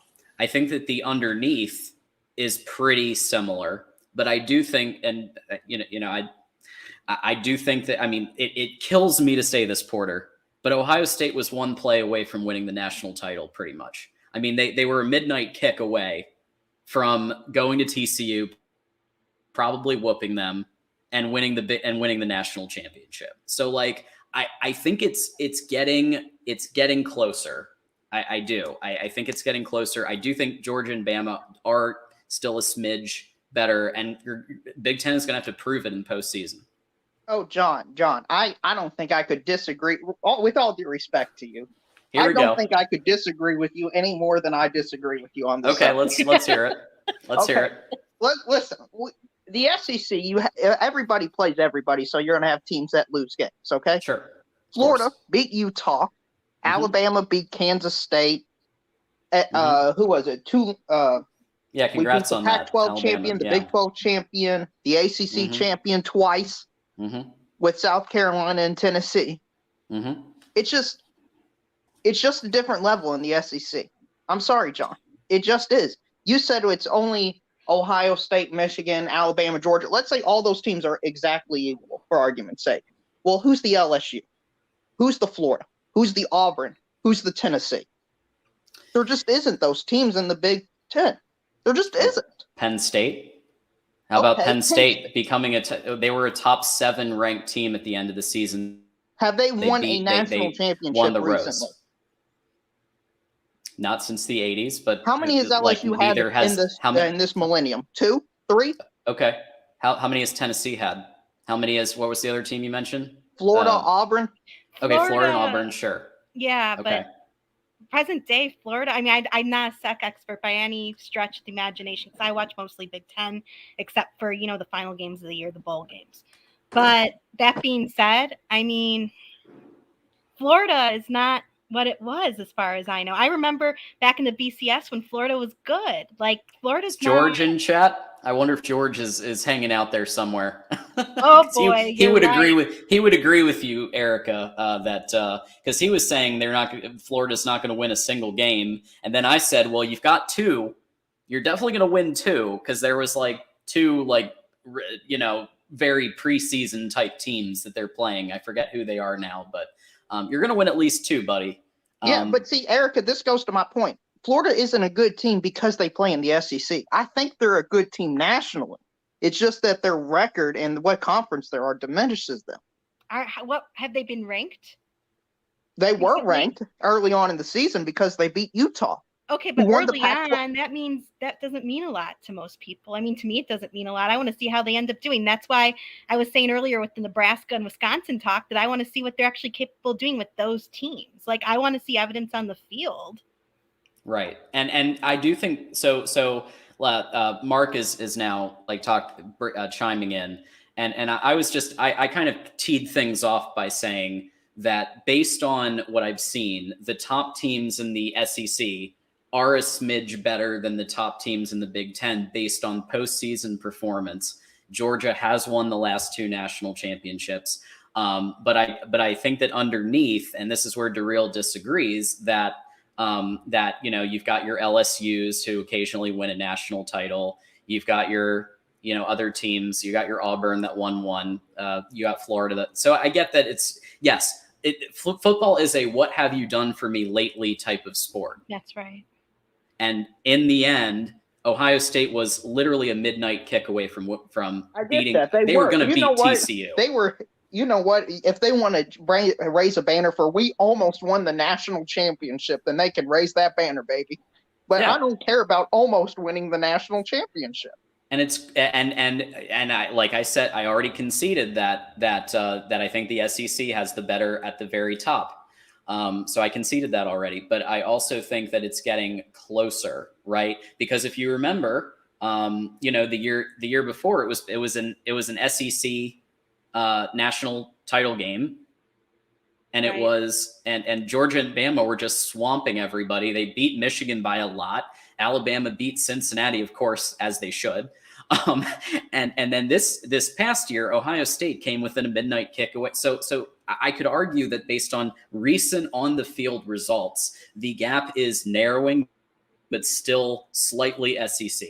Yeah, that's what I would argue. This is just like the TEU talk that people get into. Like in the last 10, 15 years, Iowa is it. Like that's it. But like in the past, it's also been like Notre Dame, Miami, like other schools too. But I think we're talking about in recent history, right? Okay, so let's how about we say from the college football playoff era onward? How about that? 2014 onward. Would that be a good indicator as recent? Can we accept that, Frank? Yeah. I think I would even go as far as, with the what have you done for me lately concept, the last 2 to 3 years. Let's take the last 2 to 3 years. Yeah. Okay, so the last 2-3 years it was SEC for Correct. winning the national championship. Correct. Right? What were the margins? Huh? Yeah, see that's right. That's what people don't take into account, the margins. And yes, I know technically 1 point is still a loss. I understand. Yeah, that's 100. Right. But I understand that. But if you look at the 2020 versus 2021 versus 2022, Ohio State and Michigan had a very likely possibility of being the final 2. Yeah, but they didn't. I get it. They haven't yet. My point is that did we ever think we were going to Steve Dace did, but I didn't think we were going to have 2 Big Ten teams in the playoff in 2022. Not many people predicted that. Steve did, and some others did, but I think that you're seeing indicators. I'm not saying it's there yet. I already said that the SEC top teams are a little better right now, but it's getting closer. And and if you look at the money, if you look at the revenue, the media deals, look at also what's coming in, like as far as like USC coming in and UCLA, like the conference expansion is going to play into this too. And I also want to point out what Hair Trigger 83 said. He or she says, as an Iowa fan, when we have at least an average offense, I'm never afraid to face an SEC team. And I agree with that wholeheartedly. I 100% agree with that. I would argue if Iowa had a Penn State level offense, they would be a playoff team. Yeah, I can agree with that. But let me ask Erica. You said because USC and UCLA, that'll help the Big Ten. Well, in my opinion, I think Oklahoma and Texas is going to increase the gap because I think those 2 teams have been consistently better than USC and UCLA. UCLA, I don't know enough about to comment, to be honest with you. And as far as Oklahoma goes, I mean, I know that they've been a very good team. And like, I know that my guy, Bob Stoops, who I really want to coach Iowa, which that's another rant for another day. Oh, that would be interesting, huh? Yeah. He's in the XFL. He is a little busy. Yeah, he's got the XFL. He's selling tequila. Slightly busy guy, yes, I understand. No, he's not going to come back to coach at a college level again. That's not realistic. But anyway, I mean, I don't think as much as I except the bowl game. He That's right. He came back. He substituted. Yeah, why not? Hey, I'm just going to go ahead and coach the bowl game. Why not? Yeah. Right, exactly. No, I think to answer your question about expansion, I think that that could be a fair argument, what you said. I think we need to see how it plays out, but I can see what you're saying. I don't think you're totally wrong on that. Can you guys hear me? Yes, we can hear you just fine. Welcome back, Porter. Sorry about that. I something's Good, wrong man. with the router. Yeah, Porter, No you worries. started the debate and you just ran off. Well, I mean, Yeah. At Sorry Team about SEC needs Are we another going to have needs some another inner voice. fighting in the SEC here? no. I mean, I asked a question about parity in the Big Ten, and all of a sudden everybody, and then I dial back in, and it's people are talking about SEC versus Big Ten. I don't know how the conversation went from that to that, so I'm not sure why it was taken that way. I wasn't trying to. No, it's okay. It I wasn't always talking goes about that way. It always goes that way. Don't worry about it. It I always wasn't- well, and this was the topic that I think probably started capping things off is when my second topic is 2023 the year that the Big Ten wins the national championship. So that may have also helped. No. Oh, okay. Well, and Turiel says no, of course. No. I mean, I've got That's a LSU winning shocker, it this isn't year. it now? No, to real, I don't mean to be mean to you. I should really stop with the sniper. No, you're fine. You're fine. It's all in good fun. We're all here just We're having a good fun. time. Okay. Before we continue, I do want to make 2 plugs for Mark. So there's a few, and you guys will like this actually, because we do have an SEC show. So everybody who's here from the SEC, an SEC live show Tuesday at noon. So that would at this point be tomorrow. So that's very exciting. And definitely tune into the SEC live show. We also have a new merch store. So if you haven't gotten your Mark Rogers Voice of College Football merch yet, just tonight I got in the mail my Voice of College Football coffee mug, and I've been wearing my shirt today. And you can get stuff for the friends and the whole family. So definitely check the merch site out and do that. So I just had to make a couple of plugs there. Sorry about that.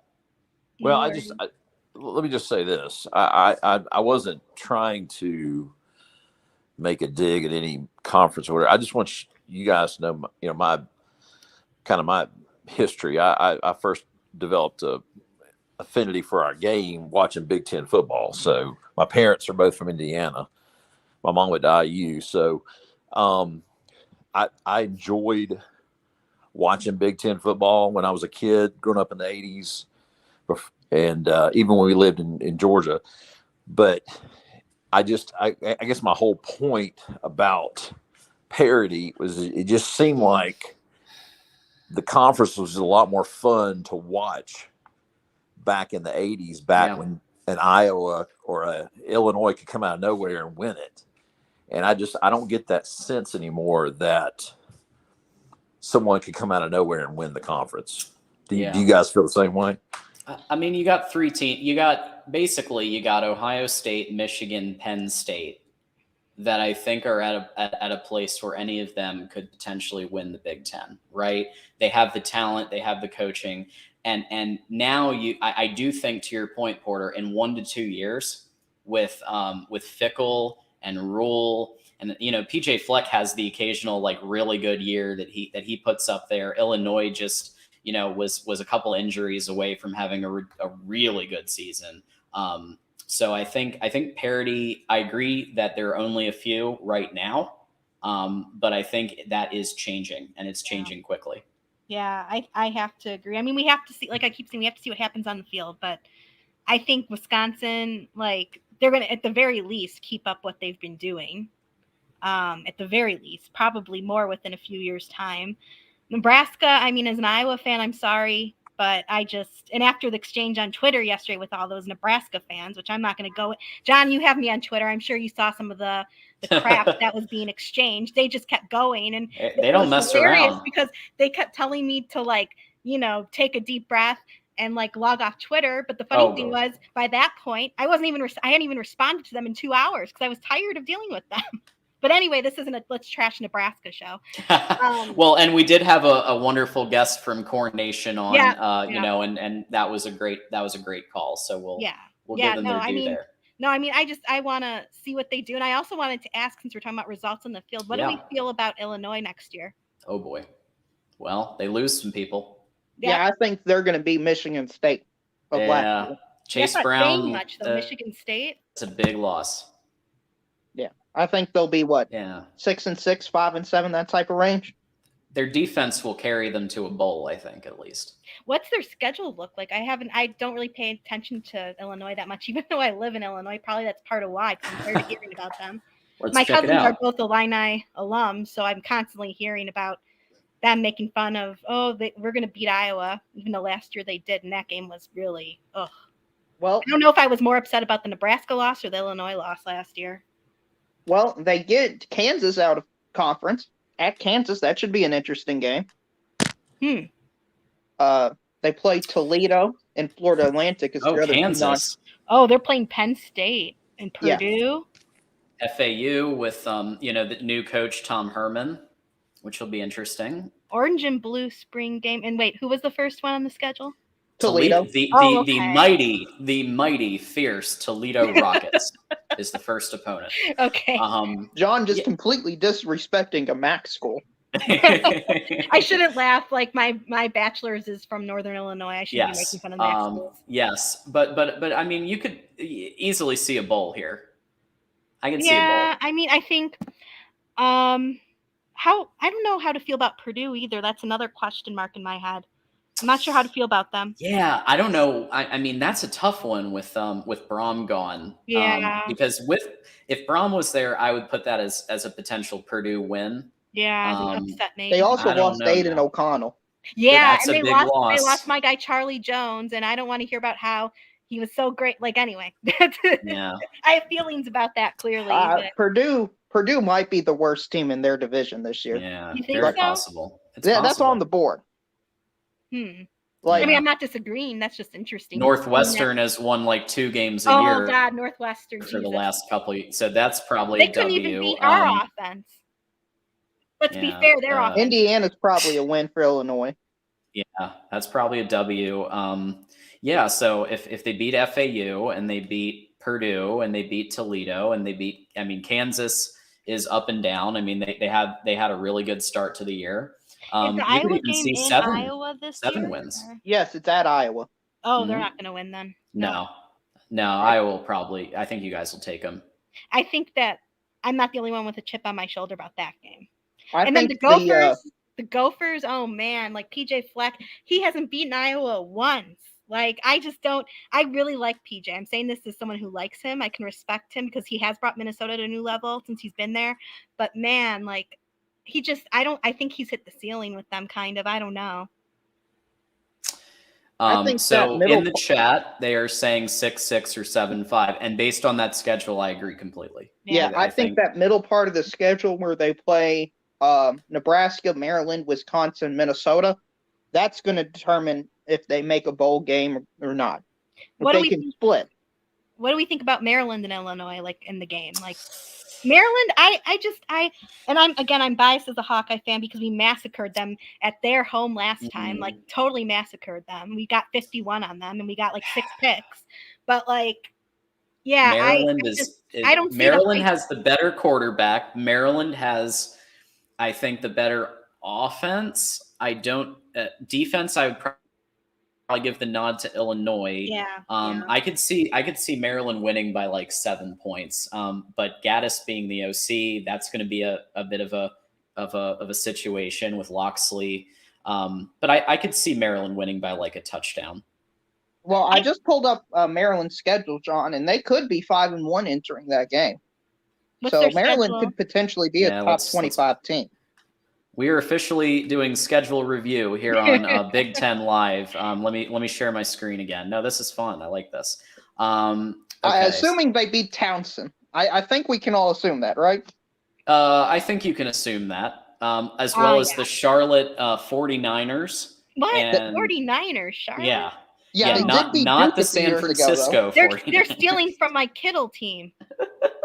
Right, exactly. I watched 49ers Kittle, but that's another story. So I think they could be, I think they could be 5 and they could literally, until the Ohio State game, they could be 5-0. They're going to lose to Ohio State probably at they're in Ohio. Of course they're gonna at Ohio, and then the Illinois game. So whoever said 5-1, I think you're absolutely spot on. It's probably gonna be 5-1. Yeah. Well, thank you, John. I mean, unfortunately for Maryland, they they have to play Ohio State, Penn State, and Michigan this Yeah, that's a season. rough. Oh, yeah, that is a that's- rough go of it. Yeah. Well, Michigan's And- going to be by them. So, like, still, Michigan will beat them. I mean, that's a no-brainer. Rutgers, what is the deal with Rutgers? Like, what is the like? What is the deal? Can anyone in the chat tell us what is the deal with Rutgers? Does Rutgers have any fans? I don't think I've ever seen a Rutgers fan in the chat. I think I've seen one or two over the years. One or two. Okay, I need to stop being so hateful here. I'm sorry, but No, but Rutgers. seriously, though, Okay, I will Rutgers, say this: they got the coach. They got the only coach that they could get that could bring them out of the literal basement that they've been in for so long. But something just hasn't been. It doesn't click. Clicking. On Like offense, last year when we played Rutgers, they were saying it was going to be this great defensive battle and the battle of the kickers. Yeah, right. I was saying the whole time before the game that is not happening. We are beating them. Like, come on, Rutgers. Sorry. John, what do you think Rutgers fans Rutgers' hearing team this, I talent was last year? Off of 24/7. What do I think they're? Oh, geez. What did you ask? Sorry. Where did they rank in terms of team talent? Oh, 115th. really? That bad? That's my guess. It's not that bad. Not even. Okay. Rutgers 90th. fans are never going to watch Mark Rogers TV again. Well, maybe 90th. this is a good compliment to Rutgers. Then they're 58. They're 58. Wow, so it's the coaching then, not the recruiting. Yeah, they're 58. They're they're ahead of Louisville and Vanderbilt in terms of talent. Wow. Wow. That's shocking. I don't know. That's what else actually to say to shocking. That. Yeah, I don't. Yeah. Could this be the year for Rutgers? Who knows? Who knows? It's tough. I think that they, you know, Schiano has them where they at least with Schiano, they keep it respectable most of the time. Instead of like Chris Ash and those guys where it was like, you know, the Michigan 78-0 game. Oh my God. That's not happening as much. They're at least keeping it respectable more, I think. You know, when people say that I was satisfied with mediocrity, I mean, please, like, we have Rutgers here. What? If there's any Rutgers fans, they're going to be boycotting this show. I apologize. Okay, I'm going to stop. I'm trashing John, them too much. are you the one that should be laughing about Rutgers because your Michigan Wolverines went into a triple overtime game against Rutgers? And I said that multiple times on this show, Darrell, today, that Cade McNamara saved us from one of the most embarrassing defeats that would have, like, since App State. Like, it would have been that bad. And luckily, Cade McNamara saved Michigan from that devastation. Right. Now you got Texas A&M in the I Lost to App State club with you. That's right. Hey, listen, and they got all the money, all the 5 stars, so it feels like a real club now. A&M. I know this is a Big Ten show, but I don't understand That's all right. them. I don't understand. They get all these recruits. They have all the money. Like, what? Yeah. Does it not pan out? Is it that simple? I'm gonna defer to Darrell as the SEC expert for a second. Well, if I had to take a guess, I don't know. I'm not an insider or anything like that. I literally know, just speculation. I think it's cultural issues. I think they are like Miami, where it's just so systemically synced into their program. You have to tear it all down. You have to change literally everything. The philosophy, the way you look at things, the personnel. Darrell, they are doing that. They got Petrino. Again, you need to complete. You need a change in philosophy. Oh my gosh, Texas A&M is going to be a drama-filled mess this year. That's my prediction. They rank really well in recruiting, like normally. I wonder how they did this year with recruiting. I don't know anything about Texas A&M. Probably top 10. Top 10, yeah. Top 15. Yeah. Because last year I remember they were like, weren't they top 5 last year? Maybe. They maybe were number 1. They lost half. Then they lost half of them because everybody got bags. Allegedly, that's not a fact. It's allegedly, and then a bunch of them left to the school that they wanted to go to. Oy, so, God. you know, so they recruit very well. They have trouble retaining the talent. Based on what you just said about last year's class, like this is not a comment on this year's class or anything else about Texas A&M. It's purely the last class that apparently got their bags. Like that doesn't show really good character of recruit. Right. It goes back to what I believe was the cultural issue. Yeah. They, but I mean, they to be fair, like Iowa has not cultural issues. I don't want to say that because our locker room is like in order and everyone loves, it's a great team spirit. But as far as like offensive philosophy, yeah, clearly needs to change. I mean, yeah. Jason, thank you. How do you get the #1 recruiting class and go 5 and 7? You, Jason. Like Amen. Darrell said, cultural issues. I think that's spot on. Cultural issues, and here's one from our LSU fan John DeLon, who says, "I honestly think that if Jimbo stays out of Petrino's way, then they could have a 10 or 11." Yeah, but you really expect Jimbo to not meddle? Like he's gonna meddle. It's just like with Harbaugh. Like it doesn't matter who you name as OC. It's like Harbaugh's gonna have the final say. And I think in the end, I think Jimbo Fisher, while he's giving up the play calling, I don't know if he's actually gonna stop putting his hands all over the offense. It's like Kirk. Kirk has his hands all over everything, even though, like, anyway. I already made this enough into an Iowa show, but the thing I don't get is, and maybe Erica, it's the execution. He always says, if the execution, well, not always, most of the time he says execution. If they just executed my plays, it worked. And he might be right, but it's like, maybe your plays are too complex if they need to be perfectly executed in order for it to work. Yeah, I mean, a lot of fans make that argument too. And I don't know. I think this goes back to Kirk's, God, I don't know how to say this nicely. Stubbornness, unwillingness to change. I think those are exactly the right words. Stubbornness and unwillingness to change. Because I mean, I want to preface this again by saying I do respect Kirk, as weird as that sounds coming from me, because I just spent like all this time insulting what he's done recently. But that being said, like he's known for that. Like Iowa fans know him for that. He just, when he thinks something, he won't change his mind. He's double, triple, quadruple down on Brian. Like he's just stubborn, and like that's a fault of his, and that's going to lead to his downfall. Like he's going to end up like Hayden Fry, where he overstays his welcome, and his legacy is going to be hurt by that. And I don't like saying it, but it's true. We are on right now, Big Ten live show. We're we're starting our 5th hour now. Wow. Very exciting. Mark Rogers started things off, and I had the very tough task of following Mark Rogers. It's almost impossible, but I'm doing my best. But we're on with Darrell MVP, Kentucky fan, and SEC enthusiast is what I'm going to say. Is that fair? And Erica, Iowa fan, Erica Goldberg, who's a friend of the show. Please consider calling in. I'm going to keep this going another, listen, people keep wanting to talk. And so just here's the link one more time. I'm going to remind everybody that we have a merch store. So check out Voice of College Football merch. You can get Mark Rogers merch for your family, your friends, everybody. I got my Mark Rogers Voice of College Football coffee mug just a few hours ago. And of course, Darrell, your people, the SEC live show is happening tomorrow at noon Eastern live. So check those things out. And I am going to remind everybody that if you like what you're hearing, if you like the content that you're getting from this, one of the best ways to support Mark and the community and the Voice of College Football is to join our Patreon. It's only $5 a month. That's it. You find your couch cushions.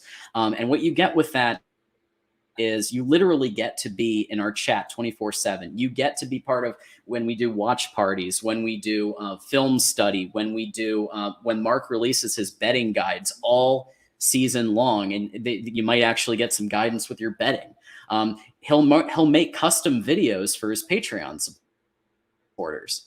So these are the types of things that you get for $5. I don't know any other Patreon that gives you that for $5. I'm being real. I don't know. Maybe they're out there, but this is definitely a great one. So just to go back to in terms of like the theme of 5 and 7 teams, Miami is another example of that, right? And it's like, what is this trend happening now where that's going on, where it's this elite recruiting and then a 5 and 7 result? Is all of it culture? That's got to be culture. To me, it's culture. And their trend is they have no trend. That's their trend. Is how they lose to Middle Tennessee, and not only lose to Middle Tennessee, but Middle Tennessee's athletes looked better than Miami's athletes, and that shouldn't happen. That's not good news. That's not good news. Yeah, they had. I think Miami gave up like 5 plays, 80 yards or more, or something crazy like that. Yeah, the offense was very questionable under Gaddis. And no, I mean, it was like Michigan when they played Ohio State. Yep. They would just run it, and they would just keep going. Mm-hmm. Erica, I'll give you some hope, though, okay? Because I know you've been a little bit pessimistic, okay? Have you seen your schedule for this year? Yeah, Well, and let's take a look actually, at that. It's funny that you're claiming I'm being pessimistic because Christopher, I don't know how to pronounce your last name. Yeah. I'm sorry. Can we put his comment on the screen? I meant to ask if we could do that. Sure. Let's get the good vibes going from Chris. I guess Christopher's also an Iowa fan. I think so. I'm not certain, but he's saying I will be tough this year. Stop being so pessimistic. Let's get the good vibes going. I've said that they've gotten gains from the portal and from recruiting. I've said in the chat that the O-line will be improved. I don't think I'm being unfair in my assessment of Kirk's tendencies. So I don't think I'm being pessimistic. I think I'm being realistic, and I'm not being a homer. I'm seeing the weaknesses of my team because I want them to win and improve. Okay. All right. Let's look at this schedule, folks. Okay, we begin with Utah State. I think at Kinnick. I think you guys probably pull that one. I think we'll get that one. Iowa State. Let me say to you, we have a chip on our shoulder. Chip on the shoulder is the expression of the night, isn't it? Yeah. We have a chip on our shoulder about Iowa State. They're our big rivals, as everybody knows. If we don't win this year, I swear to God, no. No. I will not be happy. I will not be happy. Yeah, Western Michigan's a dub. Yeah. Penn State at Beaver Stadium. That's hard. Gonna be hard. That's probably an L. Yeah, that's your one. That's your L.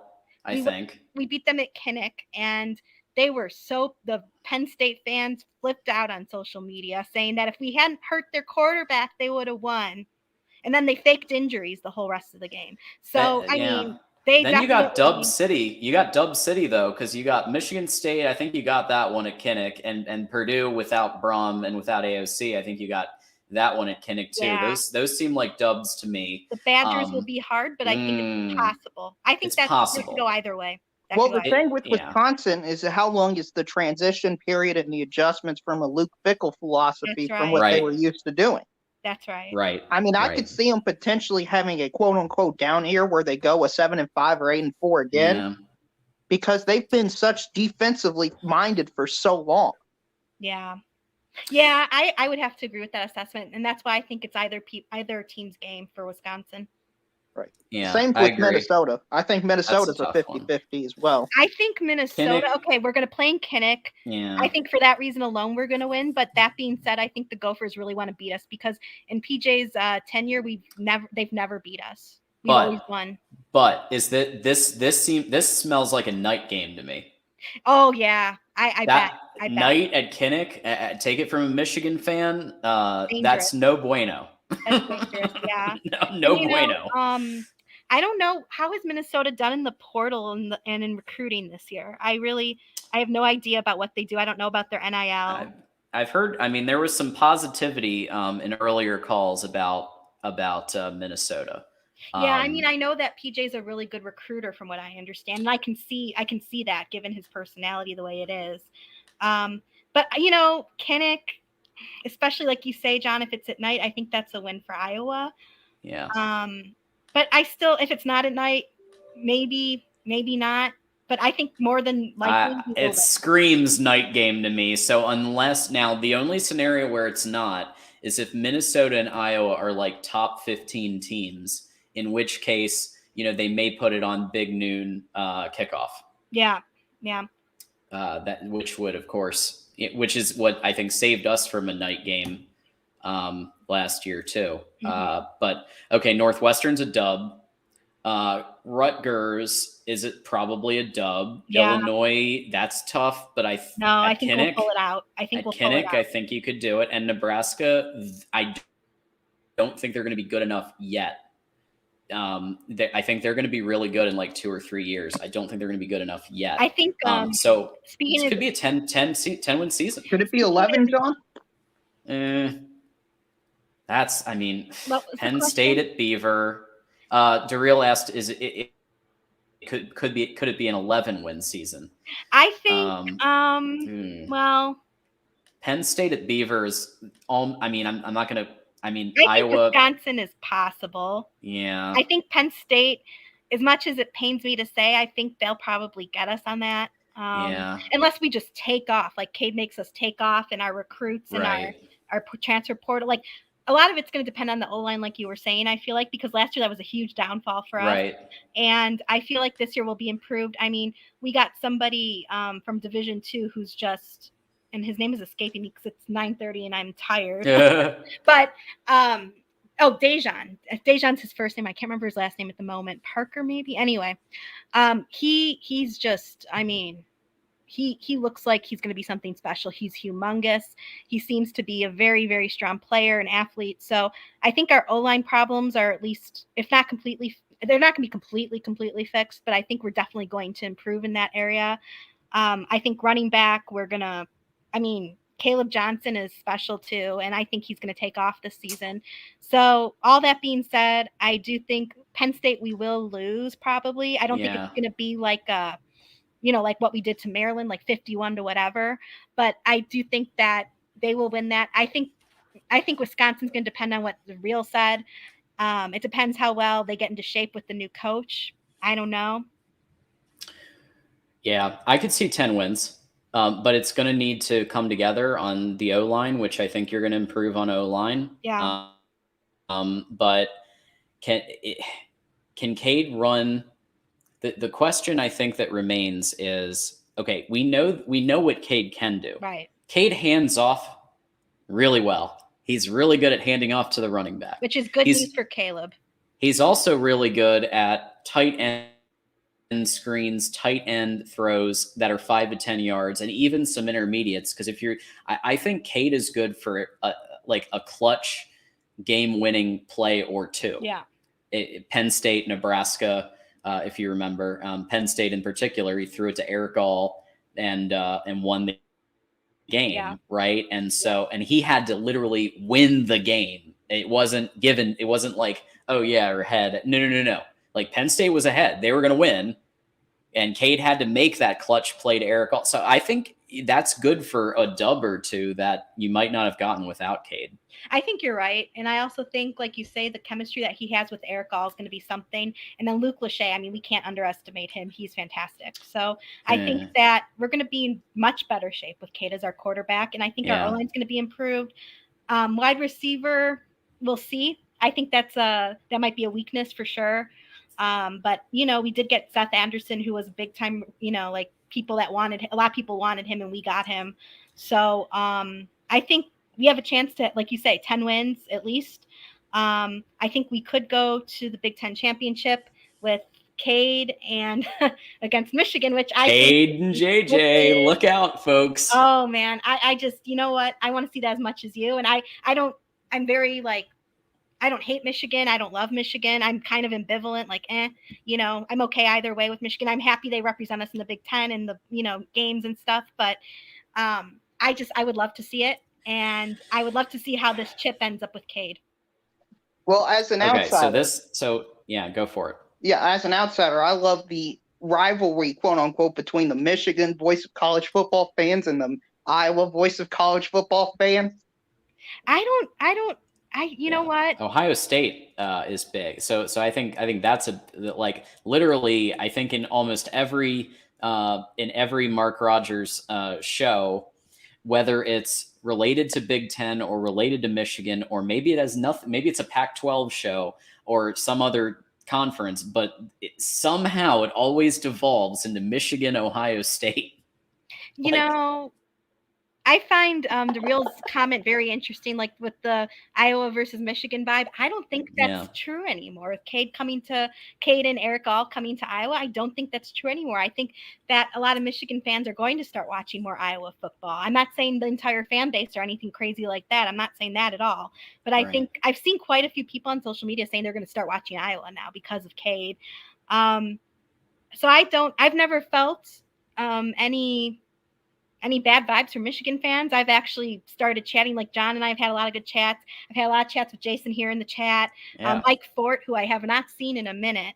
We had a lot Mike of Fort banter. Fort came in today. How about that? Where's he at? Yeah, he came in. He did? Well, he's probably doing trivia right now, yeah. but he no, he was in earlier for a bit. I must have missed it when I was working. I'm bummed. That's John, have you been able to talk to Corey Braddock? So I would like, I told this to Mark on the State of the Voice of College Football show when I called in. I said, now I did talk to him. So I called into Hawkeye of the Storm and when Cade was announced. Yep, I remember that. And yep. And we had a nice chat about like Cade's strengths and weaknesses, and it was a really good convo. So I hope someday to have a show to like have a week where, you know, there's a show where we could do or chat for a bit. Absolutely. Well, I hope he definitely does it because his Iowa knowledge and insight is amazing. Yeah, so good. Yeah. Yeah. But definitely anyway, John, check out Corey Braddock.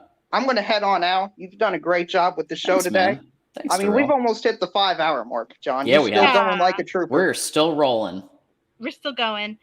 You know what, DeReal, before you head out, can I ask you to comment on this USC comment here on the screen? I would love to hear a perspective on that. USC. Now we're probably gonna get Tim back in here in a minute. Tim.